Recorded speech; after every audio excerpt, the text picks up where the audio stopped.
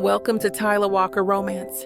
You're about to dive into one of Miss Tyla's free full audiobooks. She always knows how to make you forget your life with handsome alpha male billionaire heroes and sassy strong heroines who grab love with both hands. In order for this content to be free, we have to take out the dirty details. Otherwise, we risk disrupting this platform's rules and guidelines.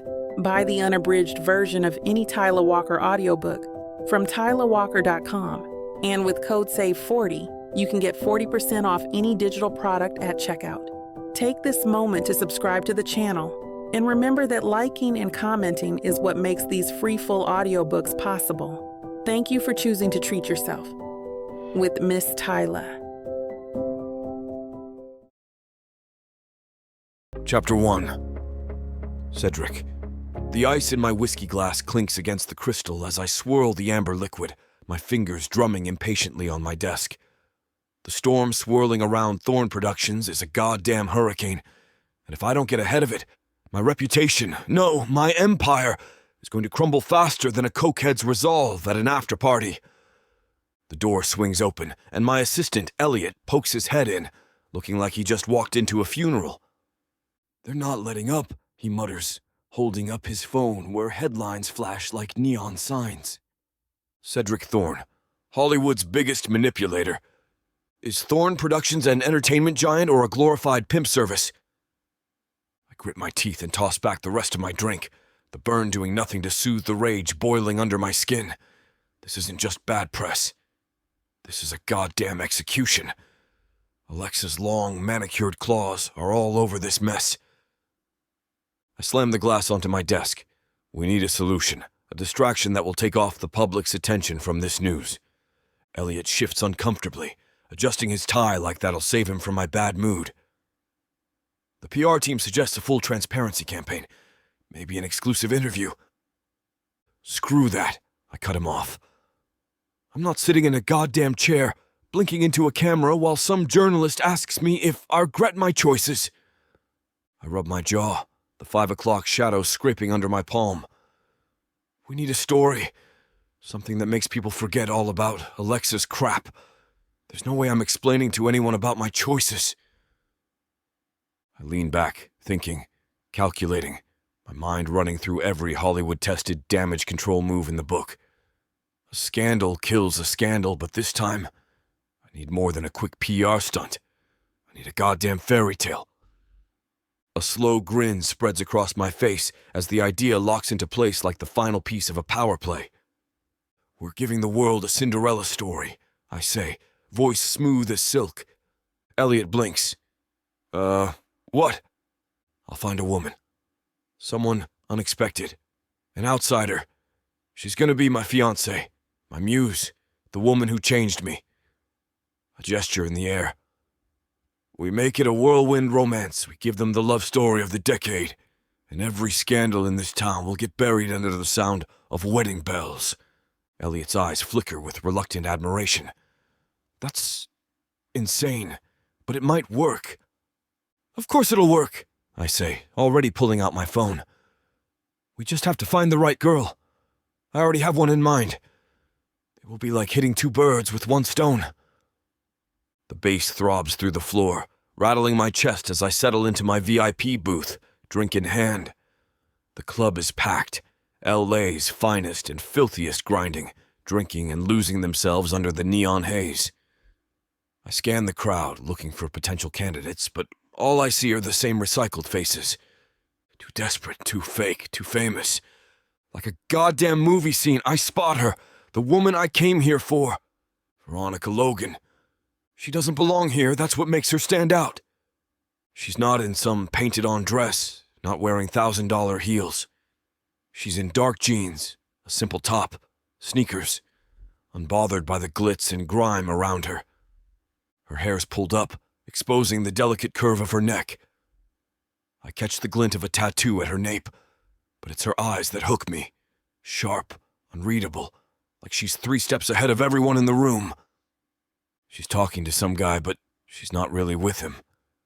She's watching him, measuring him. I know that look.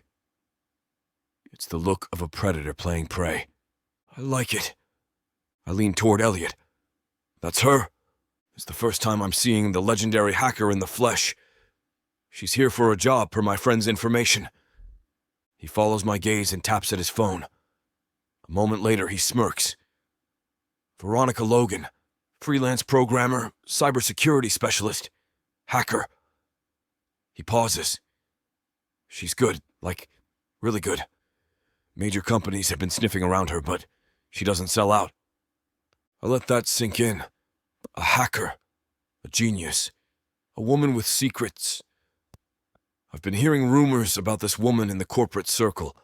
Years ago, she swept the circle with her hacking skills, but eventually she stopped for unknown reasons and has been doing odd jobs ever since. No hacking of some sort. What a waste of perfect talent, but that's the reason why I'm here. I grin. Perfect. I stand, drink abandon, and make my way through the crowd toward her. The guy she's with sees me approaching and immediately shrinks. Smart man. I barely acknowledge him as I slide into his space. Veronica tilts her head, eyes flickering with curiosity, not intimidation. And here, I thought Hollywood royalty only graced the VIP section. Her voice is smooth, no hint of starstruck awe, no giggling flirtation, just sharp and knowing. I smirk. I make exceptions for interesting people. She lifts a brow. You don't even know me. I lean in, dropping my voice. Oh, I know enough. I know you don't belong here, but you're here anyway. I know you're watching more than you're dancing. I know. I flick my gaze to the phone in her hand. That you're reading people the way I read contracts. Her lips part slightly, but she doesn't react. Not outwardly, anyway. Smart girl. So, what do you want, Mr. Thorne? Cedrick, I correct smoothly. And what I want, Veronica, is to make you a deal. She scoffs, stepping back slightly. Not interested. I expected that. I slide a business card onto the bar beside her drink. Read it before you say no. She glances down. Not a company logo, not a title, just a number. My personal number. Her brows knit together for the first time. She doesn't like not knowing the game before she plays. I step closer again, my voice low, intimate. You need something, Veronica. I happen to have what you need. My number will come in handy. I don't need to check if she pockets the card. Call me, I say, and then I turn, leaving her standing in the neon glow. I already know she will. Chapter 2. Veronica. The landlord is standing in my doorway, arms crossed, giving me that fake patient smile that makes me want to throw my laptop at his bald head. Veronica, I need the rent. Yeah, no kidding. I need the rent. I need a steady paycheck. I need a goddamn break before life bends me over one more time without lube. I force a smile, holding Lily tight against my side, her tiny fingers curled around the fabric of my hoodie. She's watching me, eyes too big, too knowing, because she's seen too much for a 7-year-old. Rick, I told you, I just need another week. Rick sighs. You told me that last time. I clench my jaw. And you still got paid, didn't you? Late fees, Veronica. His expression hardens. I don't want to do this, but he trails off, his meaning clear. But you will. They always do. My stomach is knotted in stress, my checking account a goddamn graveyard, and the legal fees piling up for Lily's custody battle are slowly screwing. Me raw. I swallow the rage because it won't pay the rent. Fine, I snap. I'll figure it out. Rick gives me a look, that halfway pity mixed with a smidge of doubt, like he's already planning the eviction notice, then leaves. Lily tugs at my sleeve. Auntie, are we gonna have to move again? Damn, I hate this. I kneel, pushing back a coil of hair away from her face. No, baby. I told you. I got this. She gives me the look. The one that says she doesn't quite believe me, but loves me enough to pretend she does. A business card on the cardboard catches my attention. Maybe it might solve my problems. I need to make that phone call to Cedrick Thorne. The coffee shop is too loud. The smell of burnt espresso and desperation thick in the air. I sit in the corner, fingers flying over my keyboard, running lines of code like my life depends on it, because, honestly, it really does. I need a big payday and fast. That's when he walks in. Cedrick Thorne. The Cedrick Thorne. I don't react, at least not outwardly. But inside, I'm already bracing for impact. He's clean-cut Hollywood poison, wearing a tailored suit that probably costs more than my entire apartment. His Rolex catching the dim light, that slicked back hair, and 5 o'clock shadow combo so goddamn infuriatingly perfect, I almost want to punch him in the face just to mess it up. He spots me immediately. No hesitation, no wasted movement. Just pure, cocky, male confidence, like he was born knowing how to own a room. He slides into the seat across from me and sets his phone on the table. Veronica Logan, I told you, my card will come in handy. I raise a brow, taking my time shutting my laptop. And you're Cedrick Thorne. But you knew that already, didn't you? He smirks. God, I hate that smirk. I did, he says, but I prefer hearing it in your voice.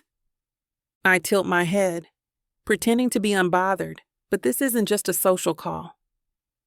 Cedrick Thorne doesn't just show up for small talk. So, I say, folding my arms, what do you want? Why give me that business card? His smirk deepens, his eyes calculating, sharp as hell. I hear you have a certain skill set. My spine goes rigid. Depends on who's asking.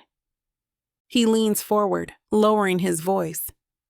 Laxon told me you're the best. That true? Laxon?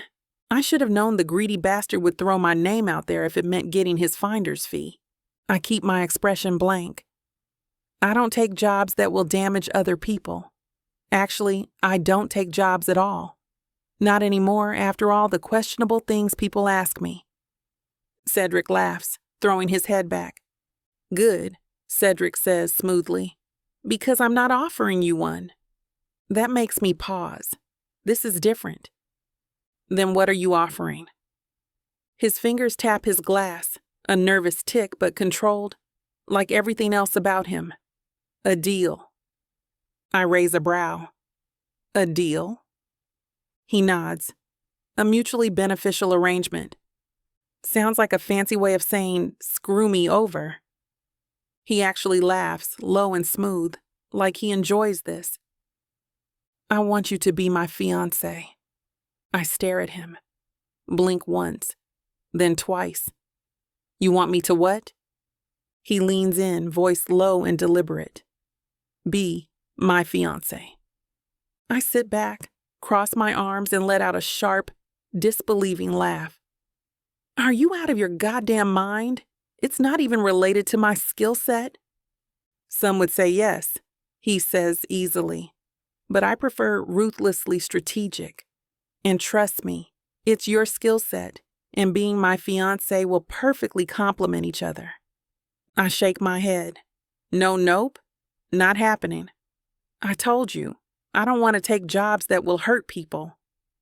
Why not? You're not hurting anyone. In fact, you're helping me. I shoot him a look, because it's insane. His gaze flickers with amusement, but there's something underneath it, something darker. Heavier. Hear me out. I sigh, waving my hand. Go on. Amuse me. He leans back, stretching his legs under the table, like he owns the space. My company is in deep crap. The media is eating me alive. I need a narrative shift. And you need money, he says smoothly. My stomach twists, because he's right, but I don't like hearing it from his pretty rich boy mouth.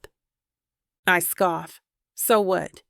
You slap a ring on my finger, parade me around town, and suddenly you're a reformed man? Something like that. I shake my head. Pick someone else. How does my skills relate to this anyway? He exhales through his nose, like I'm annoying but amusing. I don't want someone else. Also, I need you to investigate someone. It will be like hitting two birds with one stone. I raise a brow. You don't even know me? I know enough. He leans in, voice all honey and sharp edges.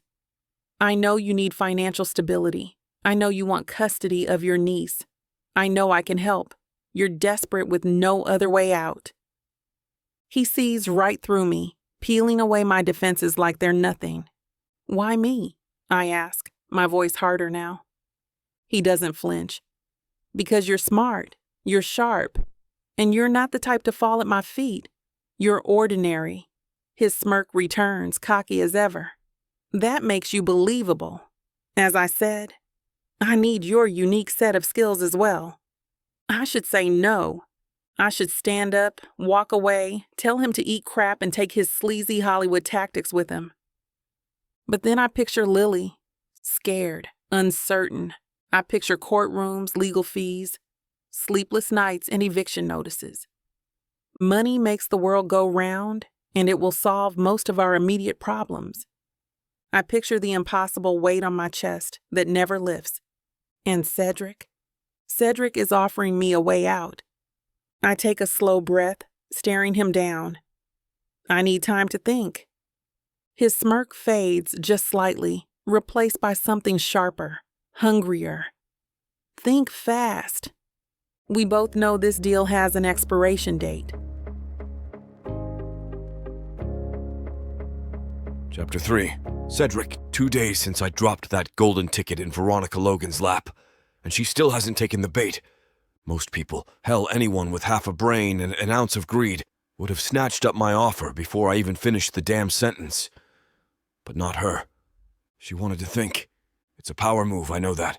A test. She's trying to see how bad I really need her. And right now, I need her bad as hell.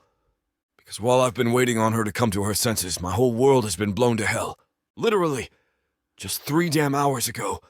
The smell of burnt plastic and charred metal still lingers in my lungs, the sound of sirens still ringing in my ears as I step over the soaked ruins of my office. Fire. A deliberate, well-placed fire that fried my entire goddamn system at Thorne Productions. I watch as one of my assistants, poor clueless jerk, tries to explain to me how an accidental electrical fire just happened to start in the exact part of my building where all my most important contracts and data were stored. Alexa. I know it's her. I can feel it in my bones. The goddamn psycho has been unraveling. And now she's trying to erase whatever dirt I have on her before I can bury her for good. The problem? She might have actually succeeded. Half my legal files, gone. Hard drives, fried. Any leverage I had over her, up in smoke. And now the press is eating this up, spinning it into some glorious karma story about Cedrick Thorne finally getting what he deserves. I need a win. Fast.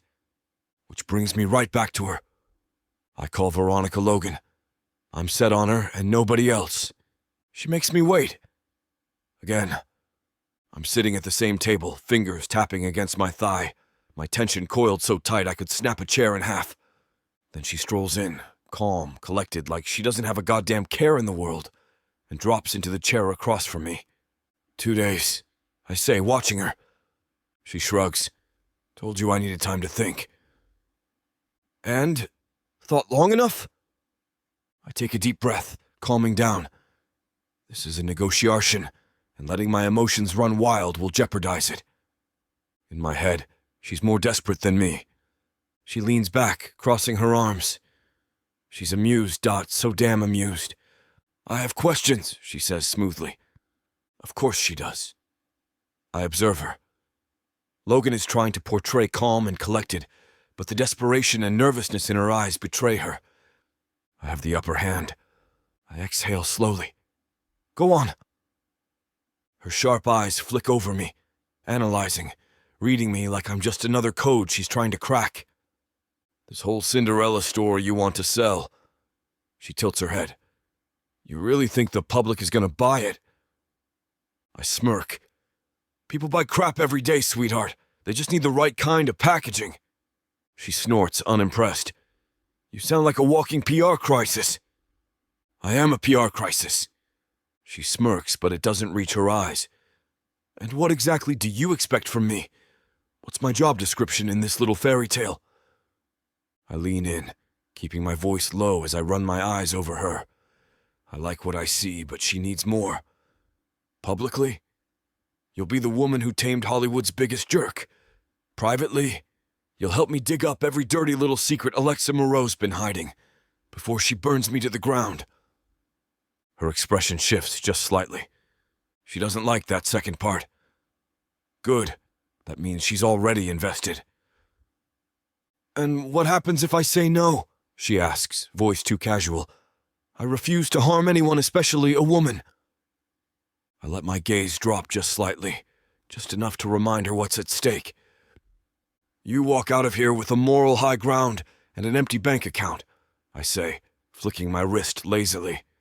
Maybe in a few months you find some steady work. Scrape by. Maybe you even win the custody case. I pause, letting the next part hit exactly where I want it to. Or maybe you don't. Her jaw tightens. Careful, Thorne, she murmurs. Sounds a lot like blackmail.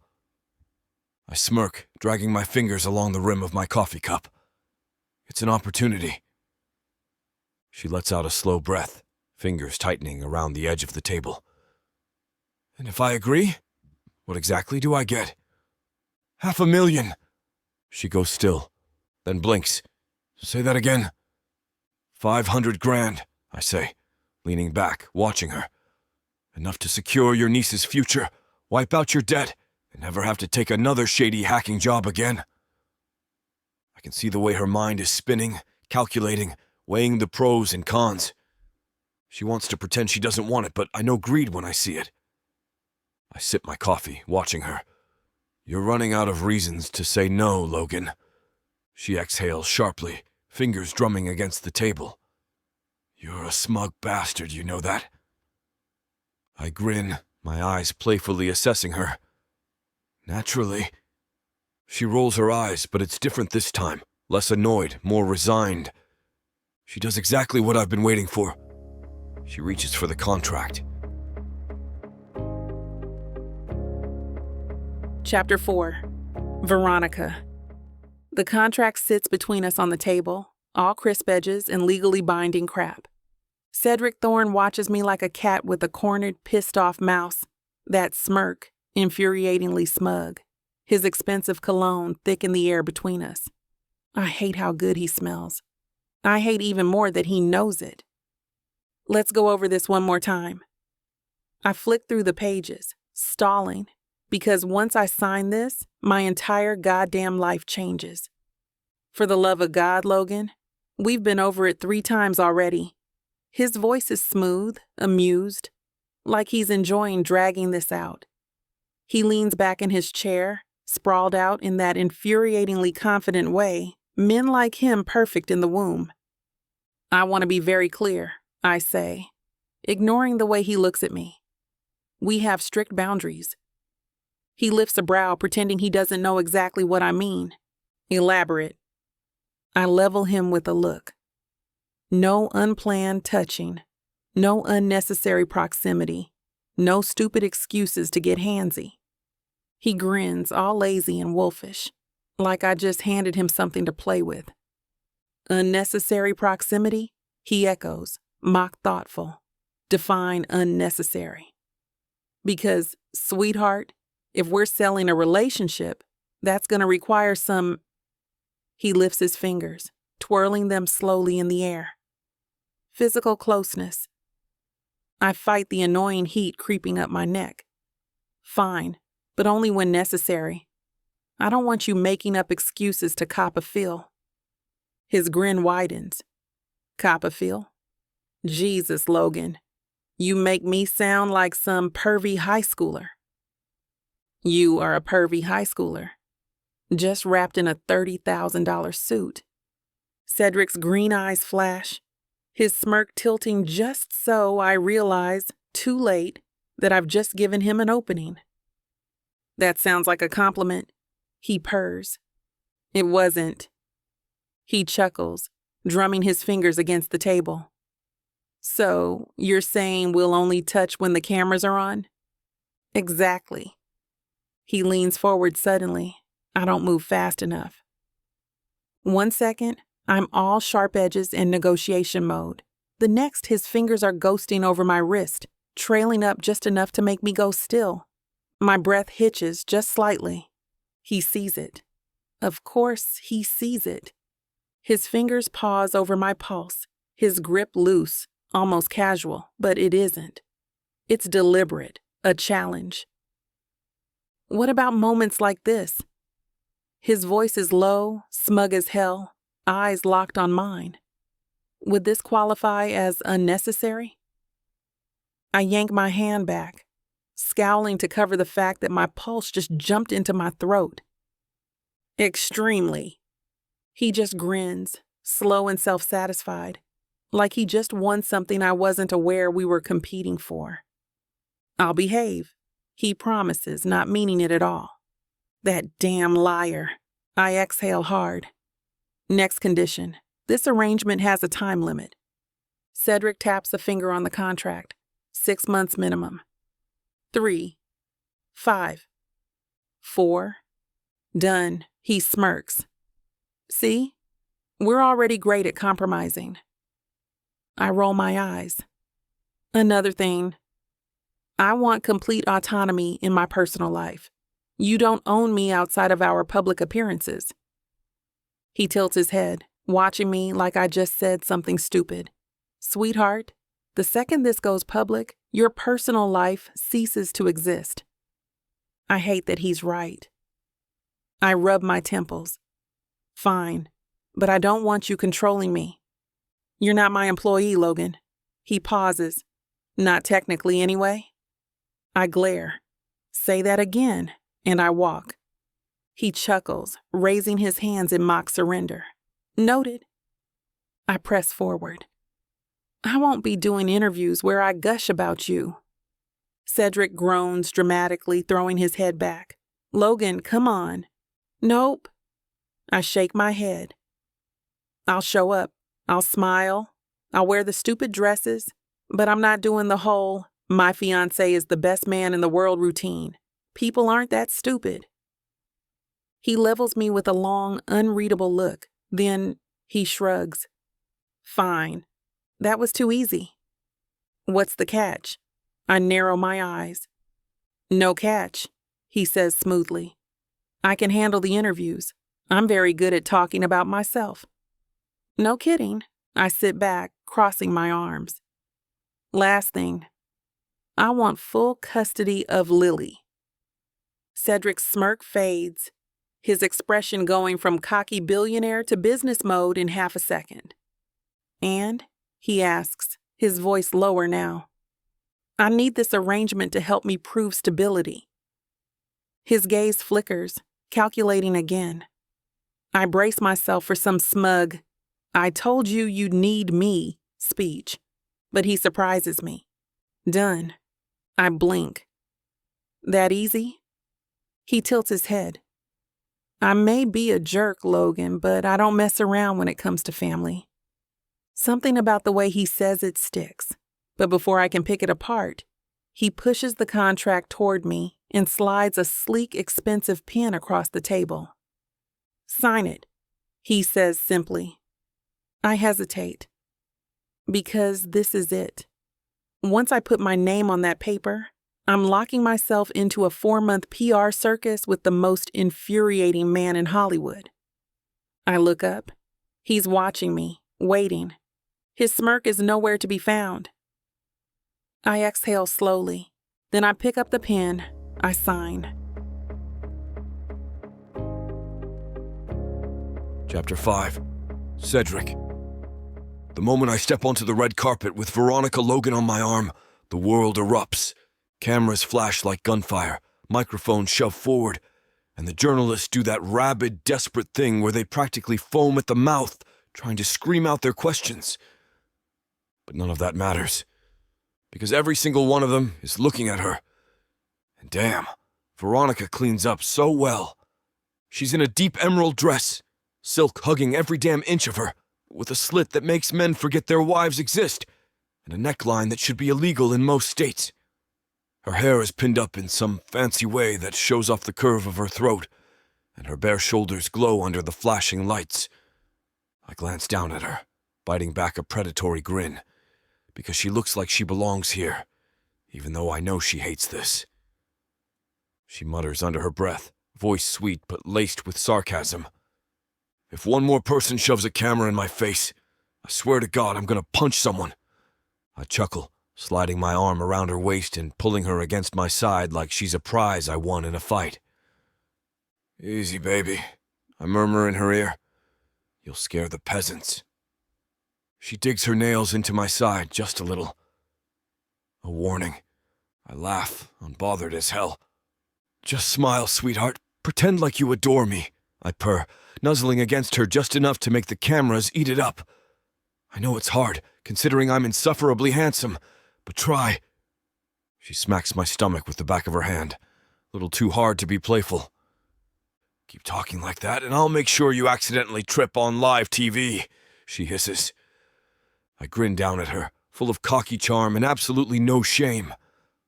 That's fine, babe, I say, voice silky as hell. As long as I fall on top of you. Her jaw tightens, but I catch the tiniest flicker of amusement. Then the first journalist screams a question loud enough to break the moment. Cedrick, Veronica, is it true you met through a chance encounter? I turn my most dazzling, perfect lie smile toward them. The best chance encounter of my life, I say, rubbing small circles into Veronica's waist with my thumb. Do your part, Logan, I whisper in her ears, smiling at the press. She stiffens just slightly, but she doesn't move away. She then flashes everyone her Marquise diamond ring, blinding them with its brilliance.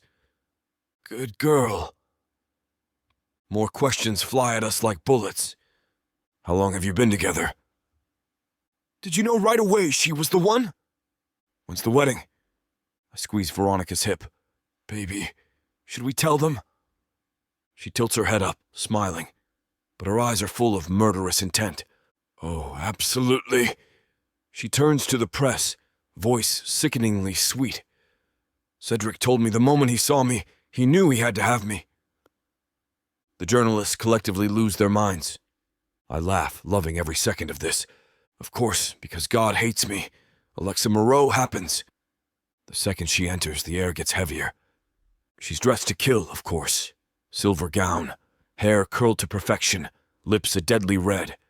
But it's the wild, unhinged glint in her eyes that tells me this is about to go south. Fast. Cedrick! She practically purrs, slinking up to us like a predator that thinks it still has a shot at its prey.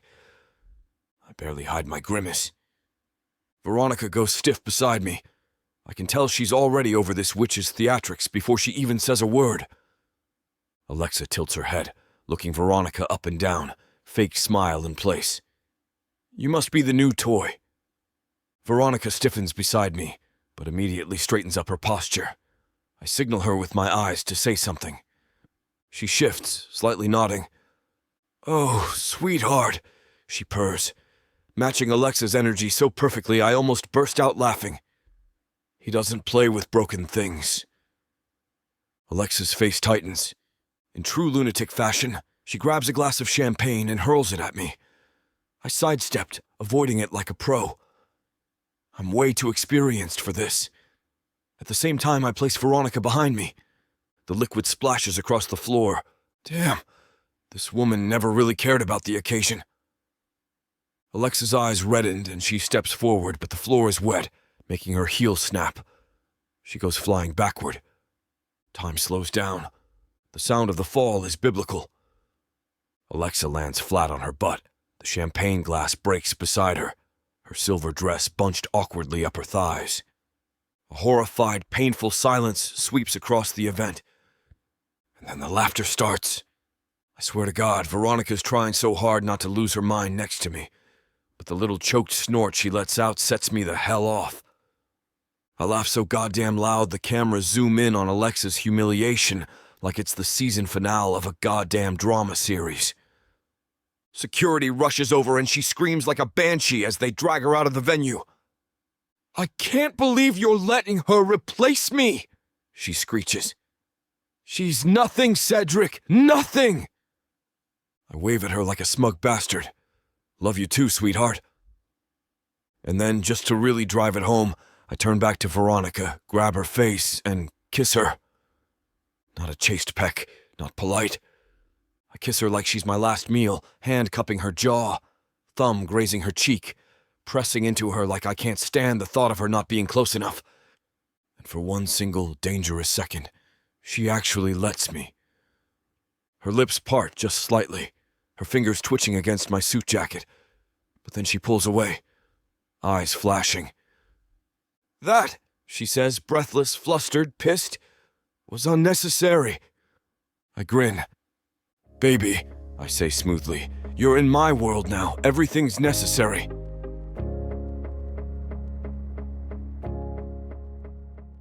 You know that feeling when a book pulls you in, wraps around you, and refuses to let go? When the tension is so thick, you swear you can feel it? Welcome to 30 sinfully addictive romance audiobooks that will ruin your sleep. Wow, I wasn't ready for this. One chapter in, and I'm already hooked. Oh, you thought this was just another audiobook collection. No, sweetheart.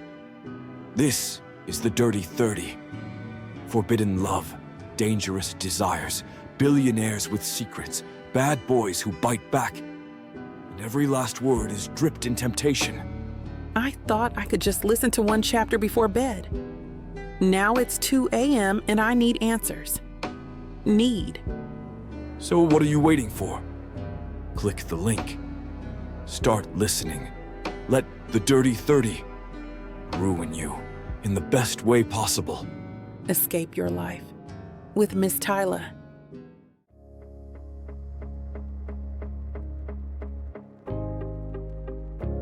Chapter 6. Veronica. This is stupid.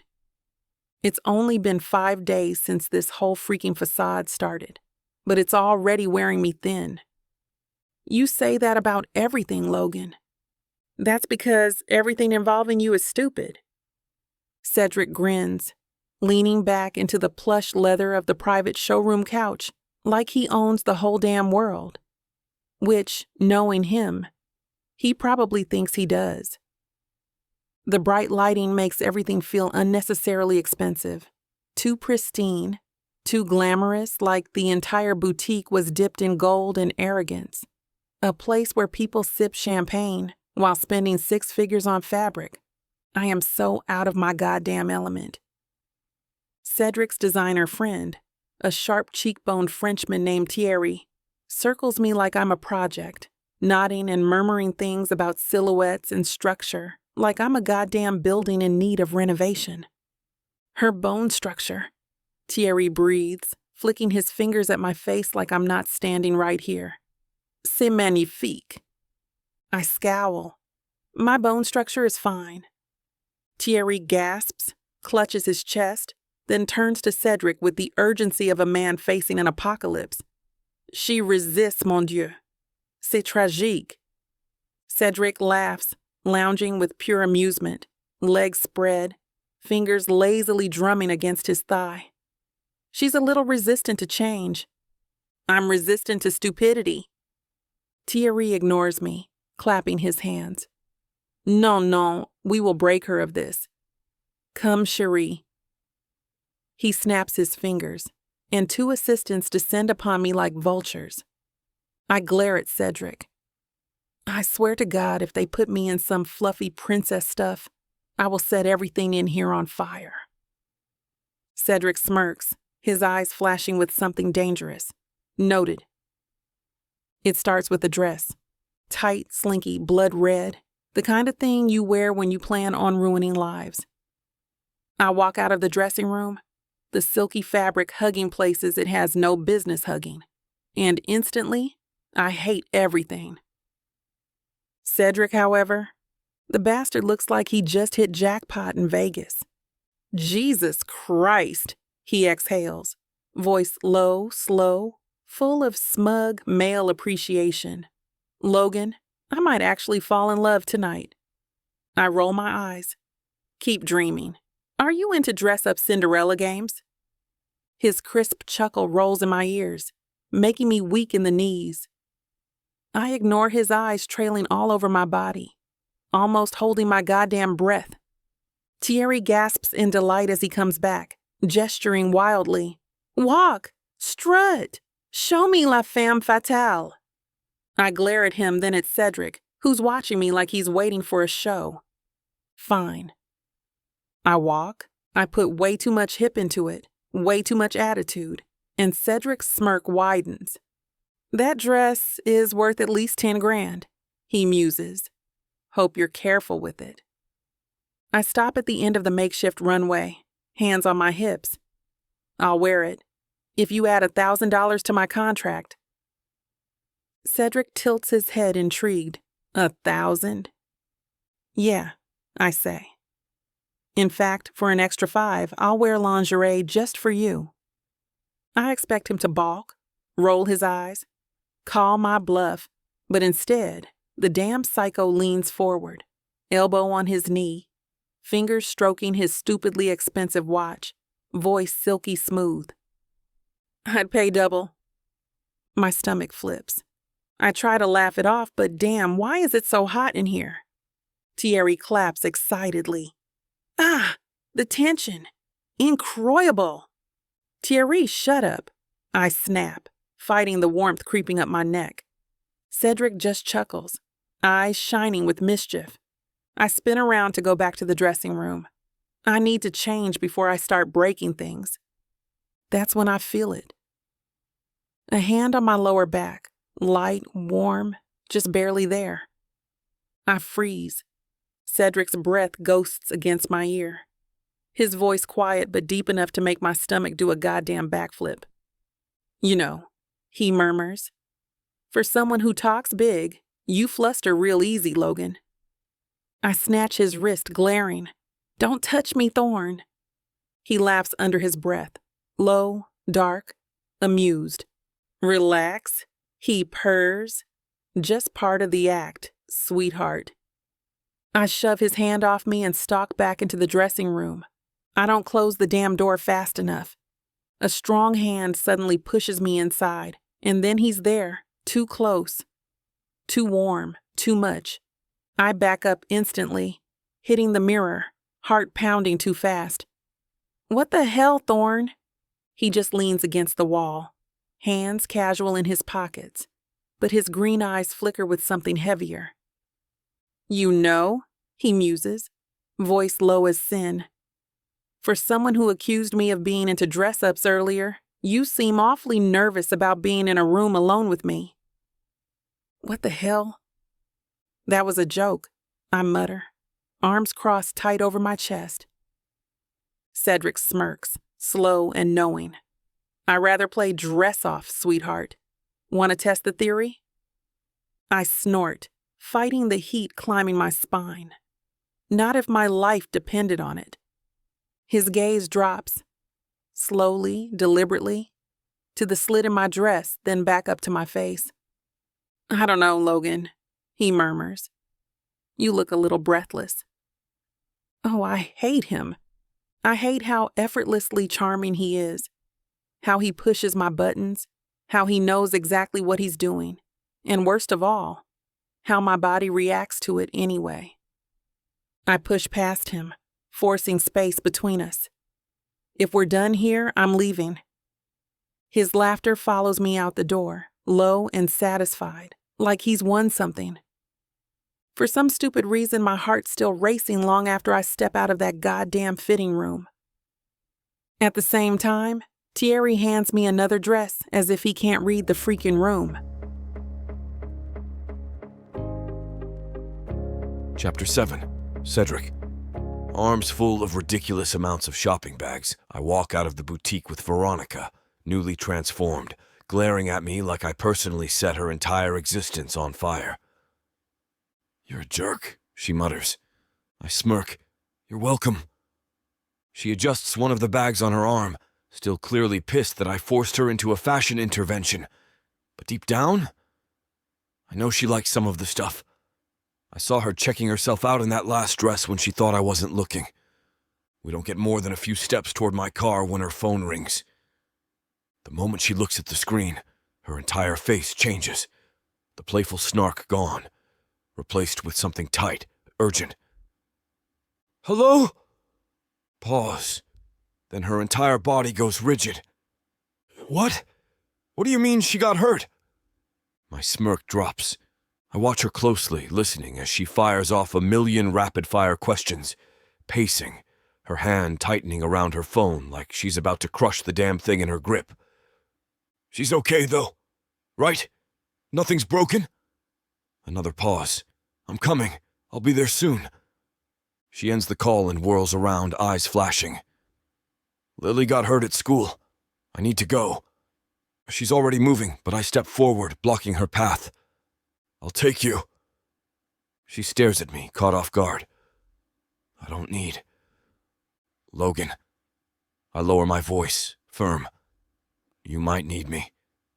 She grits her teeth, clearly hating the idea of relying on me. But for once, she doesn't argue. Good. I open the door for her, and we drive way too fast to the school. The second we step into the school's front office, I spot the problem.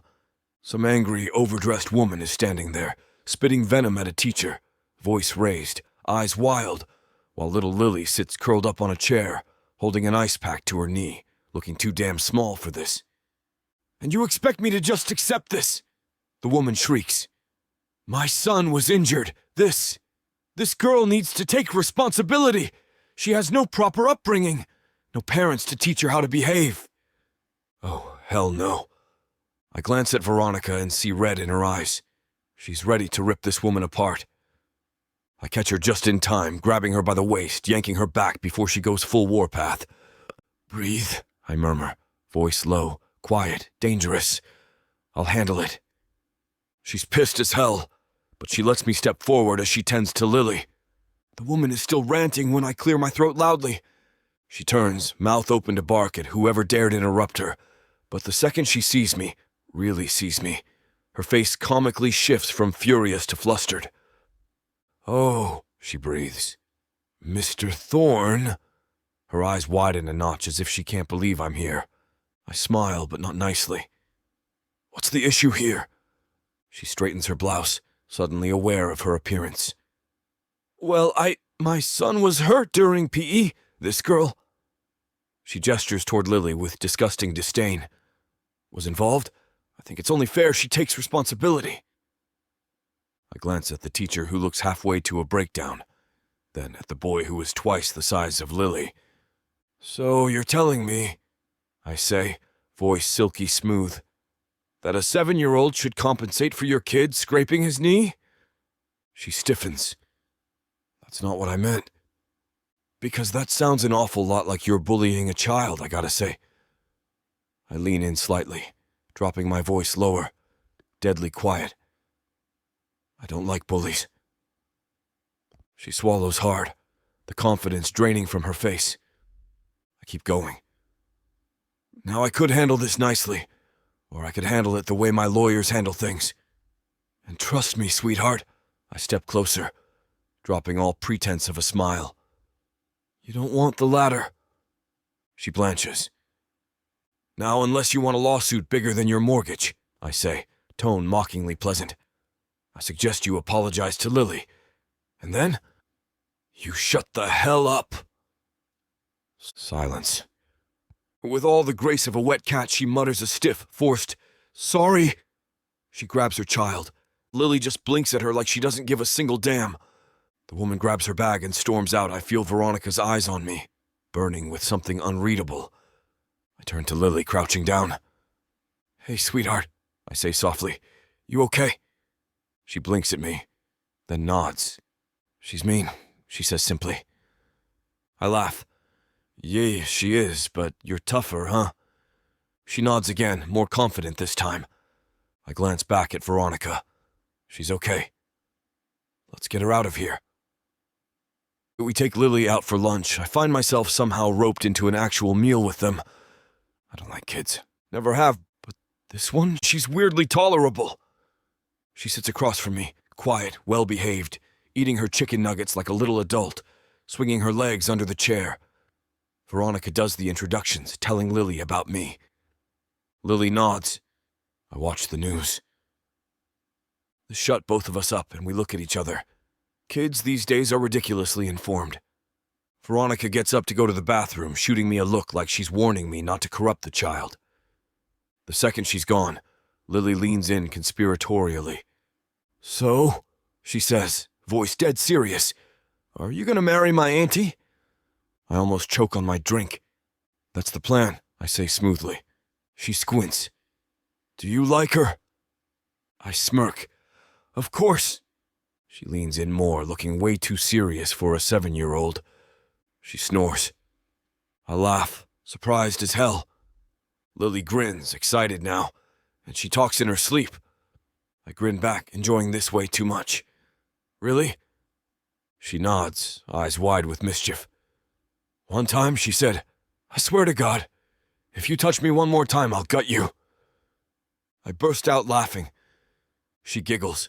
"She's so grumpy." I nod. "Tell me more, Lily. I need all the secrets." She leans forward. "Okay, so one time What are you two talking about?" We both snap up, and there's Veronica, hands on her hips, suspicious as hell. Lily and I exchange a look. I clear my throat. "Nothing." Lily grins innocently. "Secret?" Veronica narrows her eyes at both of us. "You two are trouble." I smirk, leaning back in my chair. "We're just bonding, sweetheart." Chapter 8. Veronica. It should have been a normal evening for me and Lily.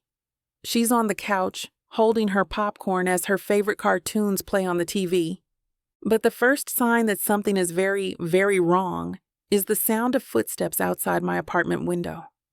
Not soft ones. Not normal neighbor going up the stairs ones. Heavy, running, mob-like footsteps.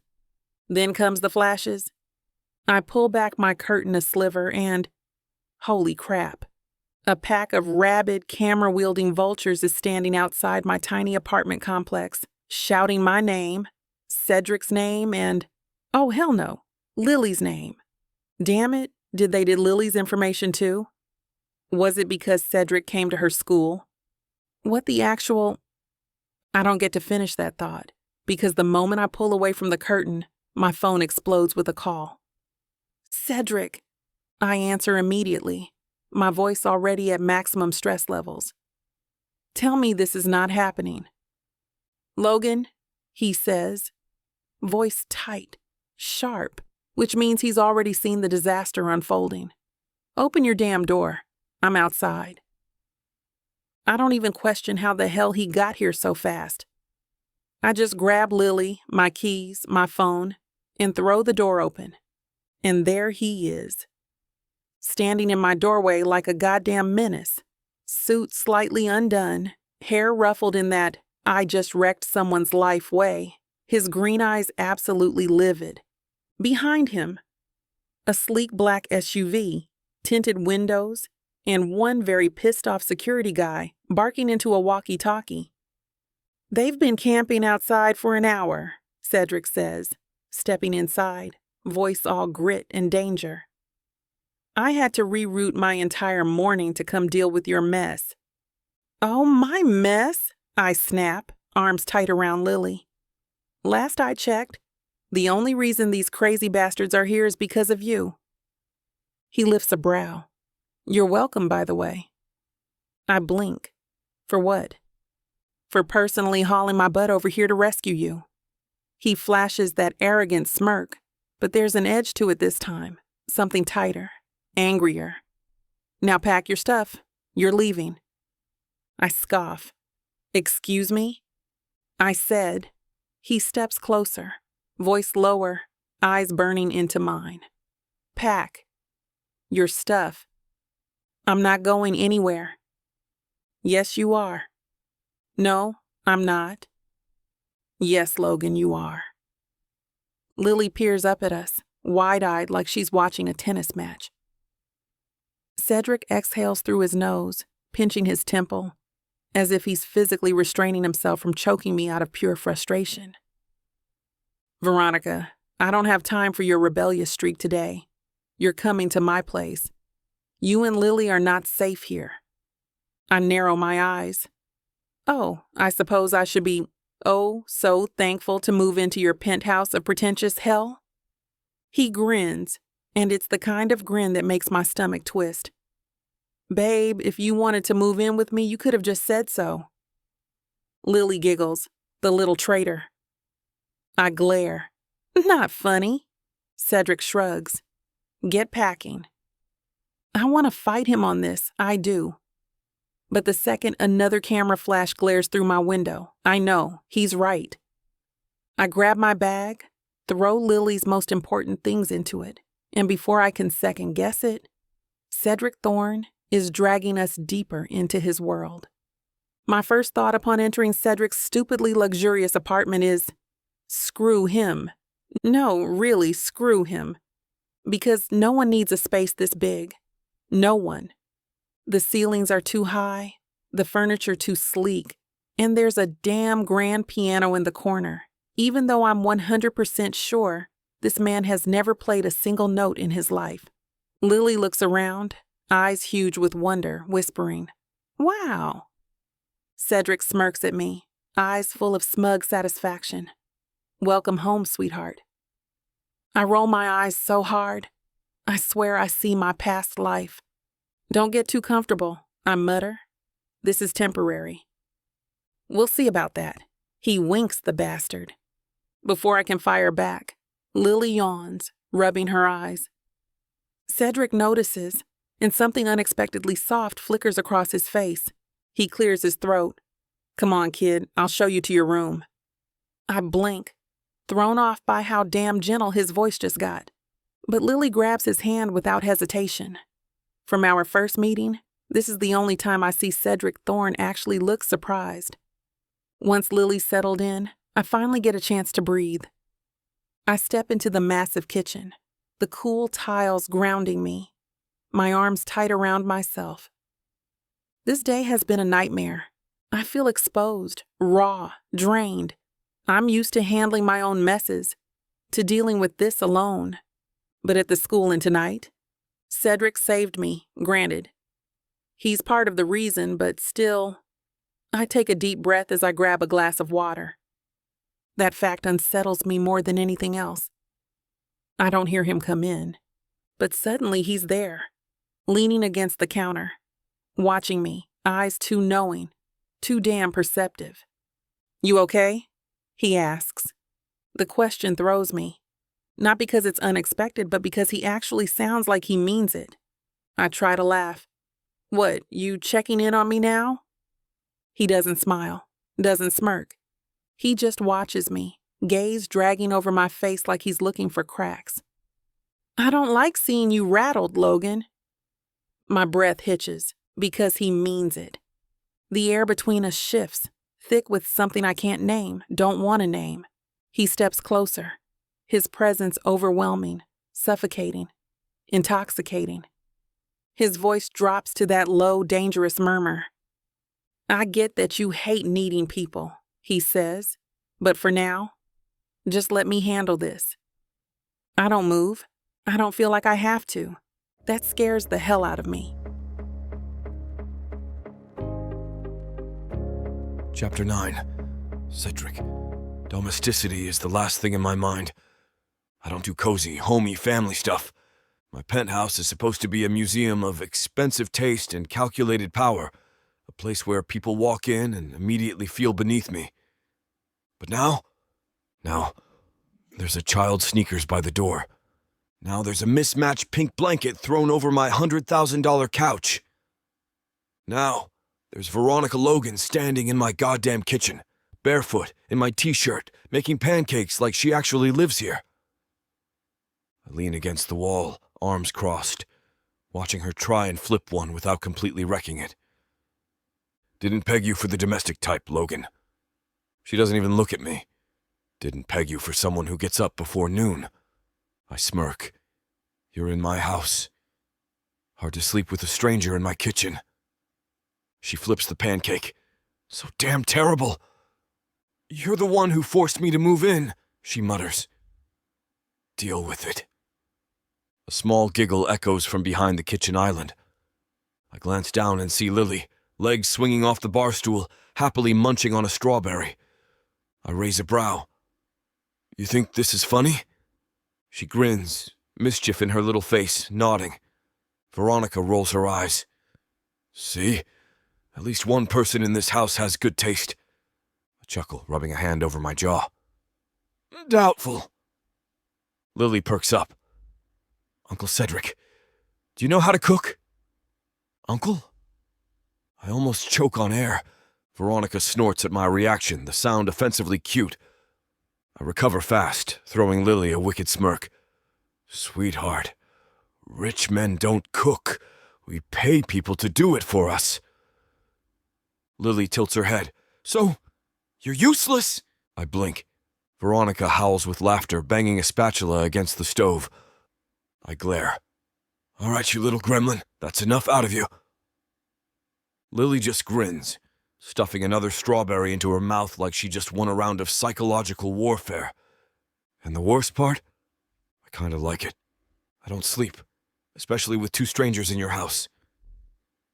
I crash for maybe 2 hours, but my body's too wired, too restless, so I go for my usual late-night whiskey and introspection routine in the living room. That's when I see her. Veronica's sitting on the couch, her laptop glowing against her face, fingers flying across the keyboard like she's hacking into the Pentagon.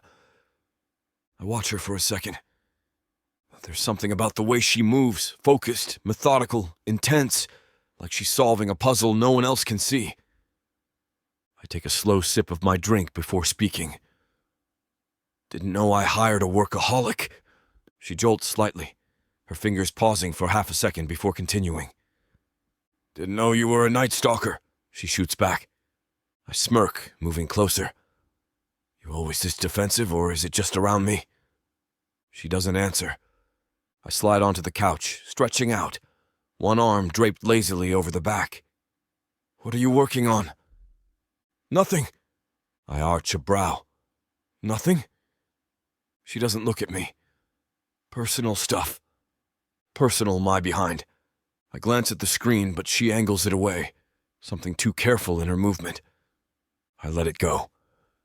Instead, I take another sip of my drink, letting my voice drop a little. So, Alexa. Veronica's fingers pause again. Bingo. What is she hiding from him? What about her? She asks, too casual. I shrug. What do you think? Update? She finally looks at me, eyes sharp and unreadable. About what? I narrow my eyes. About her trying to set my entire life on fire. She shrugs, playing it cool, but I see the tension in her shoulders. Sounds exhausting. Sounds like you're dodging the question. Her lips press into a thin line. Sounds like you already have an opinion. I'm working on it. I chuckle, low and slow. You're good at this. She tilts her head. At what? I lean in, watching her reaction. Avoiding. She doesn't blink. And you're good at pushing. I grin because she's right. Gotta be, I murmur. Otherwise I'd never get what I want. Something flickers in her eyes, but she looks away before I can name it. Alexa's desperate, she says finally, voice quiet but firm. And desperate people are dangerous. I watch her, reading the way her jaw tightens. She knows something. She's not saying it, but for some reason, I let it slide. Maybe it's because of her expressive eyes that speak volumes. I shift the conversation to something else. You know, I say, stretching my legs out, I think I like having you around. She snorts. Yeah, right. No, really, I smirk. The entertainment value alone? Priceless. She rolls her eyes, standing. I'm going to bed before you say something even more stupid. As she walks past, I grab her wrist. It's impulsive, a split-second decision. But the second my fingers brush her skin, I feel her pause. For a second, we just stay there, the air thick, the room too quiet. Then I let go. And just like that, she's gone. The next morning, I wake up to shouting outside. I step onto the balcony, scowling down at the horde of paps still camped outside my building, flashing cameras at my windows like I'm some damn zoo animal. I'm already pissed. Then I see the headline on my phone. Who is Cedrick Thorne's new mystery woman? Veronica Logan. A fraud? A gold digger? Oregon a scandal waiting to happen? My blood boils. I can't let Veronica take the hit like this if we want to portray the perfect couple vibe. But deep down, there's some sincerity and worry I refuse to acknowledge. I shove my phone into my pocket, grab my keys, and head straight downstairs. The second I step outside, the vultures attack. Cedrick, is it true your fiancée was a hooker?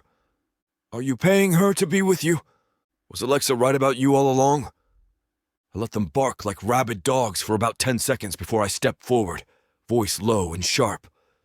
Let me make something clear, I say, slow, calm, dangerous.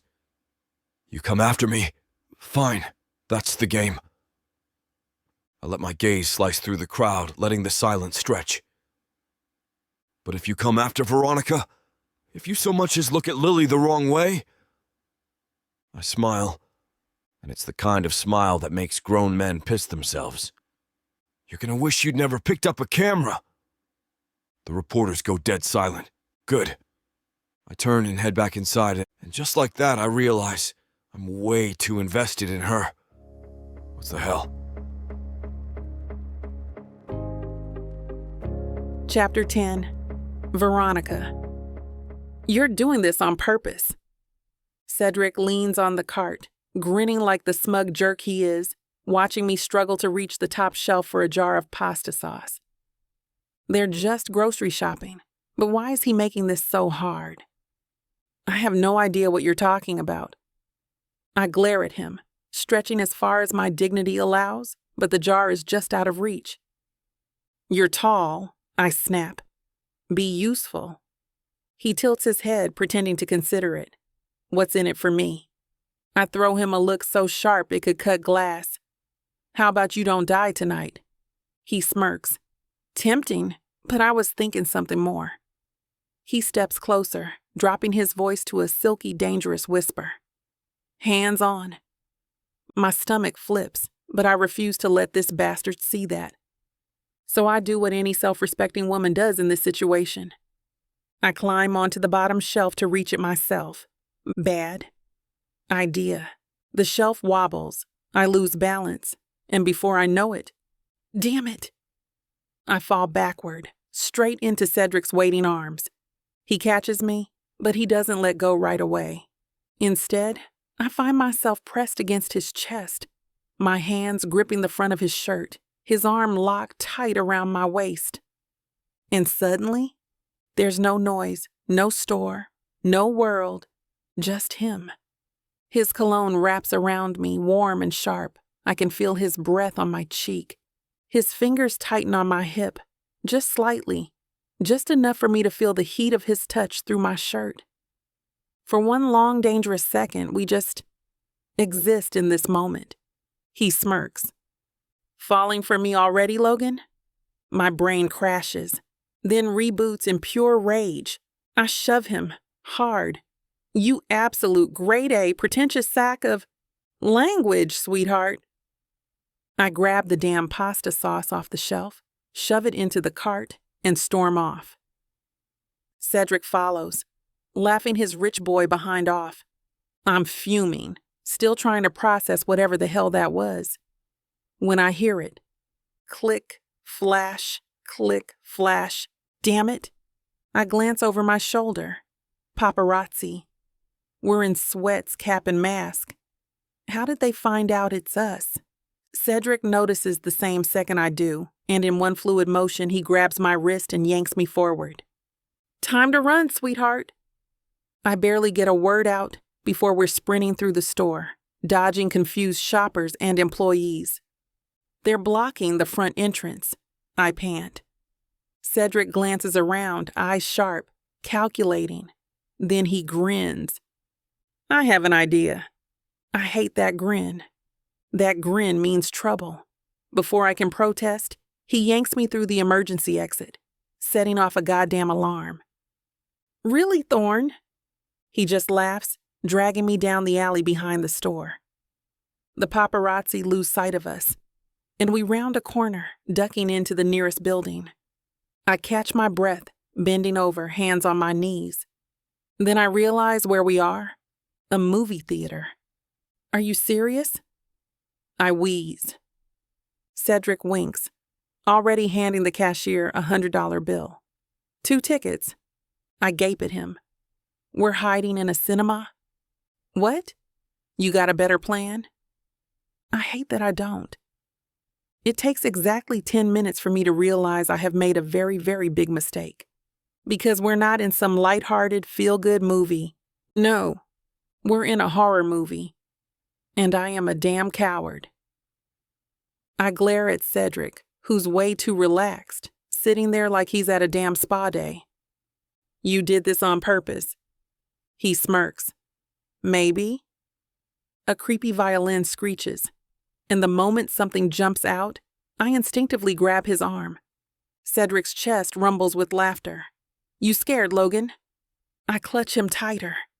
Shut up, Thorne. Another jump scare. I flinch so hard that I practically throw myself against him, and instead of pushing me off, mocking me, making a joke of it, he just lets me stay there. His arm shifts, resting against my back, fingers grazing my shoulder lightly, and suddenly, I am painfully aware of the warmth of his body, the slow, steady way his thumb is rubbing circles on my back, and the fact that this was supposed to be fake. But holy hell, it doesn't feel like it. I swallow hard, and then I make the biggest mistake of all. I look up at him. Because Cedrick is already watching me. His green eyes flick down to my lips. Just briefly, just enough to make me question everything. And then his smirk returns, softer this time. You like hiding behind me, sweetheart? I snap out of it. I push off him so fast I nearly tumble out of my seat. Cedrick laughs, low and amused. You're the worst, I hiss. He just leans back, stretching like he owns the damn place. You love it, he murmurs. And the worst part? I can't convince myself he's wrong. Why is this happening to me of all people? Chapter 11. Cedrick. 2 weeks of this charade, and here I am.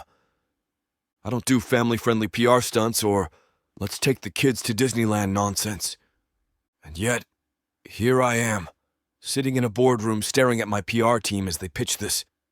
Like it's some groundbreaking marketing strategy instead of my own personal hell wrapped in a Mickey Mouse bow.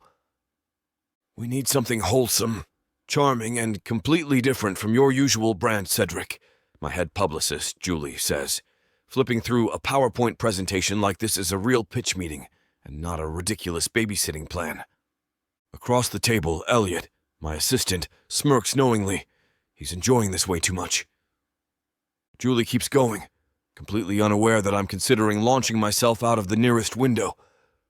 Taking Veronica and Lily to Disneyland would be a game changer, she says, tapping the screen, which now displays a photo of a celebrity dad carrying his kid on his shoulders, smiling like a Hallmark ad. I grimace. You think putting me next to a theme park is going to magically make the press forget that Alexa's out there trying to frame me for God knows what? Julie doesn't even blink. Yes. I exhale, rubbing my temple. Julie. Cedrick. I lean back in my chair, folding my arms. You do realize I don't do well around large crowds of screaming kids, overpriced food, and people dressed as rodents, right? Julie smiles like she's already won. Good thing you'll be focused on Lily, then. I open my mouth, ready to shut this down, but then I think about it. I feel the tiniest, most inconvenient shift in my chest. because I picture Lily's wide eyes lighting up at the sight of a castle, her tiny hand clutching a Mickey balloon, her stupidly adorable excitement because she's a kid, and kids eat this up. And worse, I picture Veronica's reaction, the annoyance, the skepticism, the inevitable smirk that she'll try to hide because deep down, she'll like it too. And before I can talk myself out of it, I realize something horrifying. I'm smiling. Julie notices immediately. Elliot smirks even harder. "Oh my God," Elliot breathes, shaking his head. "You like the idea." I straighten, immediately shutting that stuff down. I tolerate the idea. Julie crosses her arms, grinning like a shark. "So we're doing it." I grumble a long string of curses under my breath, and finally nod. "Fine," I mutter. "Book the damn trip." I've handled million-dollar deals, shady Hollywood scandals, and boardroom fights that would make a lesser man crumble. But somehow, none of that compares to telling a 7-year-old she's about to go to Disneyland. I wake up stupidly early, not because I planned it that way, but because my stupid subconscious decided to wake me up before the sun even had the decency to rise. By the time Veronica wanders into the kitchen, she looks half asleep, wearing my damn t-shirt again, hair wild, still radiating pure attitude. She stops dead in her tracks when she sees me standing at the counter, 3 tickets laid out neatly in front of me. She blinks, once, twice, then squints. "What the hell is that?" I smirk. "Language, sweetheart." She glares. I gesture to the tickets. "We're going to Disneyland." She blinks again, then laughter erupts from her. Loud, disbelieving, completely uncontrolled laughter. She leans against the fridge, shaking her head, eyes crinkling in amusement. "Okay, what's the real reason we're up at Satan's hour?" I lean back, smug as hell. "Told you. Disneyland. You, me, and Lily." Veronica stares at me like I just spoke in tongues. Then she crosses her arms, voice sharp. "Why are you doing this?" "For Lily." Her eyes narrow. "And?" I shrug. "That's it." "Lie." I like seeing her. Happy too, but I'm not about to admit that. She watches me too closely, like she's trying to see through the crap. Then she shakes her head, muttering, "You are such a goddamn enigma, Thorne." Before I can respond, a tiny, sleepy voice cuts through the air. "Morning." We both turn to see Lily standing in the doorway, rubbing her eyes, her hair an absolute disaster. I glance at Veronica. "You want to tell her, or should I?" Veronica sighs. "Lily, baby, Cedrick's lost his mind and decided we're going to Disneyland today." Lily freezes, her eyes flick to me. "For real?" I smirk. "For real." She screams at like full body, vibrating, high-pitched, eardrum-shattering excitement. Before I know what's happening, she runs at me full force, nearly knocking me over as she clings to my waist. "You're the best! You're the best! You're the best!" I stand there, stunned. As if on autopilot, I pat her head. Veronica watches me like I've grown 3 heads. I clear my throat. Yeah." Lily bounces in place, hands clasped together. "Do I get Mickey ears?" I grin. "Sweetheart, I'll buy you the whole damn store." Lily gasps.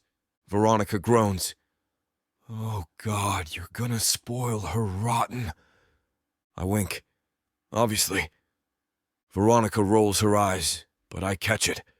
The way her lips twitch. The way she gazes at me, like she doesn't quite know what to do with me. I feel something foreign clench my chest. Something dangerous. Something that feels a little too much like belonging. I shut that stuff down immediately. This is just for PR, nothing else. Even if I'm starting to forget that.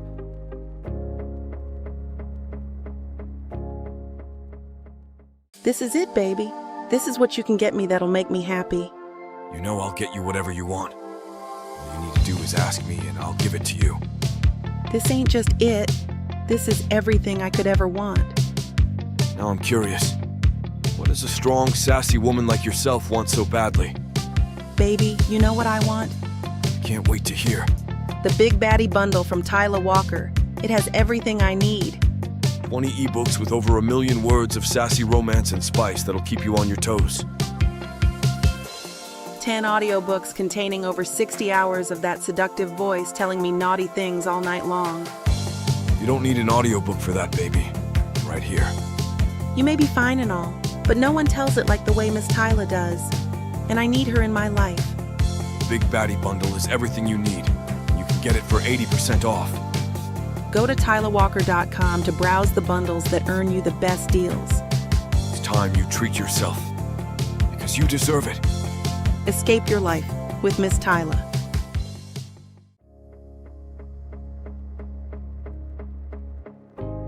Chapter 12. Veronica. I don't do fairy tales. I don't do happily ever after moments, overpriced theme park tickets, or walking around with a goddamn Prince Charming wannabe pretending we're one big happy family. But being at Disneyland, holding Lily's hand, this nightmare is starting to feel dangerously close to a fairy tale instead. With Cedrick Thorne beside me, wearing goddamn Mickey ears like he owns the place. I can't believe he's pulling it off. You look ridiculous, I mutter as we weave through the crowd, the scent of popcorn, cotton candy, and capitalism filling the air. Cedrick smirks, adjusting the ears. Sweetheart, I look hot. I snort. You look like an idiot. An idiot who could buy this whole park. An idiot who probably already tried. Lily tugs on my hand, bouncing with excitement. Can we go on the teacups first? I stare at her, then at the spinning hell machines in the distance. I can already feel the nausea. Oh, baby, I don't. She's scared. Cedrick interrupts smoothly. I whip my head toward him. Excuse me? His grin is pure sin, eyes flicking over me with a challenge that makes my stomach flip. You get motion sick, don't you? I do not. He steps closer, bending slightly, voice low enough for only me to hear. Then prove it. Oh, that smug, insufferable Rolex-wearing bastard. Fine, I snap.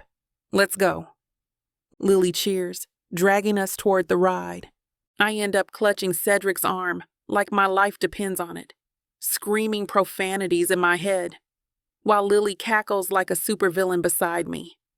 I hate you. I hiss through clenched teeth as the world spins into oblivion. Cedrick laughs, loud and deep, gripping my hand like he's having the time of his life. And maybe it's the dizziness. Maybe it's the adrenaline or the sheer madness of this whole day. But for a split second, I swear he's not holding my hand for the cameras. After barely surviving the teacups of doom, I need sugar and a moment of peace. We stop at an ice cream cart, and Lily picks out the biggest, most ridiculous sundae on the menu. Cedrick, being the unrepentant, overgrown child that he is, gets 2 cones. One for him, one for backup. I judge him. 2 cones? Really? He licks one dramatically, eyes sparkling with amusement. I'm a man of many needs, Logan. I bite into my ice cream. One of those needs being attention? He grins. Guilty. Lily is happily devouring her sundae, getting chocolate all over her face. I grab a napkin, laughing softly as I wipe it off. You're such a messy eater, baby, I tease. Cedrick watches us for a moment, something oddly soft flickering in his eyes. Speaking of messy eaters, I frown. What? And then I feel it. The cold, sticky sensation on my cheek. I freeze. No. Cedrick is grinning like the smug devil he is, holding up his ice cream cone like a weapon. You did not just... You had a little something on your face, he says, mock innocently. I stare at him, then at Lily, then back at him. Lily, the little traitor, is giggling uncontrollably. I grab my own ice cream cone. Cedrick raises a brow. Logan. I don't hesitate. I smash the ice cream into his expensive suit. The moment it happens, I feel zero regret. Cedrick stares at his ruined jacket, expression unreadable. Oh, it's war now, sweetheart. I run. Lily screams with delight as I take off through the crowd, dodging stroller-pushing parents and dazed tourists, Cedrick hot on my heels. You can't run forever, he calls. Watch me. We dodge into a side street, laughing like idiots, until Cedrick finally grabs my wrist, yanking me back. And suddenly, we're too close. I'm panting, breathless, the warmth of his palm burning through my skin. His other hand reaches up, his thumb wiping the leftover ice cream from my cheek. The world narrows. His fingers linger. His green eyes drop to my lips. And for one long, dangerous moment, I forget this is all fake. You! Lily's voice snaps us both back to reality. I step back immediately, my heart pounding too fast. Cedrick just grins, too pleased with himself. This isn't over, Logan. I hate that I kinda wish it wasn't. The day continues with roller coasters, terrible theme park food, and way too much laughter. Lily is ecstatic, dragging us from ride to ride, while Cedrick, despite all his protestations of being a cold-hearted bastard, is actually having fun. And the worst part? So am I. I watch him lift Lily onto his shoulders so she can see a parade, hear his deep laugh when she makes him wear a ridiculous Mickey hat, feel his arm brush against mine a little too often. By the time the sun starts setting, I realize something truly horrifying. This whole day, it felt real. Like we weren't two people playing a part. Like this was just life. I swallow hard, trying to shake off the dangerous warmth creeping into my chest. But then Cedrick catches me staring at him and Lily together. His smirk is soft this time, like he's thinking the same thing. Chapter 13. Cedrick. I can't believe I'm actually enjoying this. Veronica is too, even if she won't admit it. She still glares at me every 5 minutes like it's her full-time job. But the corners of her lips betray her, always on the edge of a smile. And Lily? Lily is the happiest kid on earth. That's what gets me. That's what does me in. Watching her light up when she meets Mickey. Watching her laugh when Veronica and I accidentally bump heads on the bumper cars. Watching her sprint to the front row of Disney on Ice, eyes shining like she just saw magic come to life. It's the kind of pure happiness I never grew up with. I hate how much I like being the one giving it to her. Lily is vibrating with excitement, clutching my hand, practically bouncing out of her seat as the characters skate onto the ice. Veronica sits beside me, arms crossed, pretending she's too cool for this. But I see the way her eyes soften when Lily gasps at every dramatic moment. And I'll be damned if I don't enjoy the subtle warmth of her shoulder against mine. When the show ends, we take Lily backstage, where she meets the characters. Then suddenly, I'm not the most charming person in the room. Because apparently, Prince Eric and Aladdin exist now, and they're stealing my spotlight. Lily, sweetheart, I say, leaning down, smug as hell. I got you here. These guys, they're just extras. She giggles, starstruck as hell. Veronica smirks, muttering under her breath. Jealous of cartoon characters, Thorne? That's low, even for you. I ignore her and turn back to Lily, bending down to her level. So, I ask, am I amazing or what? She hesitates, narrowing her eyes like she's debating. My mouth drops open. You have to think about it? After all this? She giggles harder. After a dramatic pause, she sighs. Yes, she mutters like it physically pains her to admit it. I grin, victorious as hell. That's my girl! By the time we reach the Ferris wheel, Lily is fighting sleep, her little body heavy with exhaustion but still stubbornly trying to stay awake. She wanted to see the fireworks. She begged for it. But the second we settle into the Ferris wheel cart, her head is against Veronica's lap, fast asleep. Veronica smiles down at her, stroking her hair, her expression something I don't recognize on her yet. Can't look away from. Something too real. Too intimate. I turn toward the window, watching as the fireworks explode into the sky, lighting up the world in bursts of gold, red, and silver. She'll be mad when she wakes up, I say softly. Veronica laughs, quiet and warm. She'll get over it. I look at her, and she's already looking at me. The air shifts. It's too quiet, too charged. I don't know who moves first. Maybe her, maybe me. But suddenly we're too close. The fireworks burst behind her, casting a glow on her skin, making her look like something untouchable, something dangerous, something I shouldn't want as badly as I do. Her breath hitches. Her lips part, just barely. I should pull away. I don't. Instead, I do the worst thing imaginable. I kiss her. It starts soft. A simple brush of lips. A moment we can still walk away from. But then she leans in. And suddenly it's not soft anymore. It's heat and hunger. Something unsaid curling between us. My hand tangling in her hair. Her fingers gripping my shirt. I want to devour her. I want to ruin her. But then someone speaks. Auntie? Lily's sleepy voice shatters the moment like glass. Veronica jerks away instantly, her breath ragged, her lips flushed and swollen. I grit my teeth, looking away, my hands still burning with the feel of her.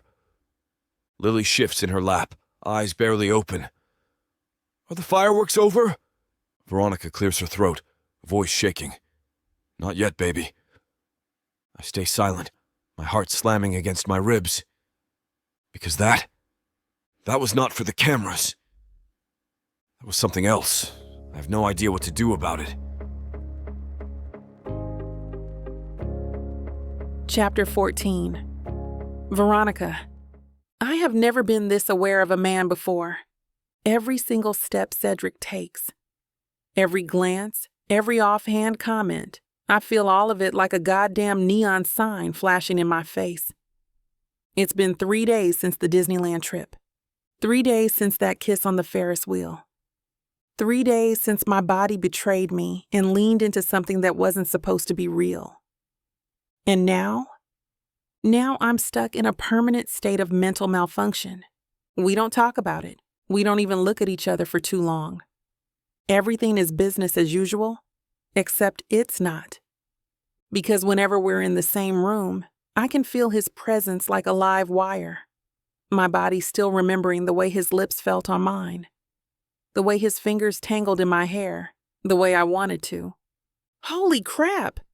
I scream as I accidentally touch the hot kettle. Cedrick, getting ready to leave and fixing his tie, turns to me questioningly.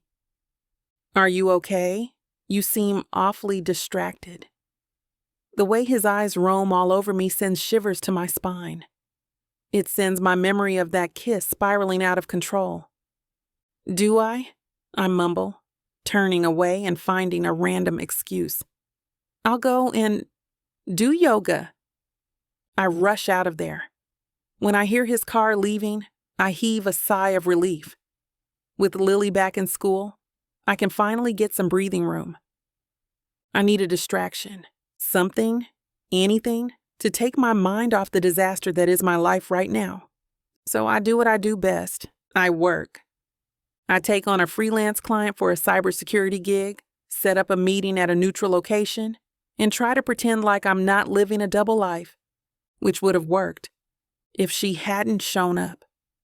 Alexa Moreau is standing at the entrance of the cafe, wild-eyed, furious, and blocking my only damn exit. I don't even get the chance to react before she grabs my arm and yanks me outside. What the hell, Moreau? I snap, wrenching my arm free. Alexa's eyes are all wrong. Glassy, erratic, too unhinged for 3 p.m. on a weekday. You think I wouldn't notice? She hisses, stepping closer. You think I wouldn't see you parading around Disneyland like some lovesick little tramp?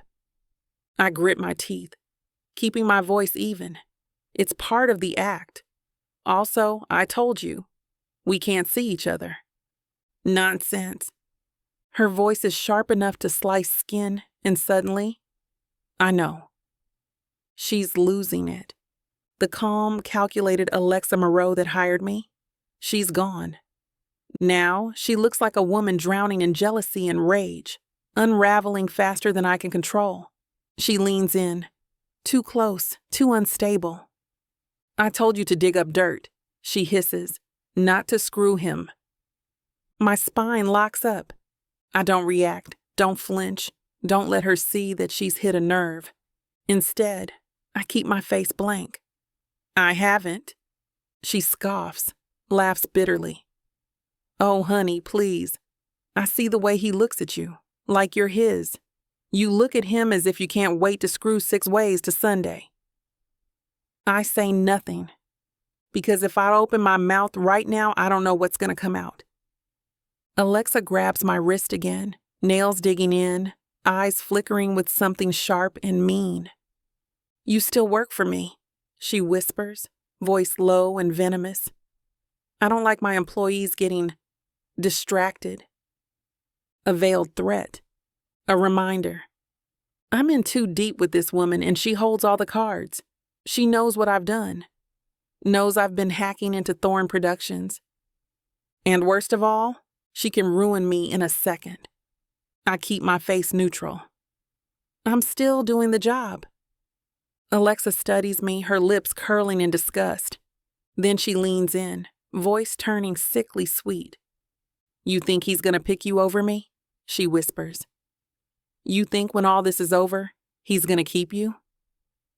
I don't answer, because I don't need to. She sees the doubt flash across my face, and she smiles. Poor, stupid girl. Then she drops my wrist, straightens her dress, and walks away. I stand there frozen in place, gut twisted in knots. I don't tell Cedrick. I should. I should march back to his stupidly luxurious penthouse, look him in the eyes, and tell him, hey, guess what? I'm a liar, and I've been spying on you this whole time. But I don't. Instead, I step into the apartment, heart pounding, and freeze when I see him standing in the kitchen, scrolling through his phone. He glances up. For a second, our eyes meet. Something flickers. Something unspoken and dangerous. Then he smirks, tapping the screen. PR numbers are through the roof. Disneyland was a good call. I force a smile. Congrats. You're America's new favorite fake fiancé. He chuckles, setting his phone down. And just like that, the awkwardness is back. That kiss. I clear my throat, moving to the fridge, pretending like I'm totally fine and not about to spiral into a complete mental breakdown. Cedrick watches me for a beat, as if reading my thoughts, says, Veronica. I tense. His voice is different. Why did he suddenly start calling me by my name? Lower. Calculated. Something on your mind? I grip the fridge handle so hard I think it might break off. Then I turn, forcing my face into something casual, indifferent, bulletproof. Not a damn thing, Thorne. He doesn't buy it. He looks at me with that piercing gaze that burns through my soul, as if he can read all my filth. I walk away as if hellfire is after me, with Alexa's words burning in my skull. You still work for me. I don't like my employees getting distracted. And the worst part? She's right. Because no matter how much I try to pretend otherwise, there's one undeniable truth. I am so damn distracted. Chapter 15. Cedrick. Jealousy isn't in my DNA. I don't get possessive, territorial, or any of that weak emotional stuff. I get what I want, when I want it.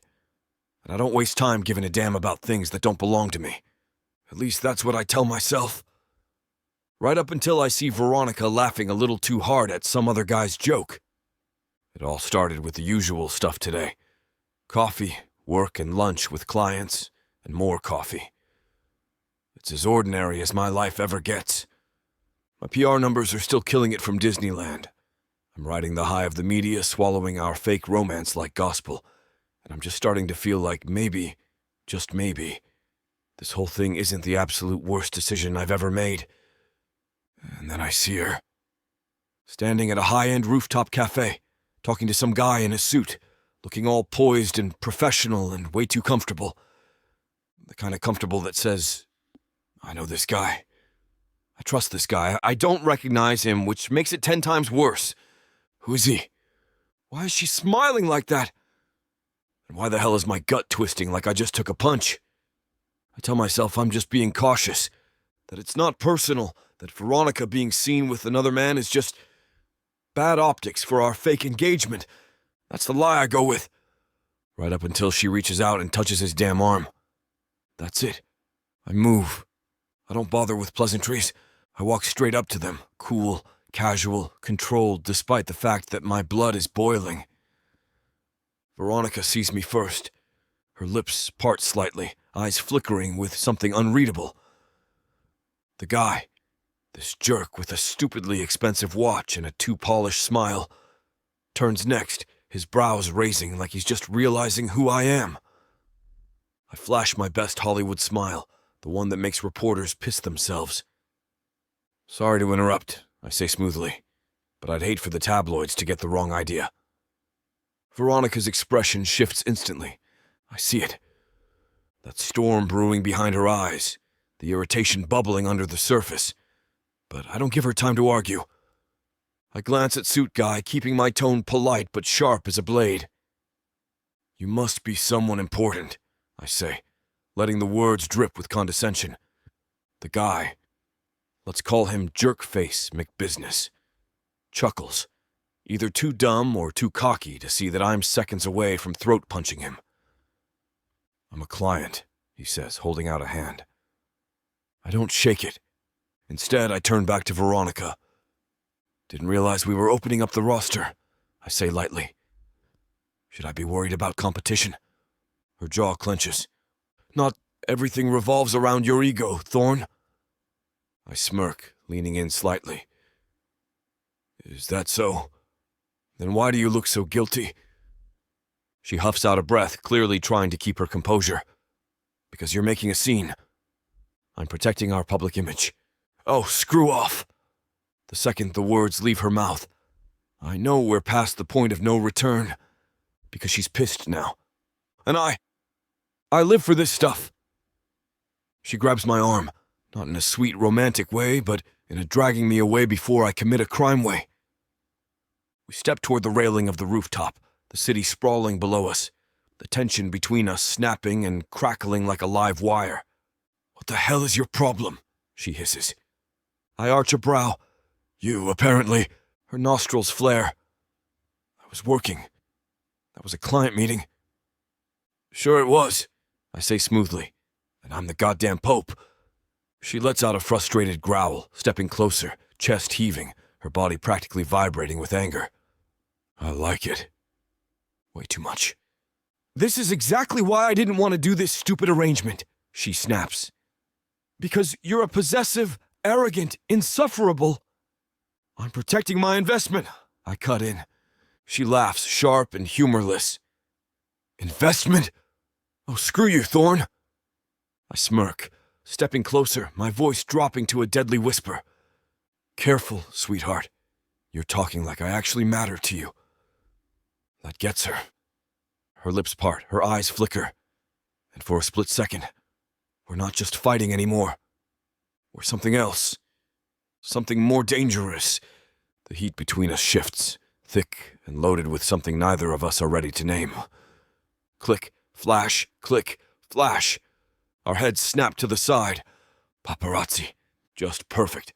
I grab Veronica's hand, my grip tight, protective, claiming.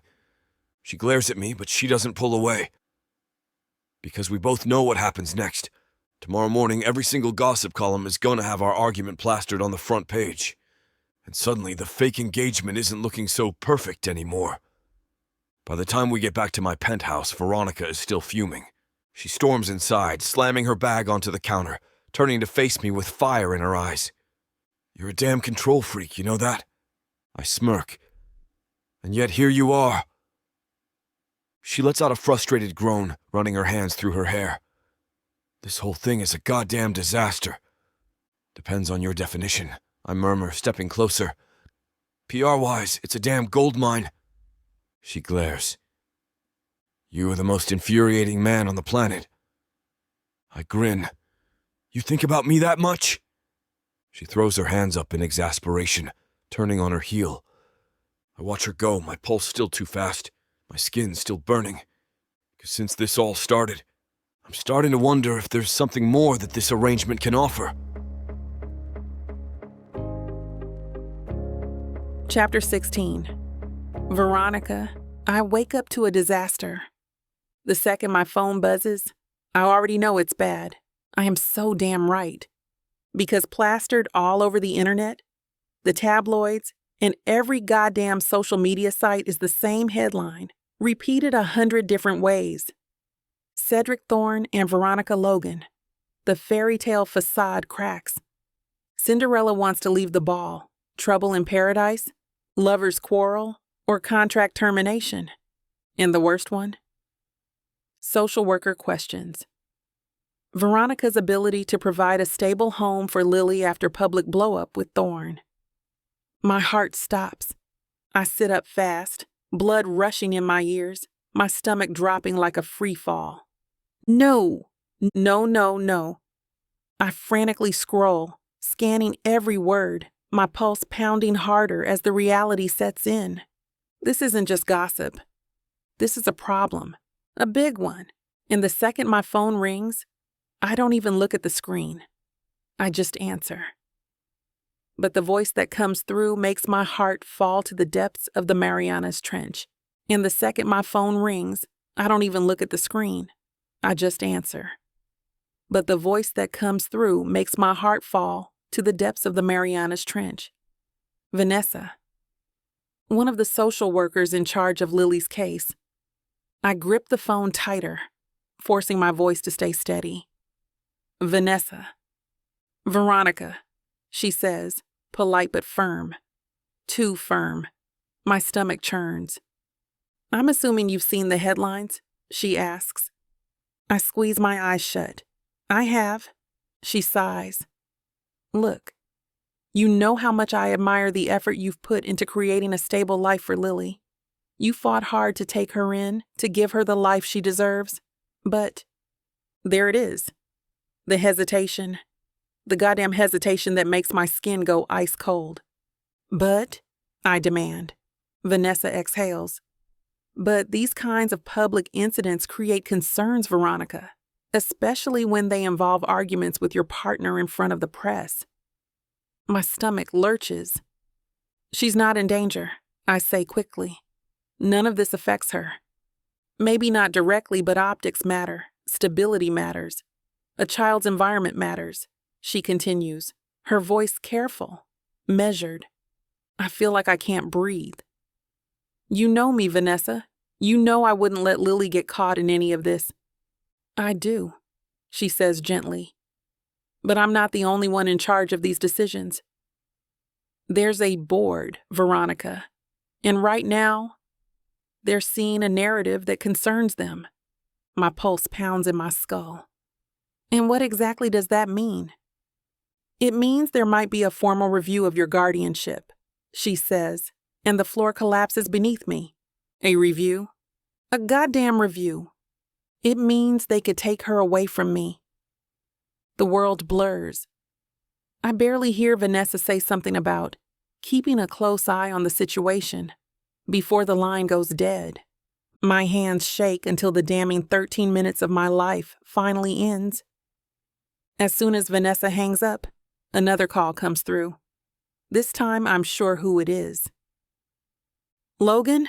Cedrick's voice comes through smooth and commanding, but there's an edge to it, like he's barely keeping his own rage in check. I saw it. I cut in. pacing my room, already 2 seconds from losing my mind. Good, because we need to fix this. Now. I squeeze my eyes shut, trying to breathe. The social worker called. Cedrick is silent for half a second. Then his voice drops into something dark and lethal. What did they say? They said they're concerned, I snap, my grip on my phone tightening. That public fights aren't a healthy environment for Lily. This whole thing might show a pattern of instability. I stop, pressing a hand to my forehead, trying to suppress the sheer panic crawling up my throat. I can't lose her, Cedrick, I whisper. I just can't. He exhales sharply then. Meet me at my office. Now. By the time I storm into Cedrick's office, I'm tense as hell, still fuming, still running worst-case scenarios through my head. But the moment I walk in, I know one thing. He's pissed too. He's standing near his desk, tie loosened, sleeves rolled up, looking like he's been on the phone all morning, barking orders. His green eyes snap to me the second I enter, his jaw clenching, his whole energy coiled tight. Good, he says, voice sharp. You're here. Fix this, I demand. Whatever the hell you need to do, just fix this, Thorne. Already on it. His PR team is gathered, ready to jump into action, but I don't like the way they're looking at me, like I'm a problem to be solved. Julie, his head of PR, clears her throat, adjusting her glasses. We need to up the ante. I cross my arms. Meaning? She glances at Cedrick, then back at me.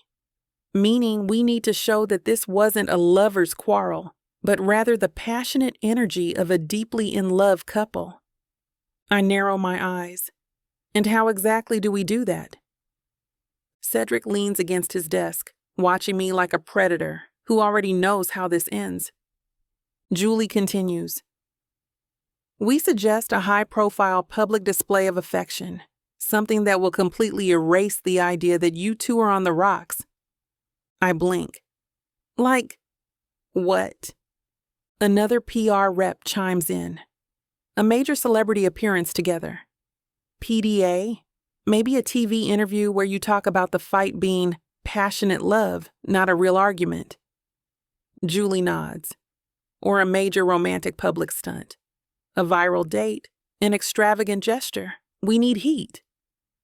My stomach tightens. I shake my head, frowning. Isn't that too much? Cedrick speaks up, finally. It's exactly what we need. We need too much. I turn to him, scowling. You're enjoying this. His smirk is slow, knowing, dangerous, still pissed. I enjoy a good game plan. I exhale sharply. Fine. I'll do what needs to be done. Julie claps her hands. Great. We'll set up a strategy. Give us the room, Cedrick interrupts, voice smooth and commanding. Julie blinks. But we... Now. His PR team scrambles out of the office, and suddenly, it's just the two of us, and the tension is unbearable. This wouldn't have happened if you hadn't gone crazy yesterday. I snap, pacing furiously. Cedrick arches a brow. Oh, so now it's my fault? Yes? I throw up my hands. You went full jealous caveman mode in front of the paparazzi, and now the whole world thinks we're imploding. His smirk is infuriating. Did I? I stop, narrowing my eyes. Don't play dumb. You practically marked your territory. Cedrick pushes off his desk, stalking toward me, slow and deliberate. His presence too much, too overwhelming. And you didn't hate it, he murmurs. My breath catches. The hell I did. His lips curl. Liar. I open my mouth to snap at him again, but suddenly, he kisses me, hard, punishing, dominating. A kiss that isn't soft, isn't slow, isn't controlled like the Ferris wheel one. This is pure fire, pure fury, Pure goddamn possession. His hand fists my hair, tilting my head back, his other arm wrapping around my waist, yanking me flush against him. My brain short circuits. I should push him away. I don't. Instead, I melt into it. I let him devour me. Let his lips part mine. Let his tongue slide against mine in a way that is too hot, too consuming, too real. I grip his shoulders, nails digging in, a moan escaping before I can stop it. And Cedrick? He groans into my mouth like he's losing his goddamn mind. The kiss deepens, turns messy, turns reckless, turns into something that no longer has anything to do with PR. His hand slides lower, gripping my waist, pulling me closer, but the door swings open. Sir! Oh my God! One of Cedrick's secretary. I yank away from him, breathing hard, my face flushed, my lips swollen, my body betraying me. Cedrick? The bastard just looks smug as if he has proven his point. Get out, he tells his secretary, his voice gravelly and raw. She stumbles back out, slamming the door behind her. I turn back to him, completely, utterly speechless. I shake my head, struggling to find words to make sense of what the hell just happened. And then I do the only thing I can think of. I get out of there before he can even think to stop me. Chapter 17, Cedrick. The PR crisis is screwing everything up. It's hitting hard, not just in the gossip columns, but in the places that actually matter. Advertisers pausing contracts, ratings slipping, industry insiders whispering about whether I finally lost my touch. I'm not the kind of man who lets his empire crumble. Which is why I'm here, stepping onto a multi-million-dollar yacht, dressed in the sharpest black suit money can buy, with Veronica on my arm. The party is packed with Hollywood's top players, investors, studio executives, the type of people who own half of LA and pretend the rest doesn't exist. Cameras are everywhere. This is where deals are made. This is where images are cemented. And this is where I'm going to make damn sure people know that the Cedrick and Veronica brand is still going strong. Veronica steps onto the deck like she belongs here, but I can tell she doesn't feel it. She's too stiff, her eyes too sharp, too wary, scanning the crowd like she's expecting an ambush instead of champagne and fake smiles. And somehow, I like that about her. She's not like them. Not plastic, not shallow, not the kind of woman who gives crap about who owns what yacht or who's got the most zeros in their bank account. She doesn't belong here. That makes me want to keep her here even more. I spend the first hour mingling, shaking hands, faking through conversations with investors, all while keeping one eye on her. She's talking to some executive's wife, nodding politely, sipping her drink. And I'm not paying attention to a single goddamn word coming out of the guy's mouth in front of me. So, Cedrick, the investor chuckles, swirling his bourbon. Thinking about making any moves in the streaming wars?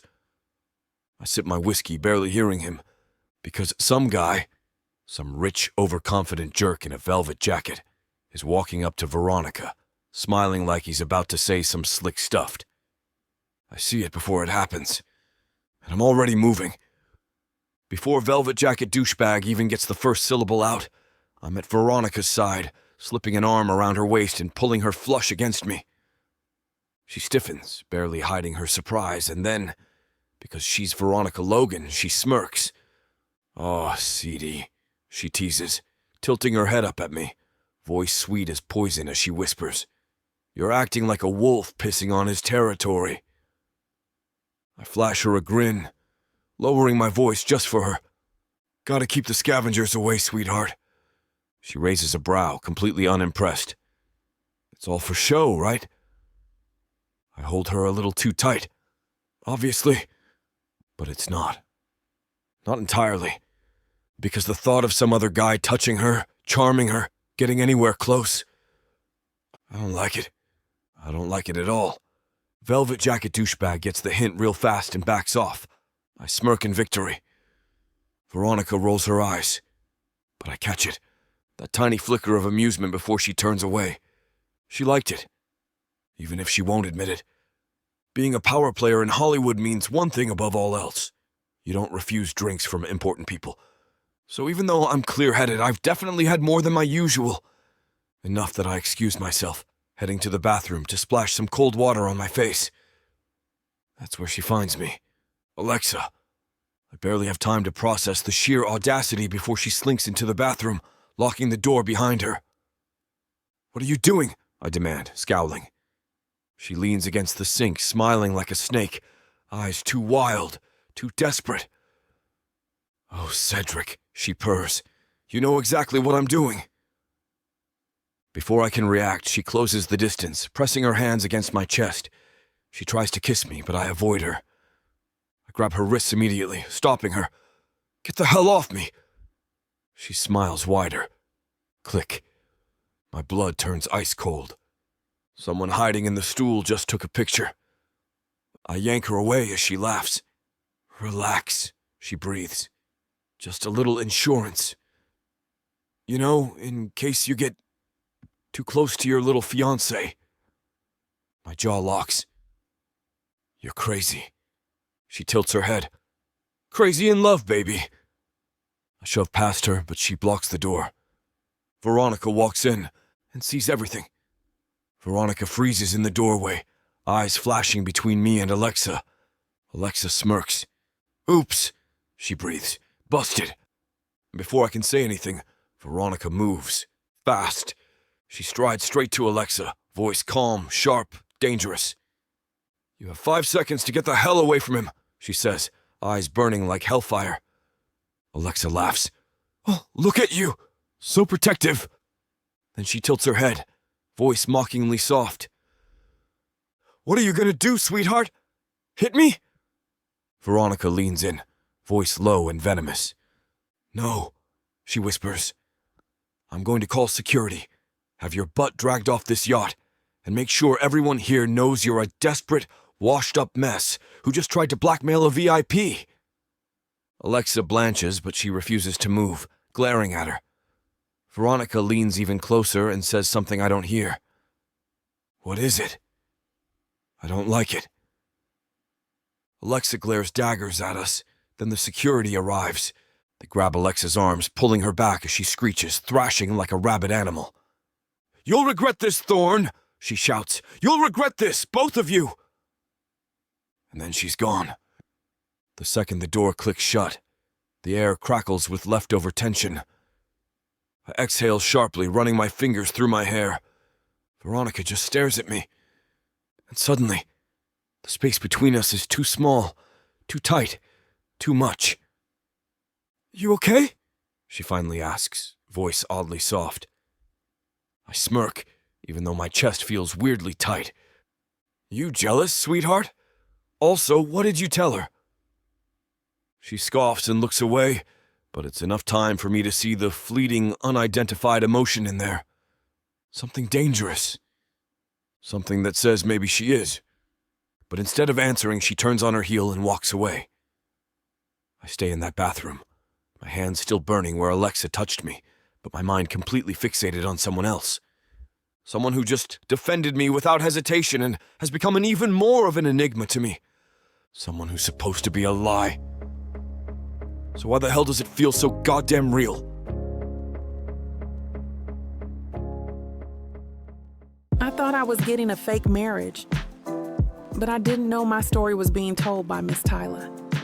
This isn't just any fake marriage, now is it? No, you introduced me to the devil. Come on, girl, Jacob isn't that bad. Oh, I love Jacob. His family, on the other hand? Beggars can't be choosers, Nyla. You should be grateful I even let Jacob Stone look your way. I just wanted to save my granddaddy. Is that so bad? Why couldn't you let this be a normal fake marriage? Instead, you put me in a twisty story filled with money, betrayal, power, and lies. Let's not forget love. That's what keeps me going. But not gonna lie, Miss Tyla. This story you got me in ain't the simple fake marriage, happy ending I thought it would be. It's not. Because where would be the fun in that? Treat yourself to say less I love you. Tuesdays and Thursdays. New seasons premiere every month. Or skip the wait and grab the full series bundle from TylaWalker.com. Treat yourself with Miss Tyla.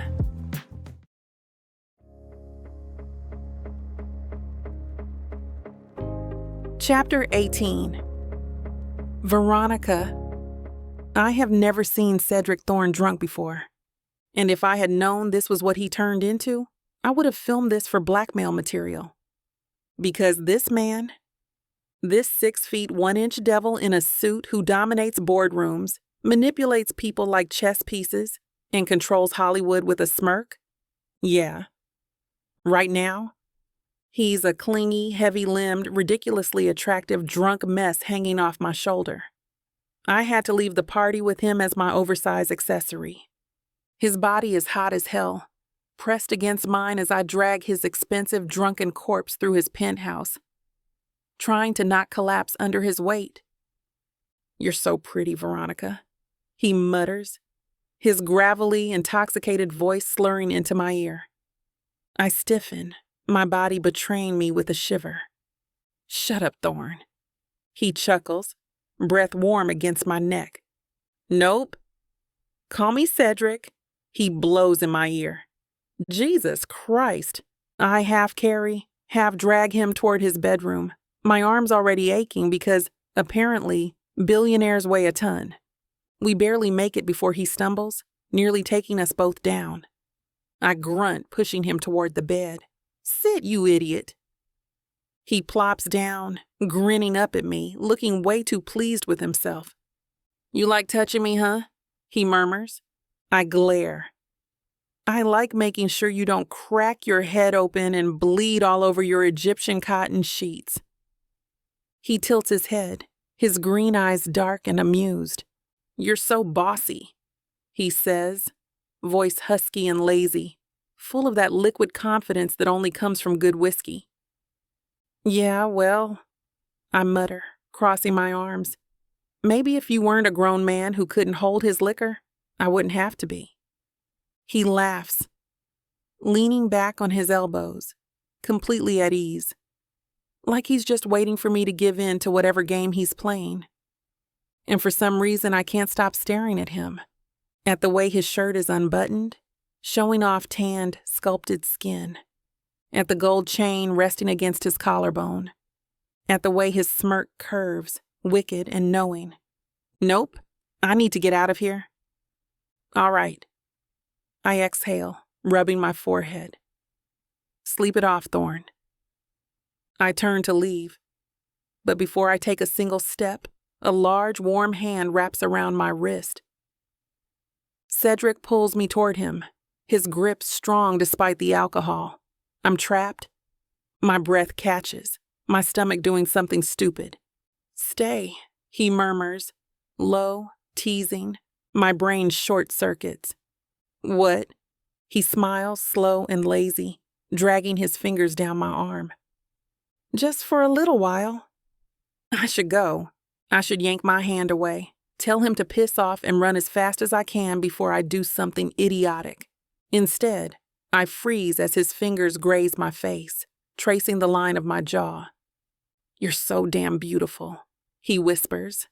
My throat goes dry. His touch is feather-light, his voice intimate, like he's saying something he would never allow himself to say sober. And I am in serious trouble. But before I can overthink it, his eyes flutter closed, his breathing evens out, and just like that, he's out. Stupid jerk. I shove his deadweight arm off me, standing so fast I nearly trip over my own feet. My face is hot, my skin tingling, and my entire body feels like I've been hit by a goddamn semi-truck of bad decisions. I stare at him, passed out, utterly defenseless. I do the only thing that makes sense. I run the hell out of there before I commit something I might regret. I can't sleep. Not after that. Not after his voice in my ear, his hands on my skin, his lips too damn close. I need a distraction. So I do the one thing I know I shouldn't. I snoop. His office is dark, filled with the scent of his woodsy cologne and expensive leather. I sit at his desk, my fingers skimming the edges of his laptop. I shouldn't. First, I do. The screen glows, files pulling up faster than I expect, and then I see it. A folder, labeled Moreau. My heart pounds. I open it, and what I find makes my stomach drop. Emails, screenshots, documents, all proving one thing. Cedrick never blackmailed Alexa. Alexa blackmailed Cedrick. And worse, she tried to frame him for things he never did. Oh my God. My hands shake as I click through the files, my breath short and sharp. I was wrong. I was so wrong. Alexa played me, used me, and now, I don't just have dirt on Cedrick. This will utterly destroy his reputation. I have enough to destroy Alexa too. I can use this, follow the lead and stop Alexa for good, but I might expose myself too. I stare at the screen, my pulse hammering. I have no idea what to do. Chapter 19. Cedrick. The morning headlines are all about us. In the right way, this time. Cedrick Thorne and Veronica Logan. Hollywood's power couple. A love story made for the big screen. Is a wedding on the way? Thorne and Logan steal the spotlight with their intoxicating chemistry. I sit at my desk scrolling through the articles, clicking on the pictures and videos taken at the yacht party. One clip in particular catches my attention. It's a short video, probably taken by some tabloid vulture with a long-range lens. It's me and Veronica. I have my arm around her waist, my hand resting just low enough to be possessive, just high enough to still be respectable. She's laughing softly, shaking her head, rolling her eyes at something I said. But she doesn't move away. I look like a man who's completely gone for her. I see the way I look at her in that video, the way my lips brush against her temple, the way my fingers tighten slightly when someone walks too close. The world sees a man in love, a powerful billionaire hopelessly wrapped around his fiancée's finger. And the screwed up part? I don't even know if it's still an act. My chest tightens. I close my laptop, snapping it shut, trying to clear my head. But then I make the biggest mistake of the morning. I let myself think about last night. She was in my bed, her body pressed against mine. Her scent, vanilla and something dangerously addictive, wrapped around me like a noose.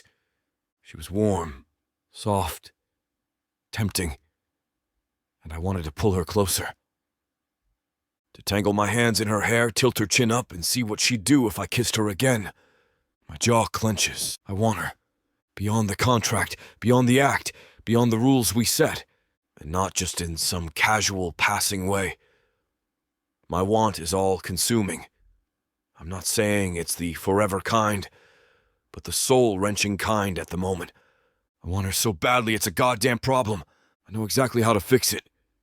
I need to screw her. I need to get this out of my system. Maybe if I screw her hard and long enough, I'll stop thinking about her. This raging fire between us might fizzle out. But does she want the same as well? Hours later, I meet with some VIP clients. The party is predictable. This is my world. Too much money, too much alcohol, too many people who love to hear themselves talk. It's a high-end, exclusive gathering of industry executives, A-list celebrities, and investors. The kind of people whose egos are almost as big as their bank accounts. I should be working the room, securing deals, playing the long game. But all I can think about is her. Veronica is back at the penthouse, probably curled up with Lily, probably not thinking about me at all. Meanwhile, I can't escape her. I take a slow sip of my whiskey, trying to focus, but my mind betrays me. Because suddenly I'm picturing her instead, beneath me, on her knees, bent over my desk, her dress hiked up, her breath coming in short little gasps as I ruin her completely. I shift in my seat, jaw tight, trying to drown out the wicked thoughts racing through my head, trying to ignore the fact that every time I close my damn eyes, all I see is her. The way she stared at me last night, The way her body felt against mine. The way her lips parted when she whispered my name. A beautiful actress slides into the seat beside me, smiling up at me through thick lashes. She's stunning. Golden skin, killer curves, the kind of woman most men would kill to have wrapped around them. But I feel nothing. "Cedrick," she purrs, twisting a lock of hair around her finger. "You look tense." I barely hear her, because she's not Veronica. The actress leans in, pressing a hand lightly against my arm. "I could help you relax," she whispers, lips almost touching my ear. I turn to her, eyes cold, sharp. "You're not who I want." She blinks, clearly caught off guard. I stand, fixing my jacket, throwing back the rest of my drink. I need to get the hell out of here, because the only thing I want right now is waiting for me back at my penthouse. I turn to leave, but then a hand claps onto my shoulder. Firm. Heavy. I glance back, eyes narrowing as I come face to face with Russell Drake, one of my biggest investors. Ruthless. Powerful. The kind of man who never asks for a favor, he demands one. "Cedrick," he says smoothly, gripping my shoulder like he owns me. "Leaving so soon?" I school my features, hiding the irritation curling in my gut. "I have things to handle," I reply coolly. He chuckles, the sound sharp. "We all do, but I need a word." He motions toward the private lounge, away from the main party. Damn, this isn't a request. I clench my jaw, suppressing my frustration. The last thing I need is another delay. But I know better than to blow off a man like Russell. So I inhale sharply, slide my phone into my pocket and nod once. "Make it quick." With a satisfied smirk, Russell leads the way, and Veronica has to wait. Again. Chapter 20. Veronica. I stare at my phone, rereading Cedrick's message. "Cedrick, won't be home for dinner. Meeting clients. Don't wait up." I tell myself it's not a big deal, that I shouldn't care, that it's just one night and we're not even a real couple. So why the hell does it feel like a letdown? For the past few weeks, we've had dinner together every night. Not planned, not discussed. It just happened. Him tossing his jacket over a chair. Me plating food while pretending not to notice how goddamn effortlessly hot he looks in a loosened tie. Him pouring us drinks, leaning against the counter, smirking at me like he knows exactly what kind of effect he has. And then the teasing. The way we bicker. The way he gets under my skin. The way his gaze lingers on me just a second too long, like he's picturing me on that kitchen island instead of eating at it. And now, he's out with clients. Probably in some fancy restaurant, charming investors, surrounded by women who throw themselves at him. I shake my head, forcing myself to snap out of it. What the hell am I thinking? I have no right to be annoyed. No right to want anything from him. This is business. I take a deep breath, shoving my phone onto the counter. That's when Lily stumbles into the room. She's pale, her tiny hands clutching her stomach, her face twisted in pain. "Auntie Ema," she whimpers, eyes glassy, barely able to stand upright. I'm on my knees in an instant, gripping her arms. "Baby, what's wrong?" "My stomach hurts so bad," she gasps. Her whole body trembles. Panic slams into me so hard I almost lose my breath. I scoop her up, holding her close, my heartbeat slamming against my ribs. "It's okay, baby. I got you," I whisper, grabbing my keys, barely registering that I'm shaking. I run out the door, throwing her into the car, my hands white-knuckling the steering wheel as I speed toward the hospital. "Hold on, baby," I murmur, my voice tight with panic. Lily lets out a small cry, curling into herself, her little hands gripping my arm like it's the only thing keeping her tethered to reality. And in this moment, I'm terrified. We arrive at the hospital, and a doctor examines Lily immediately. asking questions I can barely focus on because all I hear is her soft, pained cries. "We're concerned about appendicitis," the doctor finally says, glancing at me with careful clinical neutrality. If that's the case, she might need emergency surgery. My lungs seize up. Surgery. Lily. My Lily. My hands shake so bad I have to curl them into fists to stop it. I reach for my phone without thinking, dialing before I can even process what I'm doing. I don't expect him to answer, but he does. "Logan?" I hear the noise in the background, the low hum of voices, the clinking of glasses, the dull bass of music. I swallow hard. "Lily's sick." The background noise immediately shifts. Chairs scrape. Voices hush. Then his voice changes. "Where are you?" he demands. "The hospital." "I'm coming." I hear the sharp snap of his fingers, a curt order to someone nearby, the sound of his car keys jingling. Before I can say anything else, the line cuts out. Not even 20 minutes has passed when he gets to the hospital. Too fast, like he broke every goddamn traffic law in the city to get here. The moment Cedrick walks in, his presence shifts the entire room. The nurses take notice, and the doctors straighten up. But I don't care about any of that, because the second his green eyes lock onto mine, I feel like I can finally breathe again. He doesn't hesitate, doesn't waste time asking questions. He just comes straight to me and he takes my hand, then holds my face, gazing into my eyes. Warm, strong, reassuring. "She's going to be okay," he says, his voice steady, certain. I don't even realize I'm shaking until he envelops me in his arms. Then he lets me go, leading me to a chair. "Did they say what's wrong?" he asks. "Maybe appendicitis," I murmur, my throat tight. "They're running tests." He nods, jaw clenching, eyes burning with something raw and dangerous. He looks at Elliot, who followed him, panting. "She needs a blanket, and make sure she has something to eat. She hasn't left Lily's side." I blink up at him. Elliot nods quickly and rushes off. I realize Cedrick's taking care of me. Me, not just Lily, me. And it does something weird to my chest, something I don't have time to think about. Right now, all I can process is I need him. Hours pass.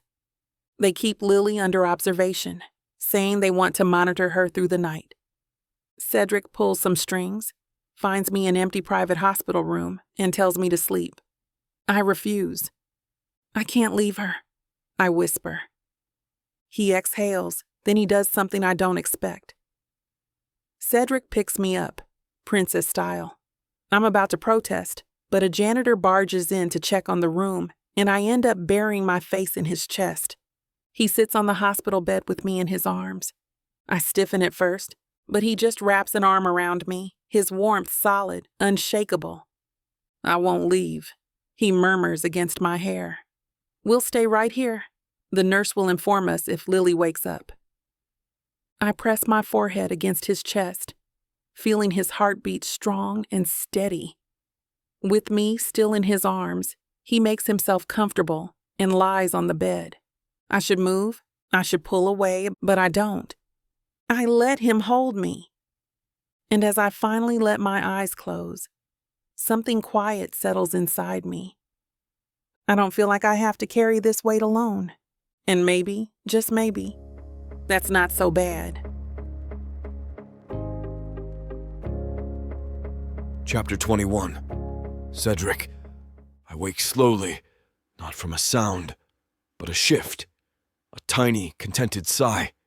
I've been staring at her for what feels like hours, sunlight painting golden streaks across her eyelashes as the sun begins to shine. 3 hours, to be exact. 3 hours of her sleeping soundly on my chest. 3 hours of the most innocent night I spent with a woman. I've never slept with one without screwing them, without taking. This time I provided. I still find it hard to believe. But I've never been happier. That's the truth. Her eyes flutter open, a confused haze clouding her expressive eyes. "Cedrick," she murmurs, her voice thick with sleep. "Hey," I whisper, my hand instinctively smoothing a strand from her face. It feels impossibly soft against my skin. God, she's beautiful. Not in a polished, unattainable way, but in a raw, real way. She blinks again, memory flooding back. Me, cradling her and putting her to sleep in my arms. She clung to me like a baby. I smile. A faint blush creeps up her neck. I didn't mean to fall asleep on you. I didn't mind, I say, my voice low. Understatement of the year. She shifts again, trying to sit up, but I tighten my grip, just for a moment. I don't want her to move. I want to freeze this moment, preserve it, keep it safe forever. This is novel to me. I know Lily's out there, but can I steal a bit of her time? The doctor knows we're here anyway. Just a few minutes. I want to savor her. "Stay," I murmur. She hesitates, then settles back against me. I can feel the heat radiating from her body, the soft press of her chest against my chest. My heart kicks into overdrive. She's so close. Too close. Not close enough. The silence stretches, thick with something unspoken. I can see the question in her eyes, the vulnerability. And God help me, I want her. I want her more than I've ever wanted anything. I lean down, my lips brushing against hers. She tastes of beauty and sleep and something uniquely her. Irresistible. Her lips part slightly, inviting me in. I accept without hesitation. The kiss is slow at first, tentative, exploratory. A spark ignites, and the heat intensifies. My tongue traces the seam of her lips, and she moans softly, a sound that sends shivers down my spine.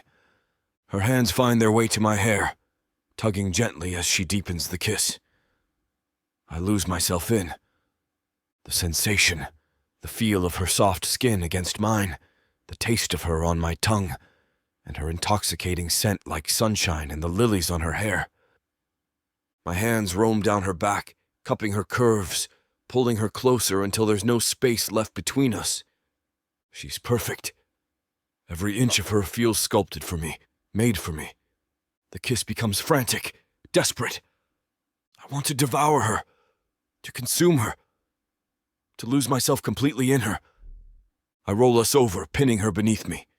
Her eyes are wide, pupils dilated, reflecting the same raw hunger that's consuming me.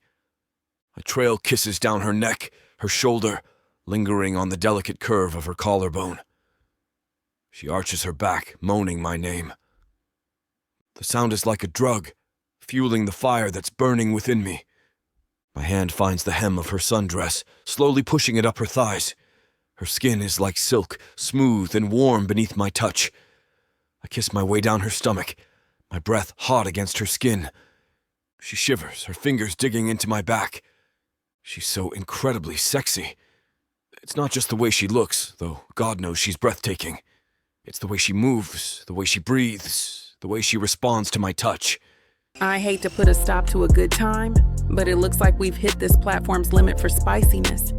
This platform's got some rules we have to play by if we want to keep giving you these stories for free. And trust me, this scene isn't something you want to miss. While we can't get into all the details here, you can still dive into the full, uncut version at tylawalker.com. Miss Tyla has an entire collection of unabridged audiobooks and ebooks waiting for you. And the best part? You can treat yourself with 40% off when you use the code SAVE40. That's right. You'll save on any digital product, even bundles that are already discounted. Miss Tyla would never let anyone feel the kind of disappointment you must be feeling right now. So why wait? Treat yourself with Miss Tyla. But then, I remember the fear in her eyes when she talked about Lily. I remember the tremors in her hands as she recounted the details of Lily's surgery. I remember the unspoken worry that's been shadowing her since Lily went into that operating room. Also, Hospital isn't the time and place for their first time. Wow. I'm suddenly amazed at myself. At Veronica. How did she turn me like this? I never considered anyone, especially a woman, if I wanted. I get it whenever, wherever, as long as I want. But this time it's not just about lust. It's about her. About comforting her, about being there for her. And right now she's vulnerable. I stop. My hand freezes on the hem of her panties. I take a deep breath, forcing myself to slow down to regain control. She opens her eyes, confusion clouding their depths. "Cedrick," she whispers, her voice barely audible. "What's wrong?" "Nothing's wrong," I say, my voice rough with desire. "But I can't." The confusion deepens. Slowly, understanding dawns. A mixture of relief and disappointment flickers across her face.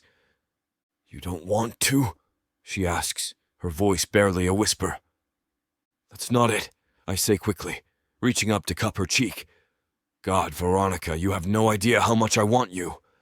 But, Lily, you're worried sick, and I don't want to take advantage of you when you're feeling like this." I trace the curve of her jaw, my thumb brushing against her soft skin. "You deserve to be cherished, respected, not just taken." She looks at me, really looks at me. I see something in her eyes that I haven't seen before. Gratitude, respect, and something else. Something that makes my heart ache with unknown emotions. I lift my hand, smoothing a strand from her face. "I want you, Veronica, more than you know. But I want you when you're ready, when you're not weighed down by worry, when you can truly enjoy it." I lean down and kiss her forehead, a soft, gentle kiss that speaks volumes. I pull her into a tight hug, holding her close. She buries her face in my neck, her body shaking slightly. "Thank you," she whispers, her voice muffled. "You don't have to thank me," I say, tightening my grip. "I'm here for you, Veronica." I hold her like that for a long time, letting her cry, letting her feel safe, letting her know that she's not alone. Finally, she pulls back, wiping her eyes with the back of her hand. "We should go see Lily," she says, her voice a little stronger now. "Yeah," I say, smiling softly. "Let's check on them. Elliot's taking vigil outside the operating room." I stand up, offering her my hand. She takes it, and I help her sit up. The look in her eyes tells me everything I need to know. She's grateful. She's relieved. I smile, intertwining our fingers and guiding her out of the private room. I stare at our interlinking hands, and my heart jumps. This is certainly another first. Chapter 22. Veronica. Lily is finally home. After 2 terrifying days in the hospital, she's back in her own bed, safe and sleeping soundly. I should be relieved. I should be able to breathe again. But there's one tiny glaring problem. Cedrick Thorne. Because ever since that night in the hospital, ever since he held me, comforted me, became my goddamn rock, I haven't been able to stop thinking about him. About the way he looked at me like I was something worth protecting. About the way his voice softened when he told me it was going to be okay. About the way I fell asleep in his arms, like I actually belonged there. Then, that almost sex. I was so close to crossing that line. Fortunately, one of us still has common sense. Cedrick pulled away and she didn't know if she should be happy or not. Sometimes she thinks about what almost happened and her core clenches. God, he's like poison and I can't get him out of my system. And now I'm staring at him across the kitchen as he makes Lily pancakes, looking like a goddamn husband straight out of a home-cooked fantasy I have no business wanting.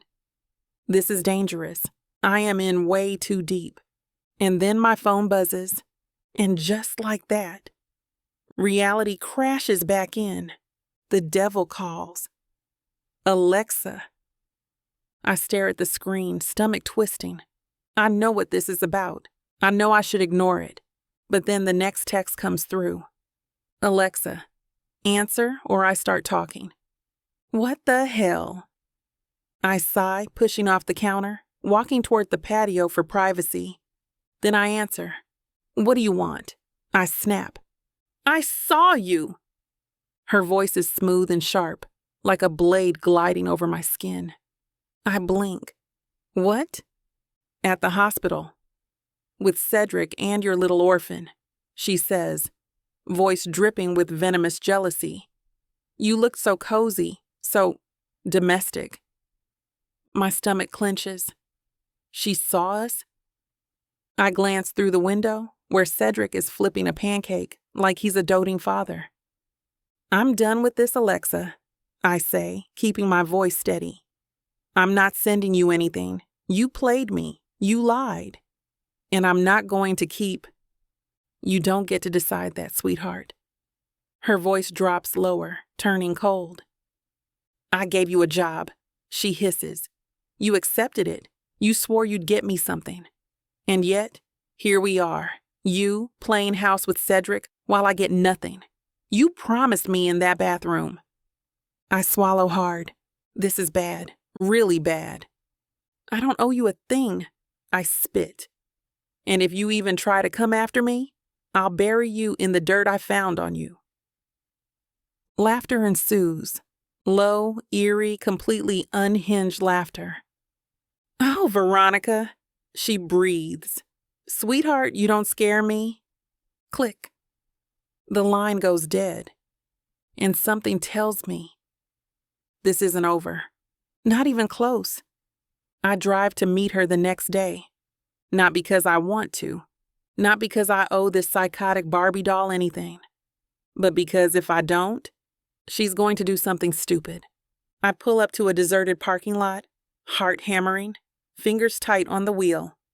She's already there, standing next to a sleek black car, sunglasses on, arms crossed, radiating pure menace. I step out, keeping my distance. I told you, I say, gritting my teeth. I'm done. She slowly removes her sunglasses, revealing eyes filled with nothing but rage. You're done? She repeats, tilting her head. You're done? Something in her snaps. She launches forward, grabbing my arm, nails digging into my skin.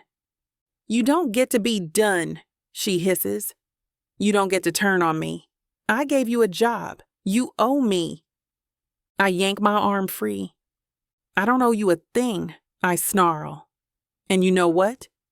Go ahead. Tell Cedrick. Let's see how that works out for you. You desperate, manipulative, psychotic. She moves fast.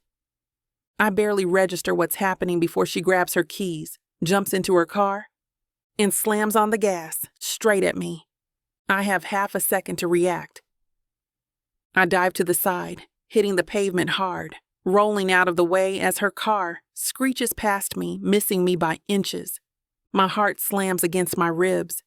I barely have time to get up before a car door slams. Hey, what the hell? First turn. A man, mid-40s, rugged, probably a mechanic from the grease on his hands, rushes toward me. He saw the whole thing. Alexa slams on the brakes, her tires skidding. She looks at the man, then at me, then at the road ahead. Then she drives off. Gone. The man reaches me, helping me up. Jesus Christ, are you okay? I shake, adrenaline pumping, body still processing what just happened. She tried to kill me, I whisper. His face hardens. I saw everything, he mutters. You need to report that. I barely nod, my breath ragged. I leave the place, still shaken. There's no way I can report that to the police. What if she drags me down with her? What if Cedrick finds out? I arrive home, limping a bit. Suddenly my phone buzzes. I pick it up with shaky hands. It's Cedrick. I answer. His voice is tense, sharp. Did you meet Alexa? My breath catches. He knows. God damn it, he knows. Oh God, is my secret out? Chapter 23, Cedrick. Panicking isn't in my vocabulary. I don't lose my head, and emotions are so redundant. I sure as hell don't do messy, but right now, I'm about to lose it. Because staring at me, displayed on my goddamn phone screen, is a picture of Veronica and Alexa, taken today. A grainy shot of them standing too close in some empty parking lot, the timestamp less than an hour ago. I don't even realize I've stopped breathing. A dark, cold feeling spreads through my chest because the only thing I can think is Alexa got to her. Alexa, who is already unhinged, obsessive, a liability. Alexa, who I should have buried years ago before she had the chance to pull this kind of stunt. And now, she's dragging Veronica into this. I slam my phone onto my desk, pushing up from my chair so fast it nearly topples over. I need to see her. Now. While in the car, I call her. She picks up immediately. When I hear her voice, relief floods in my system, but at the same time, anger overtakes. I ask sharply if she met up with Alexa. Questions swirl in my mind, but I realize it's better to talk face to face. Before she can answer, I hang up and glance up at the streetlight. Red. Damn, who cares about red? I press on the accelerator, not caring about how many traffic rules I'm breaking. As soon as my car skids to a halt, I jump off the car. I rush into the elevator, ignoring the guards asking me to park my car properly. As soon as I see the door, I push through, fast and aggressive, barely holding myself together. She's standing near the couch, tension in every line of her body, arms crossed like she's already expecting a fight.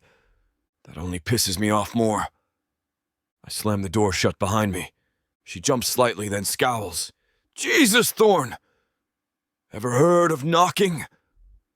I ignore that. I stalk toward her, phone in my grip, flipping the screen toward her face. Tell me, I demand, voice sharp as a knife. What the hell is this? She stiffens. Her eyes flick to the picture, a barely visible shot of her and Alexa standing in that parking lot. Then back to me. I see something almost like fear in her expression. A split second of hesitation. I hate it. I step closer, my heart pounding, my blood too hot. Why the hell were you meeting with her? I demand, gritting my teeth. She lifts her chin, her face hardening instantly, pushing that moment of hesitation away. None of your business. A short, humorless laugh punches out of me. None of my... I shake my head, eyes burning into her. Logan, are you out of your goddamn mind? She crosses her arms, jaw tight. It's handled. I lose it. I grab her wrist, not too hard, but enough to make her listen. You don't get to say that, I hiss. Not when it's her, not when it's Alexa. You have no idea what she's capable of. She tries to pull away. I don't let her. What the hell did she say to you? I demand. Silence. I know that silence. It's the kind that's hiding something. And suddenly my stomach twists because the next possibility crashes into me like a goddamn truck. She threatened you, didn't she? My voice is low, dangerous. She tried to hurt you. She exhales sharply, looking away. It's not... She tried to kill you, didn't she? I snap. Veronica, tell me. Her silence is the only answer I need. Something dark takes over my chest. My hand clenches. If she had gotten hurt and she was taken from me, I would never forgive myself. I let go of her wrist, stepping back, raking a hand through my hair. Jesus Christ, Veronica, I mutter, my voice ragged. Do you have any idea what that does to me? She frowns. What are you? I can't think straight, I admit, letting the words spill before I can stop them. I saw that picture and all I could see was her ruining you, taking you, hurting you. She's staring at me now, eyes wide, lips parted slightly. I step toward her again, slower this time, my hands going to her waist, fingers curling into her skin. Her breath hitches. I dip my head slightly so my mouth is just a breath away from hers. I don't know what the highs is, I whisper. I don't know why I want you the way I do. She doesn't move, doesn't push me away, so I keep going. I don't know if I love you, I murmur, my thumb brushing dangerously close to her hip bone. But I do know this. I pull her flush against me, letting her feel exactly what she does to me. I want you, Veronica. For real. She inhales sharply. Her hands go to my chest, trembling slightly like she's fighting something inside herself. I dip my head lower, until my lips are almost touching her neck. I don't want this to be an act anymore, I admit, gritting my teeth. I don't want to pretend. I don't want to stop myself. I pull back just enough to look into her wide, unreadable eyes. Her lips part. She's about to say something, but the buzzing of the phone interrupts us. We both freeze. She swallows hard, eyes flicking to her screen. She curses under her breath, turning it over. I don't even have to ask. I already know. Alexa.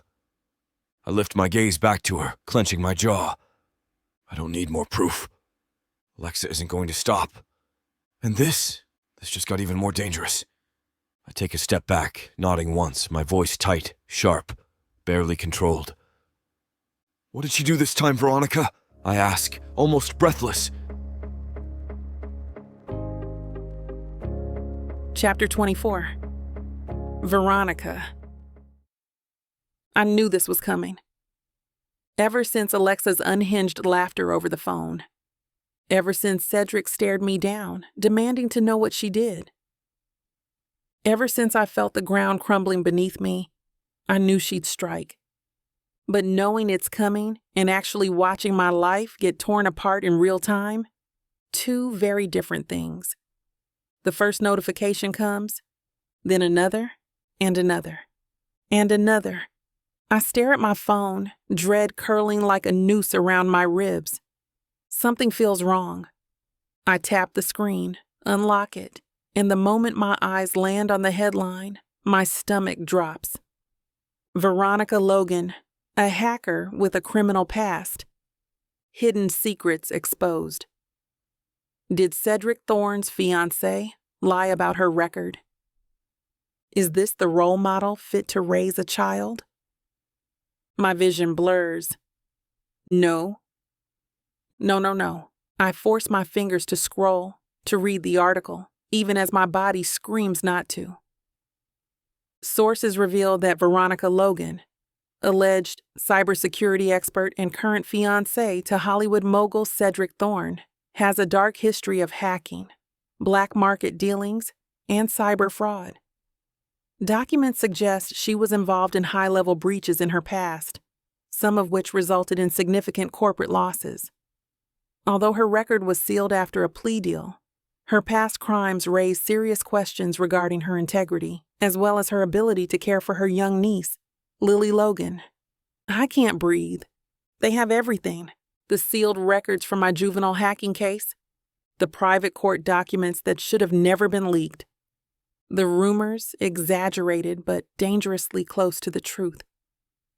My hands shake violently as I keep scrolling. Then I see the worst part.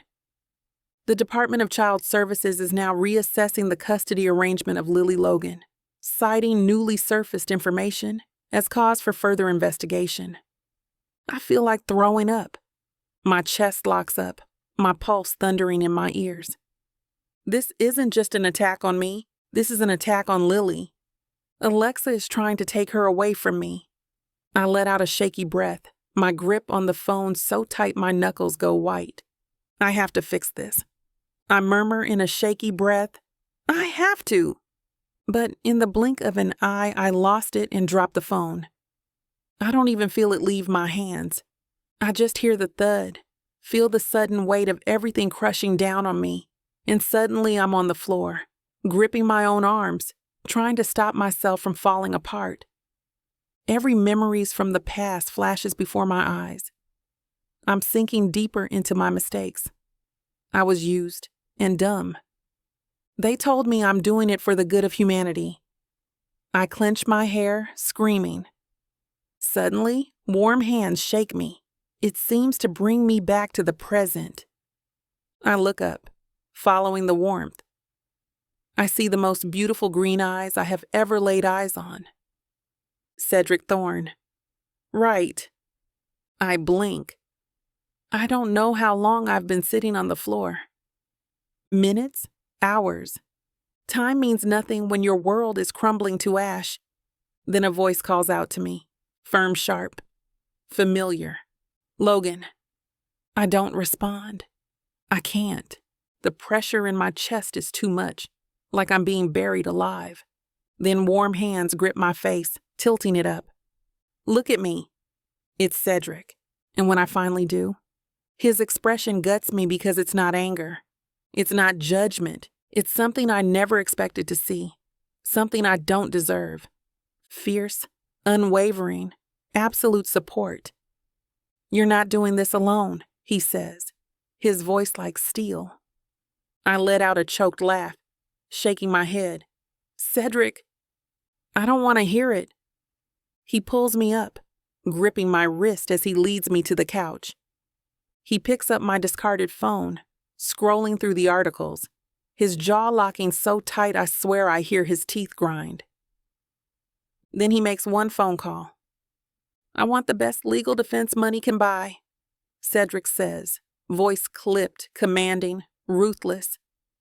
He's pacing the room now, hand fisted in his hair, phone pressed to his ear. I watch him intensely, afraid he'll disappear in a minute. I don't care how much it costs. Find me the jerk who can make this disappear. I watch him, my breath still shaky, my body still half frozen from the fallout. He's fixing it. Like it's nothing. Like I'm worth it. I swallow hard, forcing my voice to work. Cedrick, you don't. His eyes snap to mine, burning with something unreadable. Don't you say it, he warns. I clamp my mouth shut, because I was about to tell him he doesn't have to do this. But the way he's looking at me, like it's not even a choice for him, like he'd burn the whole city down before he lets me drown, I can't say it, because I think I finally believe him. We're in this together. Cedrick kneels before me, staring into my eyes as he declares, "Let's go pick up our little Lily." I nod, a smile gracing my lips as a lone tear drops. Suddenly the dam bursts and I embrace him, sobbing like a baby. Everything's going to be fine, Veronica. Chapter 25. Cedrick, I don't play fair. I don't fight clean. I sure as hell don't lose. When Alexa tried to ruin Veronica, she thought I'd let her drown, that I'd let the public tear her apart, let the courts strip her of Lily, let the world label her a liar and a fraud. Alexa thought I'd walk away. We might not have evidence of her leading this smear campaign against Veronica. This has her signature all over. She was dead wrong thinking I'll never find out, because now I'm coming for blood. After he solves this custody battle, Alexa will pay dearly. 2 days later, Veronica and I are representing a united front. The camera lights burn hot, but I barely feel them. We're sitting side by side on the sleek, pristine set of Good Morning America, facing a live audience and millions watching from their screens. Veronica's tense. She's trying to hide it. Straight shoulders, controlled breathing, that lethal stare she's mastered. But I see through it. She's scared. That makes me livid. I squeeze her hand under the table. Firm, reassuring, unshakable. We got this. The host, a polished woman with a wide, curious smile, leans forward. Cedrick, Veronica, thank you for joining us today. Let's start with the elephant in the room. Veronica, you've been the subject of shocking allegations. How are you holding up? Veronica exhales, a steadying breath. She faces the camera, confident, bold, a goddamn force. I won't lie. It's been brutal, she admits. Waking up to your past being twisted, dragged through the mud, knowing people are questioning your integrity, your ability to care for a child. She swallows. It's terrifying. The host nods, sympathy in her eyes. There have been reports about sealed records. Can you clarify the situation? I step in before she has to, because I refuse to let her fight this alone. The truth is, I say smoothly, voice steady, unwavering, Veronica has already paid for her past mistakes. She was a teenager, a brilliant one. She was misled, used by people far more dangerous than she ever was. And instead of being supported, she was punished. But let's be clear, she has never stolen from anyone for her gain. She never hurt anyone. What she did was expose corruption in places people didn't want exposed. I let that sink in. The host blinks, intrigued. So you're saying Veronica was more of a whistleblower? I'm saying she's a woman who spent the last decade working to protect people from the very things she was once accused of. I glance at Veronica, and for a moment, I forget the cameras, the audience, the entire goddamn world. She stares at me like I've just thrown her a lifeline. Because I have. I turn back to the host. I trust her, I say, voice absolute, and I stand by her, completely. The audience is shifting. The tides are turning. I can see it in their faces, in the whispers moving through the crowd. Then there's a blur from the left, a flying water bottle, aimed at Veronica. I move instinctively. I throw my arm up, shielding her as the bottle slams against my forearm, bursting open, ice-cold liquid splattering across my sleeve. Security moves instantly. The audience gasps. The attacker, a man, red-faced, furious, is already being dragged out. She's a goddamn criminal, he shouts. She doesn't deserve that kid. You're just protecting a... I shoot to my feet. Every camera zooms in. Every microphone is locked onto me. I adjust my jacket, slow, controlled, lethal. I look dead into the cameras. I don't protect criminals, I say, voice like steel. I protect the people I believe and love. I glance down at Veronica, still frozen in shock, water dripping from her shoulder. I reach for a napkin, gentle, deliberate, and wipe her arm. I lace my fingers through hers, anchoring her, grounding her. I face the cameras again, my expression deadly serious. This woman owns my heart and my world.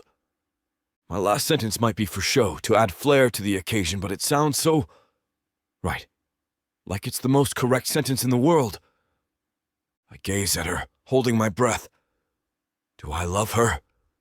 Is this what love is like? The host suggests a break, bringing me back to the stage. I turn to Veronica, wanting her opinion. No need, we can continue, she says, looking the host directly. My heart thuds. She's so beautiful and strong.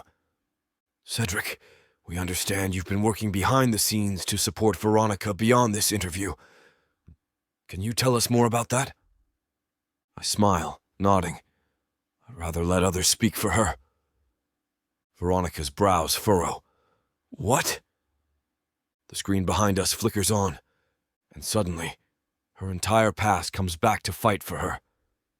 A woman appears first, late 50s, warm smile. My name is Margaret Simmons, she says, adjusting her glasses. I was Veronica's neighbor when she was growing up. Let me tell you something. There was never a more hard-working, determined girl on that block. She worked 3 jobs to help her sister and sickly mother. She tutored kids for free. That girl? She's a damn fighter. The screen shifts. A man, early 30s, eyes bright with admiration. I'm Kevin. I went to high school with Veronica. She doesn't remember me, but I remember her. She stood up for me when I was being bullied. She got detention for me. She fought for people who couldn't fight for themselves. The screen shifts again. A juvenile counselor, a former professor, a tech security firm CEO. One by one, people speak up for her. People I found. People I paid top dollar to track down. People who will bury any doubt about her character. Veronica is stunned. She turns to me, lips parted, completely blindsided. Cedrick, she whispers. I shrug. forcing a cocky smirk. "Told you I'm not letting you fight this alone." Her eyes glisten. She looks away quickly, like she can't handle what's happening. But I see the way her fingers tighten around mine, like she finally believes me, like she finally trusts me. After the interview, Veronica is silent until we get into the car, until the door's shut. She turns to me, eyes blazing, expression unreadable. "Why?" she demands. I lift a brow. "Why what?" She leans in, her frustration spilling over. "Why are you doing all this? I know this started as a deal, but this..." She gestures vaguely. "This is beyond a deal." I stare at her. I should brush it off. I should throw her some cocky remark, tease her, keep it light. But I don't. Instead, I let my hand drift to her thigh, my grip slow, possessive, deliberate. "Because you're important to me," I murmur. "I might not be able to give you love like every woman's dream, but I can give you way much more."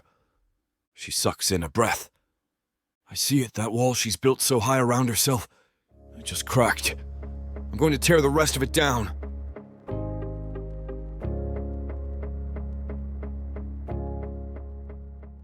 "You think you can catch me? You think you can tame me?" Oh, I know I can. And you know it too, baby. I gotta tell you, you're not the first to try. But don't worry, baby. I'll be the last. With sass like that, maybe I'll be the one that needs to tame you. Let's cut to the chase, big boy. What you selling me? Your appetite is big AF. I have just the thing that'll satisfy you. Oh, really? And what's that? Over 120 hours of romance audiobooks. Brought to you by Tyla Walker Romances in the Big AF audio bundle. 120 hours? That sounds amazing. Your knees won't work afterwards if I do my job right. Don't make promises you can't keep. Well, I can keep this promise. Because these audiobooks are unabridged with all the spicy scenes that will make you put your earbuds on. You know, Tyla can get freaky because she marked the bundle down by 69% for a limited time. I can't wait to take this bundle for a ride. Visit TylaWalker.com and get this audio bundle. Just don't start listening if you're going to be cooking dinner, because you might just forget to feed your family. TylaWalker.com. Escape your life with Tyla.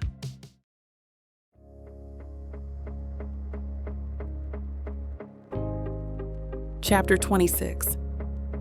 Veronica, we did it. He did it.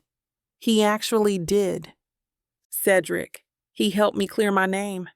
With every word, with every gesture, he stood beside me like a fortress. I don't know what to say or do. How can I make it up to him? But one thing's for sure. Now, I just want to lose myself in him. The drive to his penthouse is a blur. My mind is racing. A chaotic mix of gratitude, relief, and a burning desire that threatens to consume me. I glance over at Cedrick, his jaw tight with suppressed emotion, his knuckles white as he grips the steering wheel. He's been a rock, my anchor in the storm. And I haven't let myself truly see him, not the man beneath the power and the reputation. But today everything changed. The walls I built so carefully, brick by brick, are crumbling, and I'm ready to fall into him. The elevator ride up to his penthouse is excruciatingly slow. Every second feels like an eternity.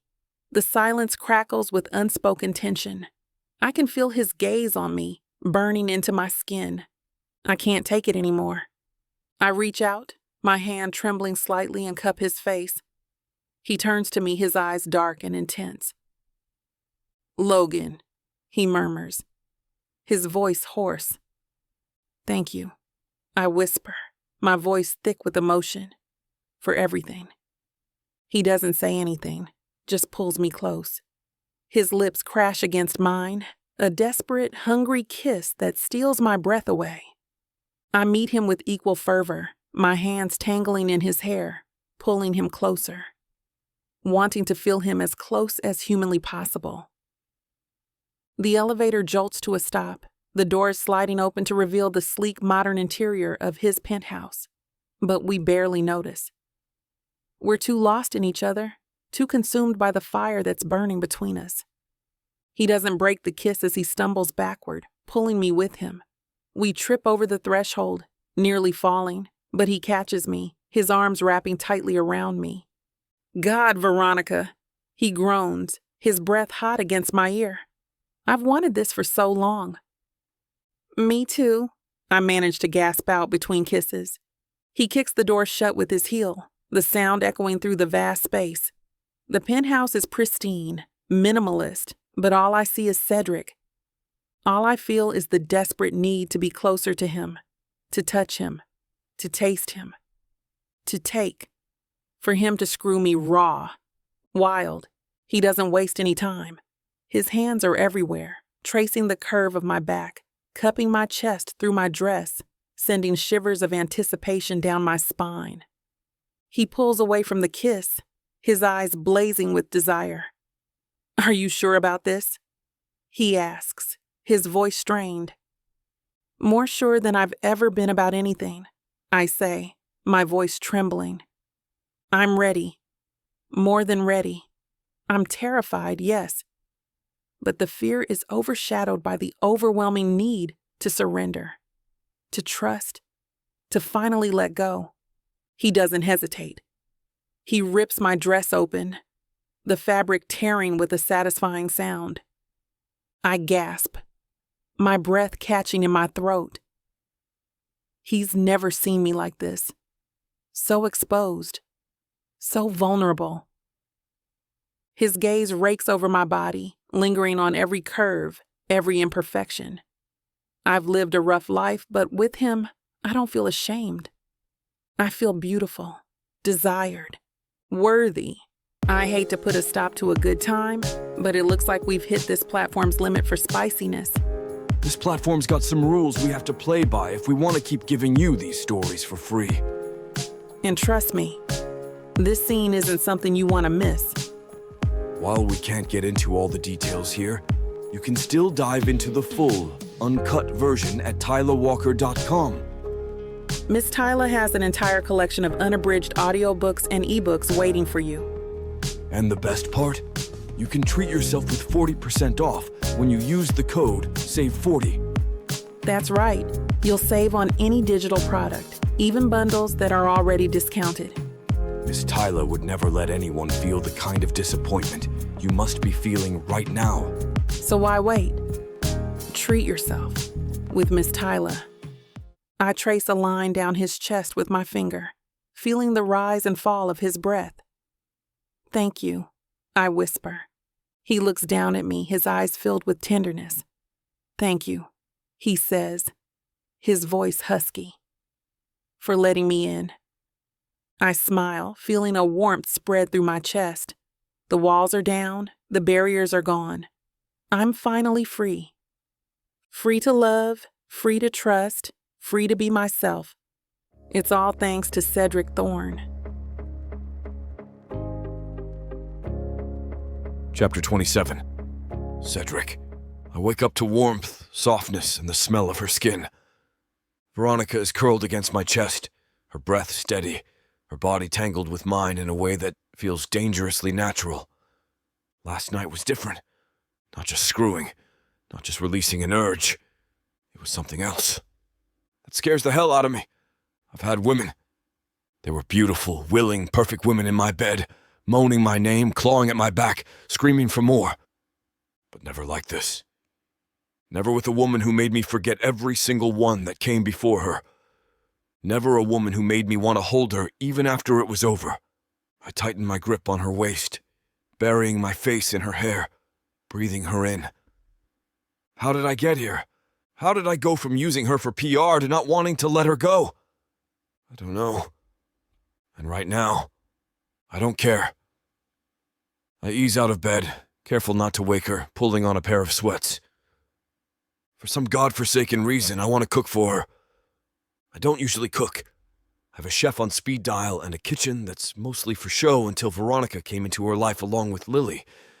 But for her, I kind of want to see her wrapped in my shirt, sitting on my counter, stealing bites while I pretend to know what the hell I'm doing. A domestic fantasy. A dangerous thought accompanied by a naughtier one. I want to bend her over the kitchen island and screw her raw. Fortunately, Lily isn't here right now. With all these mess, we got her vacationing somewhere with someone Lily trusted. I shake the naughty image out of my mind and head to the kitchen. Just as I'm pulling eggs out of the fridge, my phone rings. I glance at the screen, expecting work. Instead, it's a name I'd rather never see again. Alexa, damn Alexa, I let it ring. A message. Alexa, I have dirt on Veronica. Meet me, or I'll tell the world myself. Damn it. I pull up outside our high-rise penthouse, my jaw clenched so tight it aches. I should have let security handle this. Should have ignored her. Buried her. Let her rot. But if she has something on Veronica, I have to end it. For her.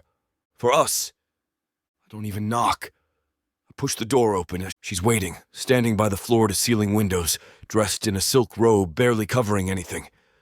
Her eyes light up when she sees me. Cedrick, she breathes, taking a slow step forward, letting the robe slip slightly. I knew you'd come. I ignore the bait. Cut the crap, Alexa. I close the door behind me. What do you have on Veronica? She pouts. So cold, not even a hello? I don't respond.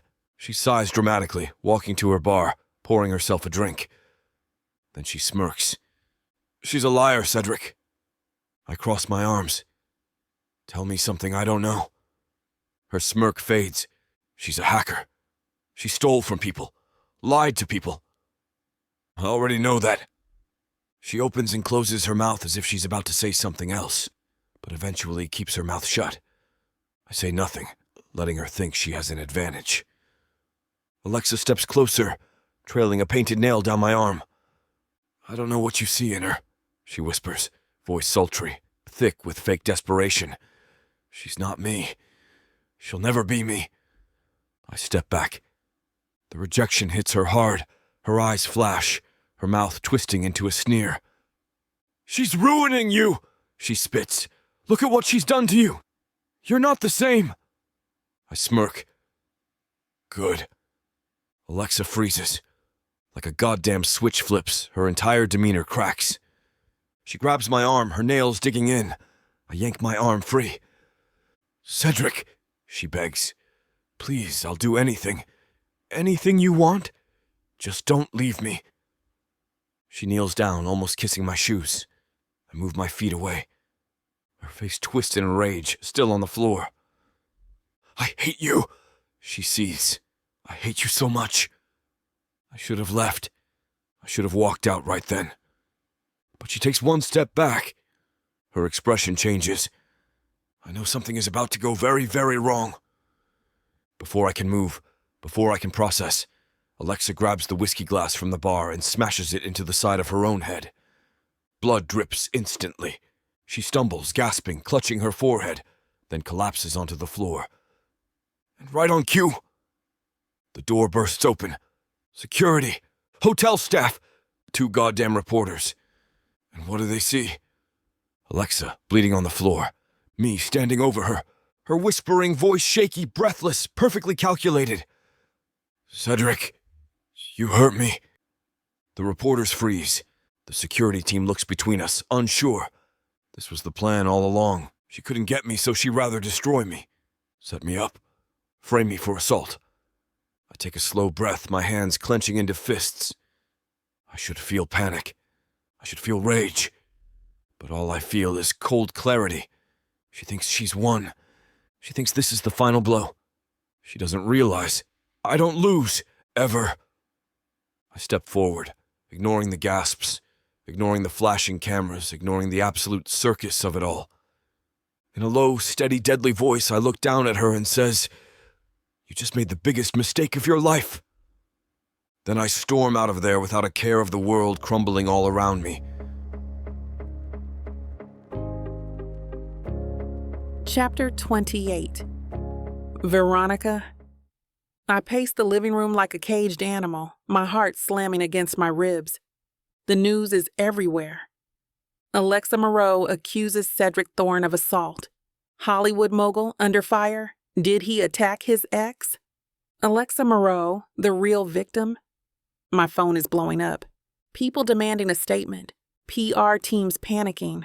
The world turning against him in real time. I want to scream. I want to find that psychotic witch and rip her hair out. Should I release what I have on her? But what if she tells Cedrick about our contract? What should I do? I'm sure Alexa hasn't used the contract because she's still holding to hope of clearing her name. What I have on her will pull her into damnation. Secret exotic clubs, sex videos, BDSM, even tax evasion. She'll be facing years in jail and many, many dangerous, powerful people who didn't know she recorded them. Calm down, Cedrick breaks through my thoughts. Instead, I whip around to Cedrick, who's relaxed as hell.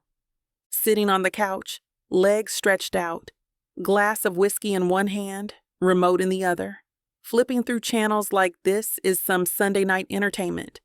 My jaw clenches. Cedrick, I snap, fury shaking my voice. He doesn't even look at me. Yes, sweetheart? I want to throw something at his head. How are you so calm? I shout. She's out there telling the entire world that you beat her. Do you understand what that means? He finally looks at me, bored as hell, swirling his whiskey while watching a movie. Oh, I understand, he says lazily. My eyes narrow. Then why aren't we doing something?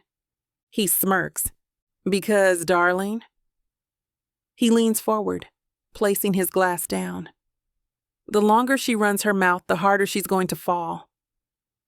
I blink. He stands, stretching, rolling his shoulders like he's getting ready for a goddamn show. She thinks she's won, he says, voice mocking, amused. She thinks she's got the world eating out of the palm of her hand. But what she doesn't know? He turns to me, grinning like a goddamn devil. I came prepared. For the next 24 hours, Alexa soaks up the attention like the fame-starved leech she is. Interviews, crying on camera, dramatic hand gestures. She tells every network how Cedrick showed up at her penthouse, how he lost his temper, how he threw a glass at her, how she feared for her life. The public, eating that stuff up. Justice for Alexa trends on Twitter. The media sinks their teeth in. Sponsors start pulling out of Cedrick's projects. I watch it all horrified, sick, helpless. Meanwhile, Cedrick watches it all with a goddamn smirk. Finally, when the chaos is at its peak, when Alexa thinks she's the untouchable queen of Hollywood, Cedrick presses send. It starts small. A leaked video on a minor gossip page. Within minutes, it spreads like wildfire. Everywhere. Every single major news network. The unedited footage of Cedrick's visit to Alexa's penthouse, recorded on his phone, from his jacket pocket. The entire thing. The moment he walked in, her seduction, her desperation, and her begging. And then, the grand finale. Alexa grabbing a whiskey glass and smashing it against her own damn head. The gasps from reporters. The chaos as security walked in at the exact wrong time. The calculated way she collapsed. The cold, deliberate whisper of her voice as she framed him. Cedrick. You hurt me. The internet erupts. Justice for Alexa turns into or Alexa exposed. Her own fans turn against her. Hollywood disowns her. She's called a manipulative, lying, dangerous psychopath.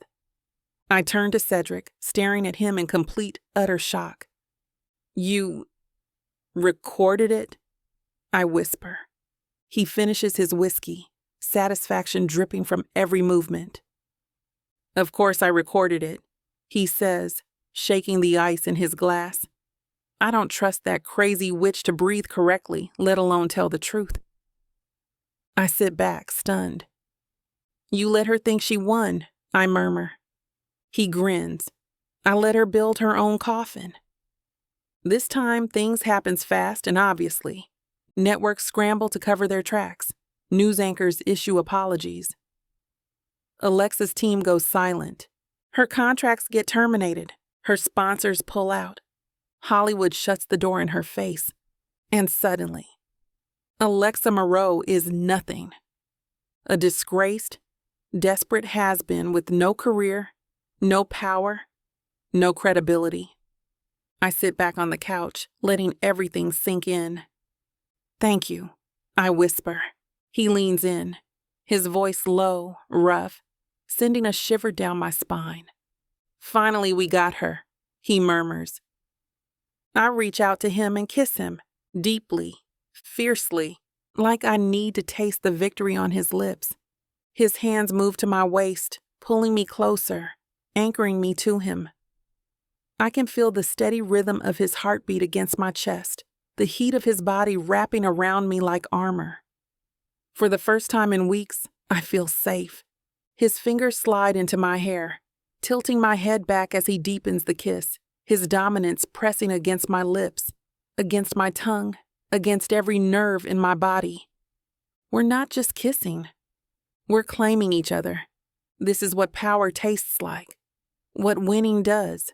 When we finally break apart, his forehead rests against mine, his breath warm against my skin. "I told you, Veronica," he murmurs, his voice dark and husky. "We're in this together." I exhale slowly, my pulse still racing. "Always," I whisper.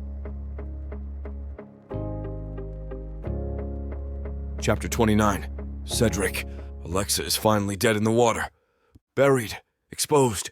A relic of Hollywood scandals. This is the first time in weeks that I feel light. No more whispers. No more threats. No more Alexa. The victory tastes sweet. Until I see it. The final dagger to the heart. The real nuke she's been holding on to, and when this time, I don't see it coming. I'm in my office when my phone buzzes. Barely glance at the screen before swiping. What? Mason, my head of security, speaks immediately. "You need to get ahead of this, right now." I frown. Get ahead of what?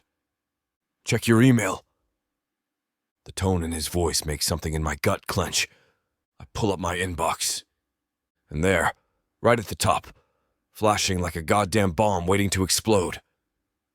Veronica Logan, the real traitor. My blood runs cold. I click. The article loads instantly. I stop breathing. Exclusive leaked documents prove Veronica Logan was originally hired to infiltrate Cedrick Thorne's life by none other than disgraced actress Alexa Moreau. What? I scroll wildly, hands shaking, vision blurring. The leaked contract details Logan's original deal with Moreau, stating she was paid to uncover damaging information on Cedrick Thorne and his business. In return, she was promised financial compensation and protection. No. There's more. The contract, signed by both Logan and Moreau, included stipulations that she would act as a close acquaintance in order to access sensitive information. I can't read anymore, because it's all right there, in black and white. The contract Alexa had over her. The reason Veronica could never retaliate against Alexa. The reason she never fought back, never tried to destroy her. Why did he never think of why Veronica, a hacker, can't retaliate and find dirt on Alexa? Because Alexa had this. A signed contract. A deal.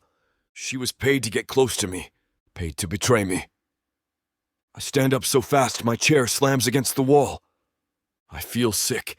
The world tilts sideways.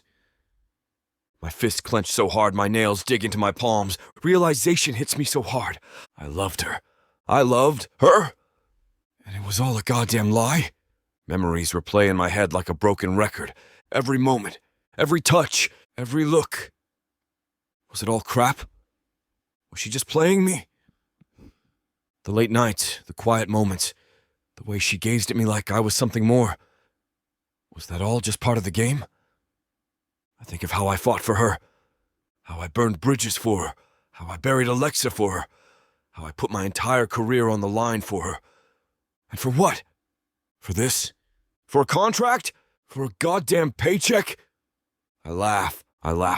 And it's not a nice laugh. It's cold, empty, sharp. Because this This is the first time I've ever been played. I let it happen. I let her ruin me. I don't call her. I don't text her. I don't warn her. I just go. Straight to the penthouse. Straight to the place that now feels like a lie. I step inside, and she's there, sitting on the couch, flipping through her laptop, completely unaware that the world just turned to ash. She looks up. Smiles. Smiles. Like she didn't just shatter me. Like she didn't just rip my heart out and spit on it.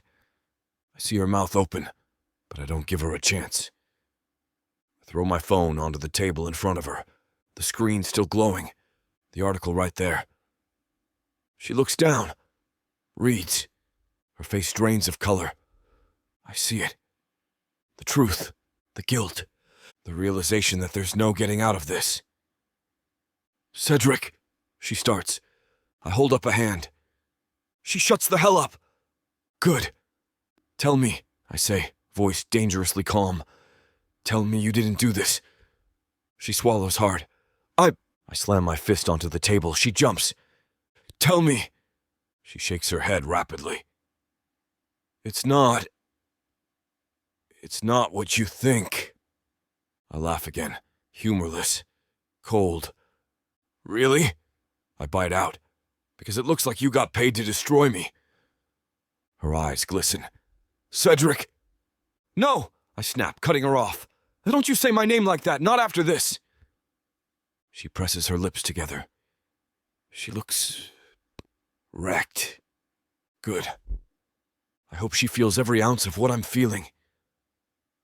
I run my fingers through my hair, pacing, my mind racing, my chest tightening because I can't even look at her right now. I helped you, I grind out. I ruined people for you. I fought for you. I stood by you when the world wanted you gone. I turn, glaring. She's crying now. I don't care. But I hate how my chest hurts seeing those tears. And the whole time, I laugh bitterly. You were just doing your job. Her lips part. That's not true. No? I step closer. Then what the hell is true, Veronica? She looks at me, pleading, breaking. I never meant to hurt you, she whispers.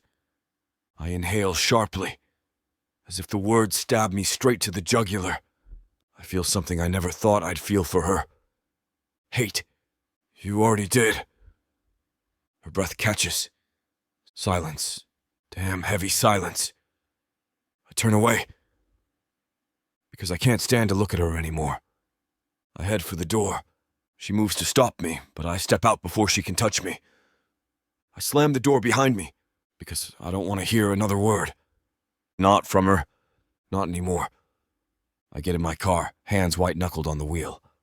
I feel it. Real, raw, gut-wrenching heartbreak. Is this how it is? I grip the steering wheel tighter, jaw clenched. I hate her. I love her. I don't know which one is worse. Out of the blue, a tear drops from my eyes, followed by another. I'm pathetic. She has truly broken me. Chapter 30. Veronica. I've called him 47 times, texted him 100. He hasn't answered once. It's been 3 days since the world found out the worst thing about me. 3 days since Cedrick Thorne walked out of my life. And I'm losing my mind. I can't eat. I can't sleep. I can't breathe without feeling the gaping hole in my chest. A black void of regret and pain. Because I love him. And now, I might have lost him forever. Suddenly, the news about Alexa repeats on the television. I stare blankly at it. Alexa's done. Like, really done, but I'm not happy. After she exposed my contract, I exposed everything on her. Her fake charities, her hidden financials, her backdoor deals to buy influence in Hollywood, the bribes, the blackmail, the full extent of her insanity. And the moment I released it, she was erased. She's not just a disgraced has-been. She's a goddamn fugitive. Alexa knew what was coming, so she went into hiding after she exposed my contract. I destroyed my enemy, but none of that matters. Because winning against Alexa means nothing if I lose Cedrick in the process. Today is the 5th day. I check my phone again. Nothing. I throw it on the couch, rubbing my hands down my face. I need to see him. Maybe I can still fix this. But how do you fix something when you're the one who broke it? The thought makes my stomach churn. I can't give up. I have to fight for him. Because I've spent my whole life keeping people at arm's length. I was too afraid to trust, afraid to love, afraid to belong to someone. And Cedrick? He made me belong. He made me believe. He made me feel love. I can't bear to lose him in my life. I don't hesitate. I grab my coat, my keys, and head straight for his office. The drive is a blur. My chest aches, my hands gripping the wheel so tight my knuckles turn white. By the time I pull up to Thorne Productions, my heart is a wrecking ball. I storm inside, straight through the lobby. The receptionist sees me, eyes going wide. Veronica, hi, I need to see him. She stammers, looking nervous. I don't wait. I push past her, heading straight for the elevator. I hit the button for the top floor, my pulse hammering with every second. He's here. I know he's here. He has to see me. The doors open, and I stride out, heading straight for his office. I see one of his assistants, a tight-lipped woman who has always been polite, now looking like she's about to throw herself in front of a moving train. Veronica, move! She shakes her head. I can't let you in. I glare. Try and stop me? She opens her mouth, but the door behind her swings open. And there he is. Cedrick. Looking colder than I've ever seen him. His green eyes land on me, and for a split second I see something raw. Something broken. Then, it's gone. His jaw tightens. His face hardens. And when he speaks, his voice is ice. Get her out of here. I freeze. I must have misheard. What? I whisper. I can hear my heart shattering to a million pieces inside me. He doesn't repeat it. He just looks at security, and in an instant, 2 men step toward me. My stomach drops. Are you serious? I choke out. Cedrick doesn't even flinch. He just stares at me, face blank, like I'm nothing, like I was never anything. One of the guards reaches for my arm. I snatch away, burning with fury and pain. Don't touch me, I snap, glaring at Cedrick. You want me gone? Say it to my face. His lips part, and for a second, I think he's going to say something else. Something real. Something that means he still feels something. I don't want to see you again. Everything stops. It feels like a bullet to the chest. I inhale sharply, blinking back the sting in my eyes. He means it. I can see it. I broke him. And now, he's breaking me back. I nod slowly, swallowing the sob clawing at my throat. Okay, I whisper. Without another word, I turn and walk away. I don't know how long I've been staring at the wall when the front door swings open. A tiny pair of feet rushes inside, little suitcase wheels dragging across the floor. Auntie! I snap out of my spiral just in time for Lily to crash into me, her little arms wrapping tight around my waist. I kneel, hugging her back, breathing her in, grounding myself. Hey, sweetheart, I whisper, pressing a kiss on forehead. She looks great. Sending her on vacation was the best thing they could do to protect her during the custody chaos. She leans back, grinning. I missed you! Where's Cedrick? My stomach plummets. I force a smile. He's busy. Her little brows furrow. But he was going to take me to the zoo when I got back. I swallow hard, pushing back the lump in my throat. I know, baby. I stroke her curls, keeping my voice steady. But we're going home now, okay? We'll see Cedrick later. She pouts. But I want to see him now. Me too, kid. Me too. But I can't stay here. How they can... I keep pretending that this place still feels like home, when the man who made it that way won't even look at me. I take a deep breath, standing up. Come on, let's pack. I shove clothes into suitcases, trying to ignore the ache in my chest. I don't belong here anymore. Not without him.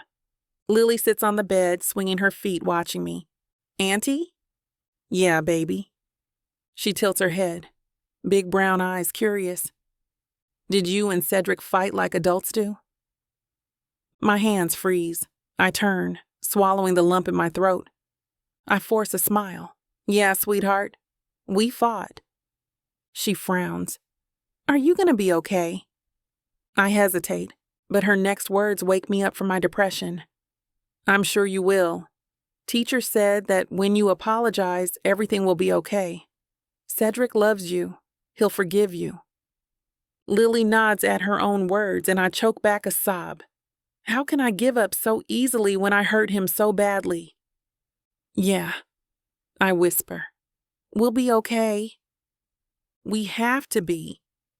I'm not giving up because this isn't over. Not until I make it right. Not until I get my man back. Chapter 31. Cedrick. The parking garage is too quiet. The air is heavy, thick with the kind of tension that makes the hairs on the back of my neck stand up. I can hear my own footsteps, the distant hum of a flickering light, the deep thrum of the city above. The concrete walls echo every little sound, making the silence even more deafening. My car is parked at the far end, near the elevator.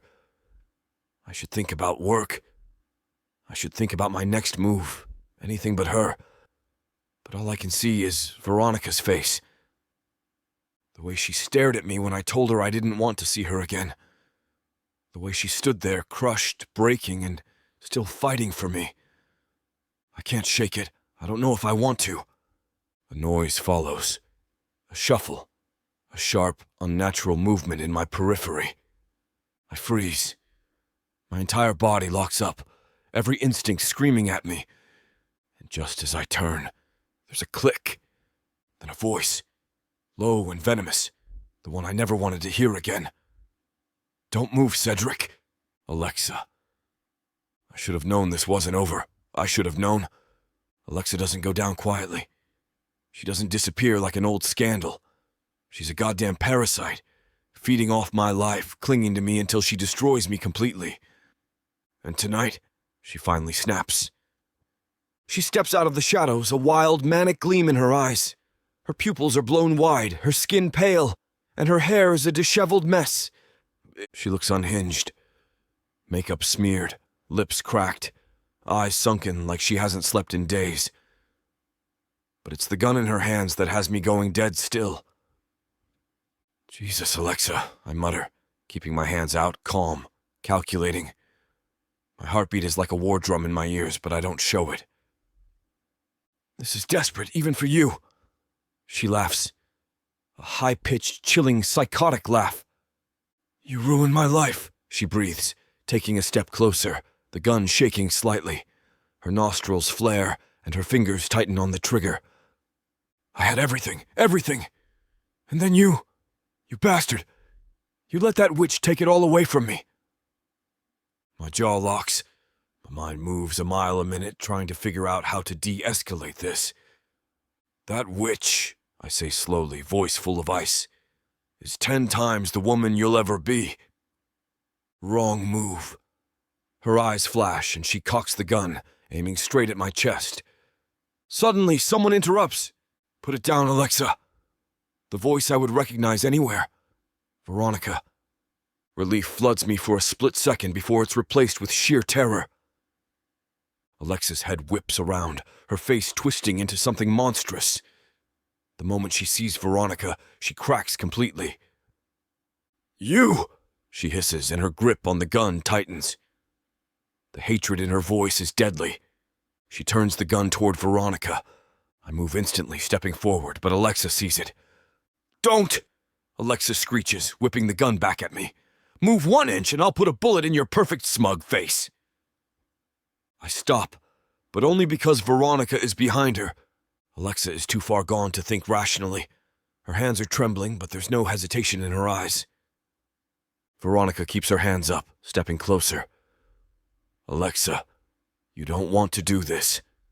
Her voice is calm, steady, like she's trying to talk down a wild animal. Oh, don't I? Alexa's voice shakes. She breathes hard, her chest rising and falling erratically. Do you know what happens to people like me, Veronica? People who get labeled as crazy? Who get discarded? She lets out a bitter, broken laugh. You did that to yourself. Veronica's voice is like a hammer striking glass. That's when Alexa snaps. She lets out a scream, grips the gun tighter. I see it happening in slow motion. She's going to pull the trigger. At me. At Veronica. I don't think. I just move. Bang! The sound splits the night. It's deafening like an explosion right next to my head. I hear a gasp, a short, choked noise. My chest locks up. The world slows. I stare in horror as Veronica staggers backward. Her face is blank with shock, like her brain hasn't caught up yet. Her hands clutch her stomach. Blood seeps through her fingers, deep and red and spreading fast. Her mouth parts in a silent gasp. Her knees buckle. Blood. So much blood. Everywhere. No, I whisper, my voice not mine. My body moves before my brain does. She falls. I catch her before she hits the ground. My arms wrap around her, holding her together, trying to stop her from slipping away. Her body is warm, but the blood soaking through her shirt is hotter. Alexa stands frozen, the gun still in her hands, her face pale with shock. Then she turns and runs. I don't give a single care. I don't even watch her leave. Because Veronica is in my arms, bleeding, shaking, staring up at me with those wide, terrified eyes. And nothing else in the world matters. Stay with me, I choke out, pressing down on the wound, trying to stop the bleeding. My hands are slick with her blood, and my stomach turns at the sight.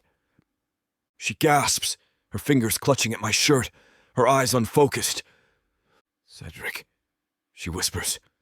Her voice is weak. Too weak. Shut the hell up! I snap, my voice breaking. I shake my head, fighting against the panic ripping me apart. You don't talk. You don't do anything except stay alive. Do you hear me? I tighten my grip on her, pressing down harder. A tear slips from her eye. I wipe it away with my thumb. She tries to smile. It's shaky, barely there. I told you I wouldn't give up on us. Her breath is shallow, her eyelids fluttering. I let out a strangled laugh. You're so damn stupid. My throat closes up. She blinks slowly, her body trembling. Her hands are cold. I love you, she whispers. Her voice is barely there. And just like that, my heart shatters. I pull her closer, pressing my forehead to hers, my breath uneven.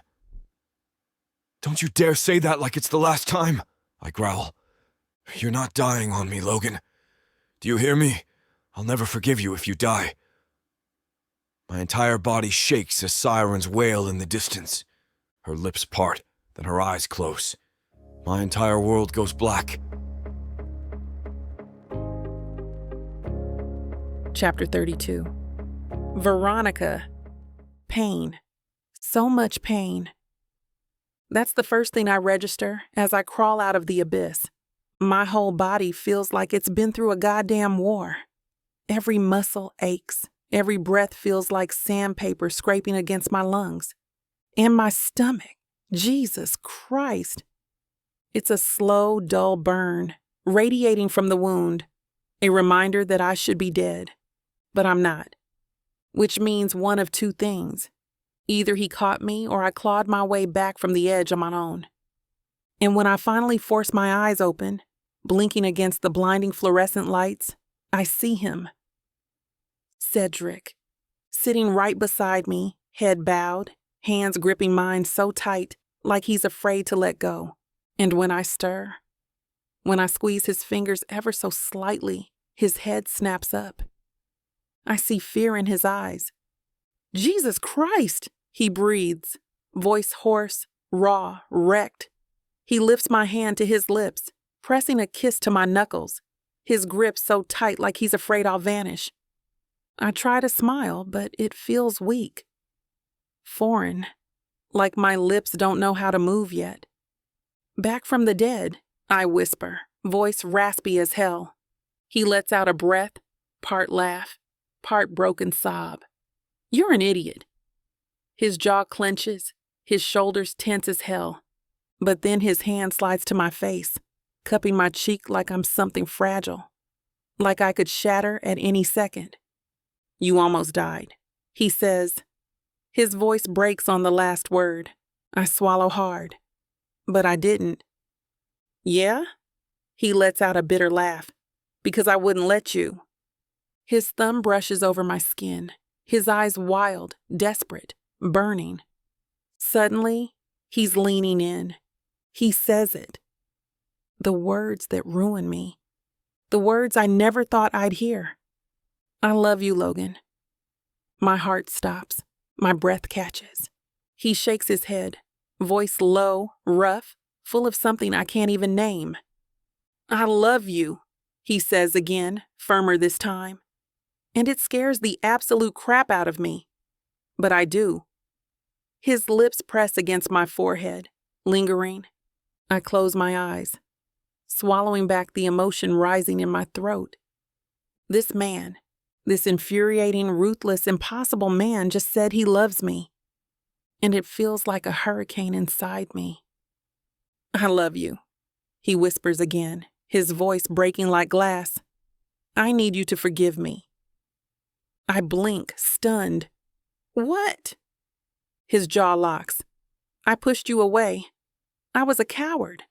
I let my own pride keep me from seeing what was right in front of me." He exhales shakily, his forehead resting against mine. "I thought I was too messed up to love you. And then, when I found out about the contract, I thought..." He stops, takes a breath, his fingers tightening around mine. "I thought you played me." I let out a weak, bitter laugh. I did. In the beginning. His lips curve into a ghost of a smirk. "Yeah. But it stopped being a game, didn't it?" I nod, eyes stinging. "Yeah."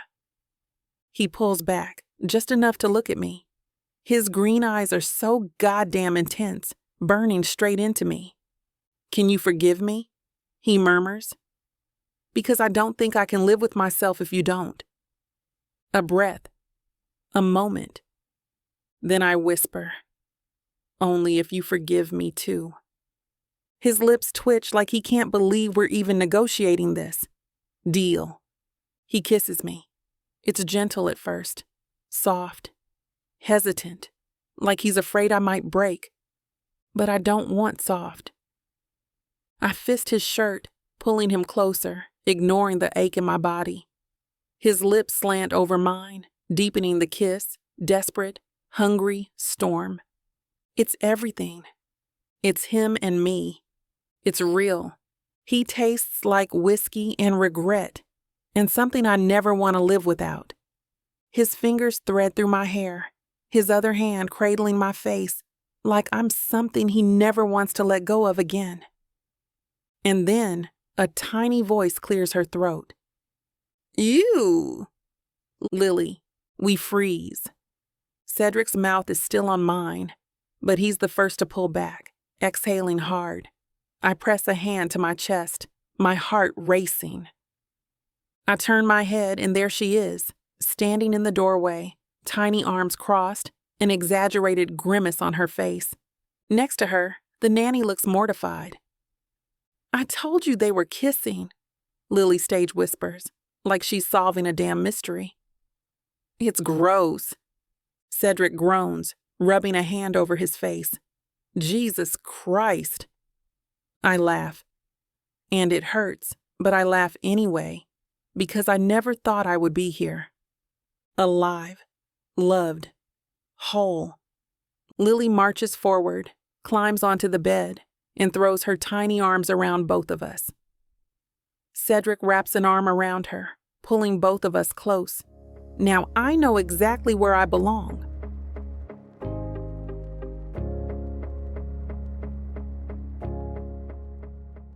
You won't know what hit you, baby. I'm going to take you, break you, and make you mine. And when I'm done, you're... Now hold on just a minute. What? I got something to say. What's the meaning of this? Now you may be some fine-looking white boy, Got that right, baby. It takes hard work. and you might got the money, Fat stacks, baby, to spoil you with. but that doesn't mean I'm going to give it up to you without a fight. A fight? You want some limp wilting flowers? Go to historical romance, baby. But you want sassy and spicy strong black queens that tame their alpha male bad boys? I think our listeners do. Then you go on and look at Miss Tyla's Bougie Brides and Billionaires audio bundle.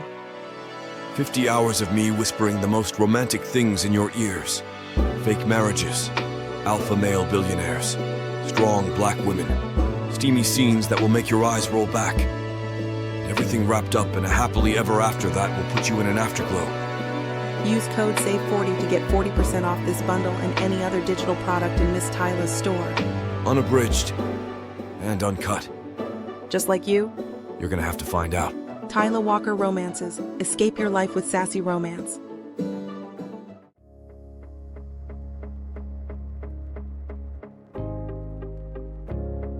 Chapter 33, Cedrick. I've always been good at fixing problems. Throw money at them, pull the right strings, and move on. But this woman? Veronica isn't just a problem to fix. As look at her as she lays on the hospital bed, my heart aches with this chance to be with her again. Can I be happy? She makes me believe it. She's everything. And I'll be damned if I don't spend every second proving it to her. She turns to me, smiling. Are my discharge papers ready? I nod, kissing her on the forehead. I'm so ready to bring you home. The moment I bring Veronica home from the hospital, Lily crashes into us like a damn wrecking ball. She practically tackles Veronica's legs, tiny arms wrapping around her waist, face buried against her. I was so scared, she mumbles, voice small and trembling. But Nanny Emmy said you're going to be okay. The doctors won't let me stay in the hospital. Veronica's fingers sink into Lily's curls, her own voice shaky. I know, baby, I'm here, I'm home now. I stand there, watching them, watching this little girl clutch the only mother she's ever known, like she's afraid she'll disappear again. And something deep in my chest cracks open. Lily pulls back, sniffles hard, then turns to me. Her big brown eyes are serious as hell. You took care of Auntie, right? I nod. Yeah, kid, I did. Her eyes narrow. Like, really took care of her? I smirk. I even fed her soup. Lily gasps. You can cook soup? I shrug. Barely. But your auntie's still alive, so I must have done something right. Veronica groans. Please don't encourage him. Lily giggles. And just like that, the house feels full again. That night, my girls are watching TV together. I turn on YouTube and begin making popcorn in the kitchen. Whatever we have now is perfect. I spoil them. I want to make it up to Veronica. It's like a deep-seated craving within my system. I need to do this. Not just Veronica, Lily too. Every morning, fresh flowers for Veronica. A chocolate croissant for Lily. Every night, their favorite desserts, stuffed animals, surprise movie nights, a goddamn fort in the living room. And the food. I get serious about that stuff. I learned to cook. Yes, me. Cedrick Thorne. I Google kid-friendly pancakes, because Lily insists I make them into shapes, and suddenly I'm an architect. Veronica's favorite spicy pasta dishes, and even baked cookies from scratch, which admittedly turn out looking like hockey pucks. But Lily eats them anyway out of pure pity. One night Veronica watches me from the kitchen island, arms crossed, smirking like she knows my entire soul. You're ridiculous, she mutters, shaking her head. I glance at Lily, who's helping me mix batter with flour all over her face. Am I? Veronica rolls her eyes. You? Baking? Cooking? Spoiling us rotten. You're turning soft, Thorne. I smirk, wiping my hands on a towel before walking up to her. I'm in love, Logan, I murmur, brushing my lips against her ear. Get used to it. She shivers. Lily makes a disgusted noise. You guys are gross. I chuckle, scooping her up in one arm, pressing a loud, obnoxious kiss to her cheek. She squeals, squirming away. This is the first time in my entire goddamn life I feel like I have a family. 2 weeks later, the letter arrives. A thick, official envelope from the courts. I watch as Veronica stands in the kitchen, frozen, staring at it like it's about to explode. Lily's still asleep, curled up on the couch with a half-eaten bag of gummy bears beside her. I step behind Veronica, resting a hand on her hip. Open it, baby. Her fingers tremble as she slides the paper out, eyes scanning the text. She gasps. What? I demand, my pulse spiking. What does it say? Her hands cover her mouth. Tears spill over her lashes, and she lets out a choked laugh. She turns, throws herself into my chest. I barely catch her as she sobs into my shirt. They gave me full custody, she whispers. No restrictions. No more investigations. She's mine. My heart pounds. I pull back just enough to see her face, those beautiful tear-filled eyes. I wipe her cheeks. Of course she's yours. Her breath shudders. I thought, after everything, after Alexa... I tilt her chin up. Listen to me, Logan. You are the best damn thing that has ever happened to that kid. The courts just finally figured out what I already knew. A sob breaks from her throat and then she kisses me. Deep. Desperate. Thank you. I love you. Forever. I slide my hands into her hair, pulling her closer, drinking her in. A tiny voice ruins it. Jeez, guys, let me at least eat breakfast before you start kissing again. We pull apart laughing as Lily stands in the doorway, rubbing sleep from her eyes. Veronica sniffs, wiping her tears. Hey, baby. Guess what? Lily yawns. What? I grin. You're officially ours. She blinks, processing it. Then, her face lights up. Really? Veronica nods, voice breaking. Really, sweetheart? Lily squeals, launching herself into Veronica's arms. She holds her so damn tight, both of them crying, both of them finally safe. Finally home. I kneel beside them, pressing a kiss to Lily's curls. Told you, kid. I always take care of my girls. She giggles, burrowing closer. And Veronica? She gazes at me like she never wants to look at anyone else again. I'll never let it go. Chapter 34. Veronica. It's been 2 months since the court granted me full custody of Lily. 2 months since Cedrick made it his full-time job to spoil us both. 2 months since I finally let myself believe in forever. Every single day, he tells me he loves me, kisses me like he'll never get enough, and looks at me like I'm the only thing that's ever mattered. I should have seen it coming. The way Lily and Cedrick kept whispering, exchanging secret glances, giggling whenever I walked into a room. But I'm too wrapped up in being happy, in having a home, a family, a life I never thought I could have. One evening, Cedrick tells me to dress up. He smirks as he hands me a sleek black box with an emerald green dress inside, the fabric silky and cool against my fingertips. For me, I raise an eyebrow, turning the dress in my hands. He stands there, looking too smug, too handsome, too damn sure of himself, his green eyes filled with something undeniable. For me, he corrects, stepping closer, tucking a strand of hair behind my ear. His voice drops lower, teasing, heated. Wear it for me, Logan. I roll my eyes but can't fight my smile. I change into the dress, slipping into a pair of heels, my pulse quickening when I see myself in the mirror. It fits perfectly, hugging my curves, falling just below my knees. He picked this out himself. By the time I walk out of the bedroom, Cedrick is waiting at the front door, looking like he stepped out of a damn dream. He wears a perfectly tailored black suit, a crisp white shirt, his Rolex glinting under the soft light. His eyes sweep over me slowly, like he's memorizing every inch. He exhales, shaking his head before muttering, "Jesus, Logan." My throat tightens as he reaches for me, his fingers skimming my bare shoulder before settling on my waist. He presses a lingering kiss to my forehead, whispering, "You're stunning." The car ride is filled with soft music, stolen glances, and the feel of his fingers tracing idle patterns on my thigh. I don't ask where we're going, too lost in the warmth of his touch, too consumed by the way he keeps looking at me like he's already made up his mind about something. When we arrive, I blink in surprise. It's a private rooftop, lit up with hundreds of twinkling lights, a table set for two at the center. My heart stutters in my chest as I take in the breathtaking view of the city, the quiet intimacy of it all.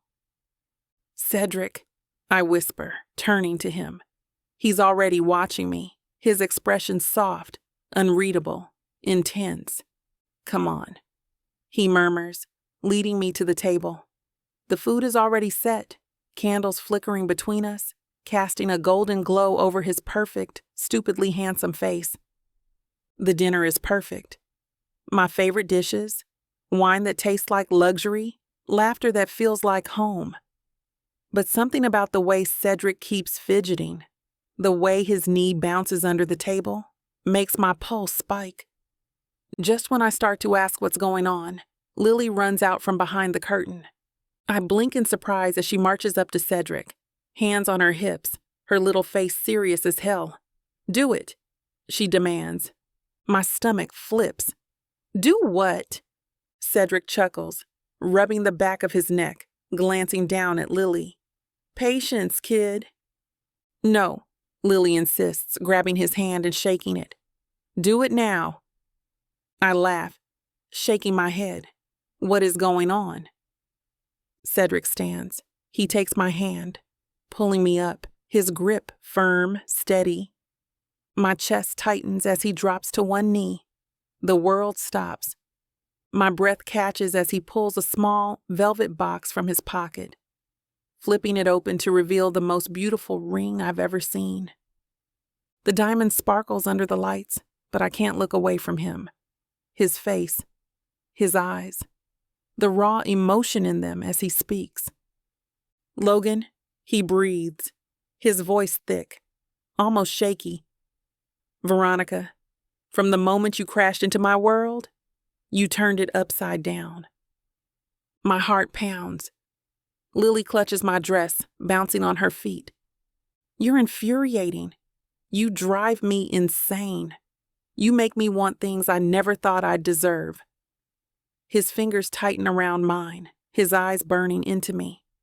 "I love you," he says, voice hoarse with emotion. "I love you in a way that terrifies me, in a way that I can't fight anymore." My chest aches, my eyes burning. "I want forever with you, Logan," he murmurs. "You and Lily, our little family." Tears blur my vision. "Will you marry me?" A soft sob escapes my throat, my fingers trembling against his. "Yes." Cedrick laughs, breathless, like he was holding it all in, like he needed this. Then he slides the ring onto my finger, stands, and kisses me. It's deep, desperate, full of everything we've been through, everything we're promising to each other. Lily squeals, throws her arms around our legs, and we break apart, laughing. "You're gonna be my dad now, right?" she asks, her little face bright with hope. Cedrick crouches down, his voice thick. "Yeah, kid." He presses a kiss to her forehead. "I'll be your dad forever." Tears spill down my cheeks. I kneel, wrapping my arms around both of them, clutching them close. This is my home forever. Chapter 35, Cedric. Who would have thought I would ever marry? The one standing at the altar, hands clenched, heart racing, waiting for the woman who wrecked my world in the best way possible. But here I am, dressed in a custom tux, standing in the middle of an exclusive private estate in Malibu, surrounded by only the people who matter, no press, no cameras, just us, just family. And I'm seconds away from making Veronica Logan my wife. The second the doors open, my chest locks up. Because there she is. I swear to God, I forget how to breathe. She's in white, wrapped in silk and lace, a long sheer veil flowing behind her. Her hair is twisted up, a few loose curls framing her face, and her lips are painted a soft, deep red. She looks like she was made for me. I don't know what to do, because this feels like a dream. I don't even realize I'm smiling like an idiot until Mason leans in and mutters, "Jesus Christ, you're gonna cry, aren't you?"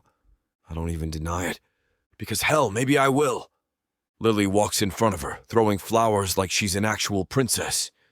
She grins at me, then stops halfway down the aisle, whispering loudly to Veronica. He looks like he's gonna pass out. Laughter ripples through the crowd. Veronica bites her lip, smirking. "You okay there, Thorne?"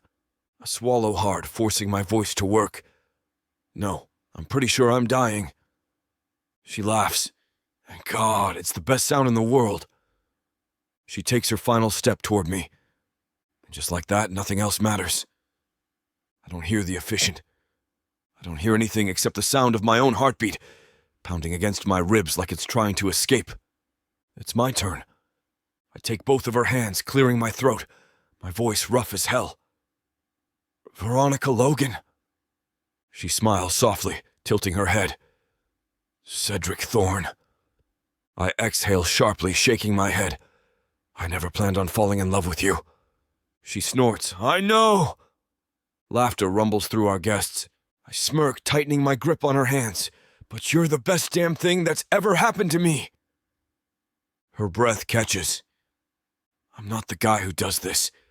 The guy who stands in front of everyone he cares about and admits that he's head over heels for someone. But you ruined me, Logan. Her eyes shine with unshed tears. You made me soft. You made me crazy. You made me better. I swear to you, right here, right now, I will spend the rest of my life making sure you never regret choosing me. She sniffs. Lily giggles and whispers, "He really is soft." Everyone laughs. Veronica bites her lip, trying to hold back her own grin. My turn? I nod, heart pounding. She inhales deeply, blinking up at me. Cedric, when I met you, I thought you were a selfish, arrogant, manipulative bastard. I grin. Romantic. She laughs, shaking her head. I was right, but I was also wrong. I blink, suddenly serious. You are all so kind, protective, relentless, and the best man I have ever known.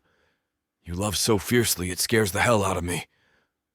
But somehow you made me believe that love isn't something to run from. My throat closes up. I promise to love you, to fight with you and for you, to never let you forget that we are partners, equals, and the best thing to ever happen to each other. A single tear escapes. I wipe it away with a cursed grin. You made me cry at my own damn wedding. She laughs through her tears. It's only fair. The officiant smiles. Cedric, do you take Veronica to be your wife? I don't even let him finish. Hell yes, I do. Laughter. Cheers. Lily's dramatic gasp.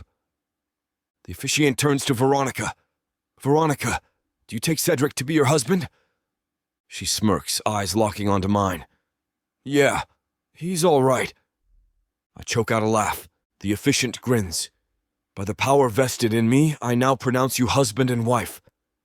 I kiss her. Deep, desperate, perfect. Lily claps wildly in the background, and the moment we break apart, she throws her arms around both of us. Now we're a real family, she whispers. I press a kiss on her forehead. Yeah, kid, we are. The reception is private, intimate, perfect. There's dancing, champagne, laughter.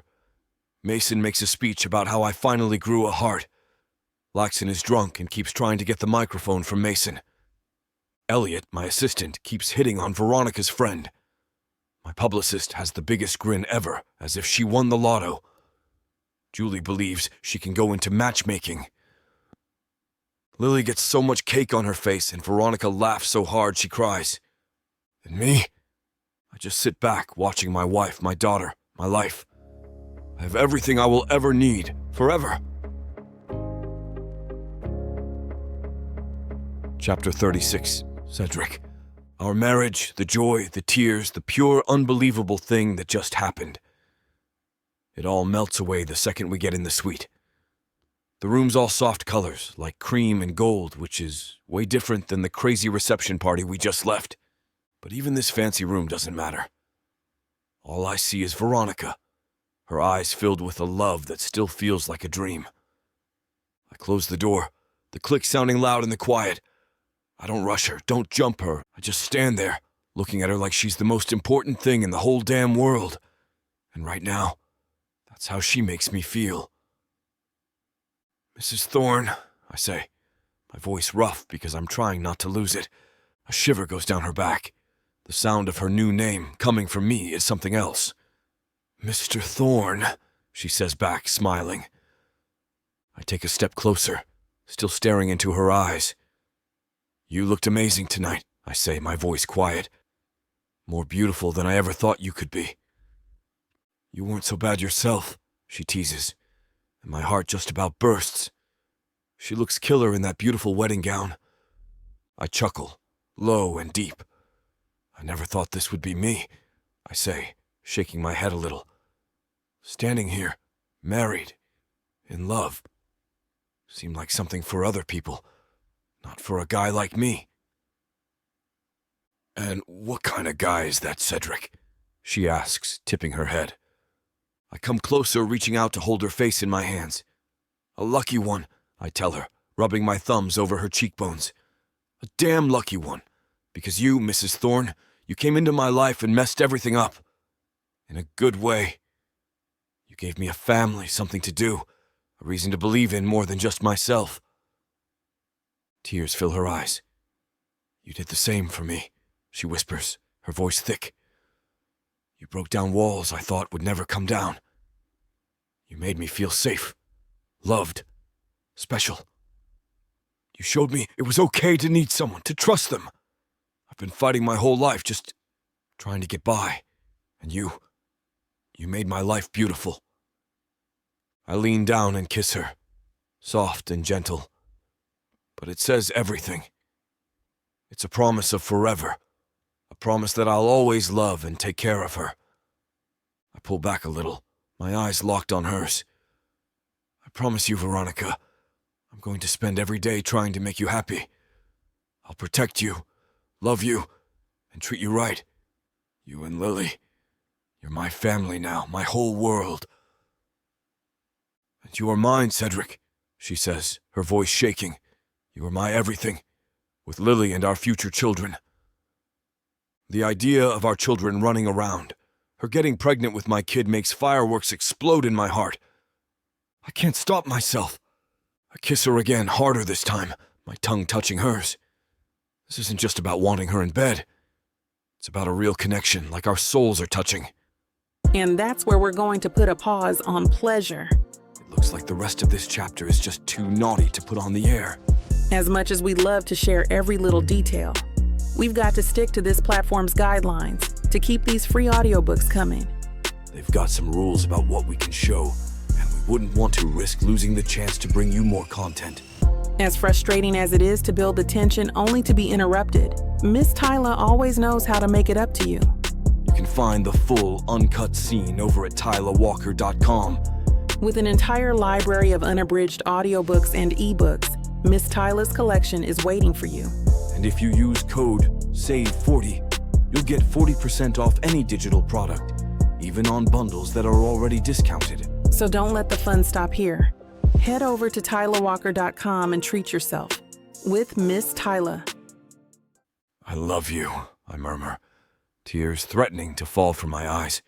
Damn, I have become a crybaby. I love you, Thorne, she replies, burying her face against my neck. Later, all tangled together, we watch the sun come up.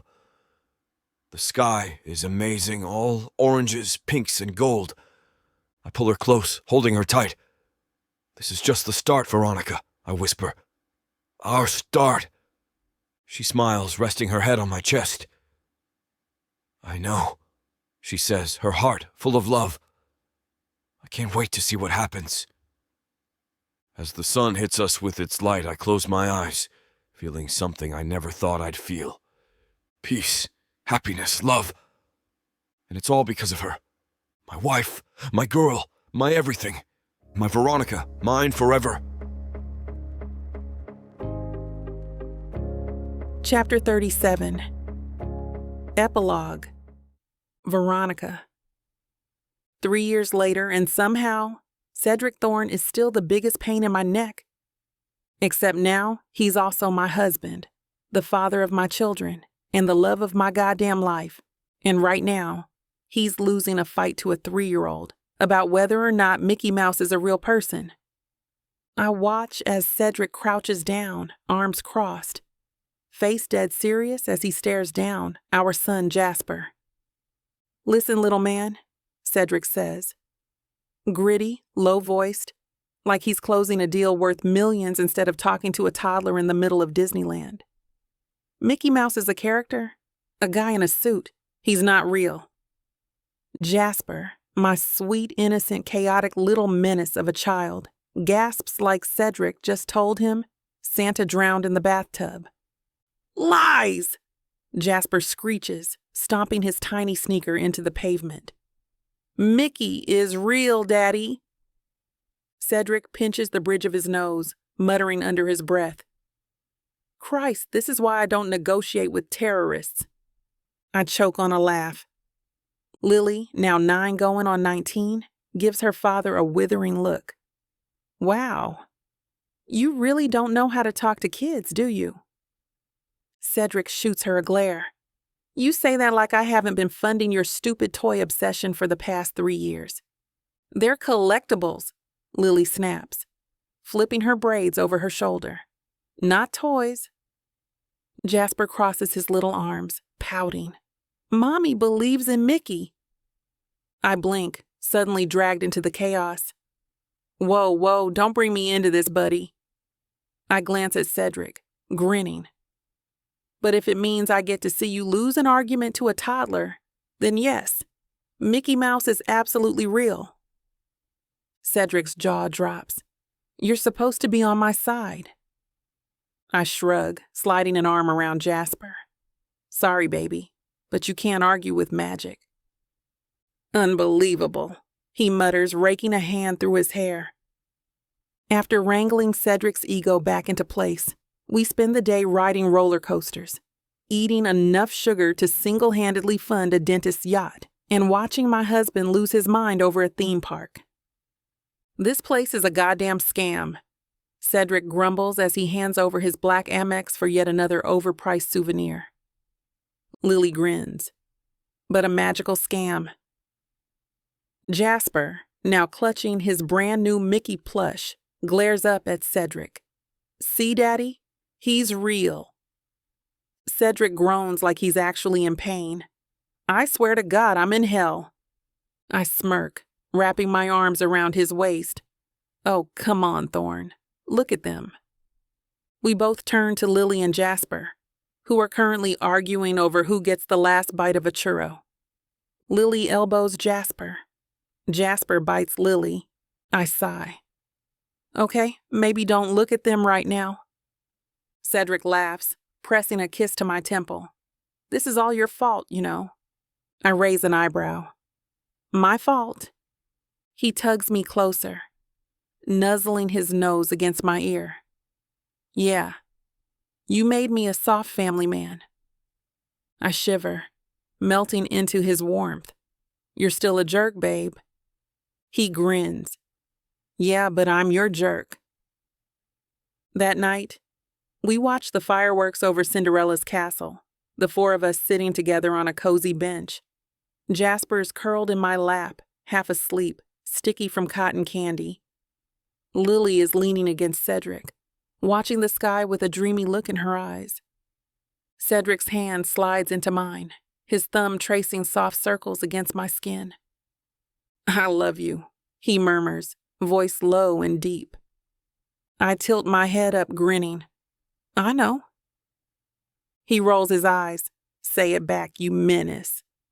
I laugh, leaning into him. "I love you, Cedrick Thorne." His grin softens, his eyes dark with something deeper. "You gave me everything, you know that?" I glance at our kids, at our life, at the man I never expected to love, but now can't live without. I smile. "Yeah, baby." I press a kiss to his jaw. "And you gave me everything right back." The fireworks explode above us, but the real magic? It's right here. With him, with us, with forever. Later that night, when the kids are finally asleep in the hotel room, Cedrick pulls me onto the balcony. The moonlight bathes us in soft silver, the distant hum of the park still alive in the background. He tugs me close, his hands strong, familiar, possessive. "You know what I was thinking about today?" I grin, looping my arms around his neck. "That overpriced churro?" He laughs, shaking his head. "No, well, yeah, maybe. But mostly..." His voice drops lower, more serious. "I was thinking about the first time I saw you." I tilt my head, amused. "What about it?" He smirks. "That I was so screwed." I laugh, but my heart softens, aching in that way it always does when he says something unexpectedly sweet. "Logan," he murmurs, brushing his lips over my temple. "You changed my life." I press my forehead to his, exhaling softly. "And you changed mine." His fingers grip my waist, sliding up my back, pulling me impossibly closer. "You, me, Lily, and Jasper." His voice is full of something thick, raw, real. "This is everything." I close my eyes, feeling his breath against my lips. "Yeah, baby, it really is." He kisses me the slow, deep, unhurried. A kiss that says, "I love you. I need you. I'll never let you go." I melt into him, wrapped in warmth, love, and absolute certainty I know. We finally got our happily ever after.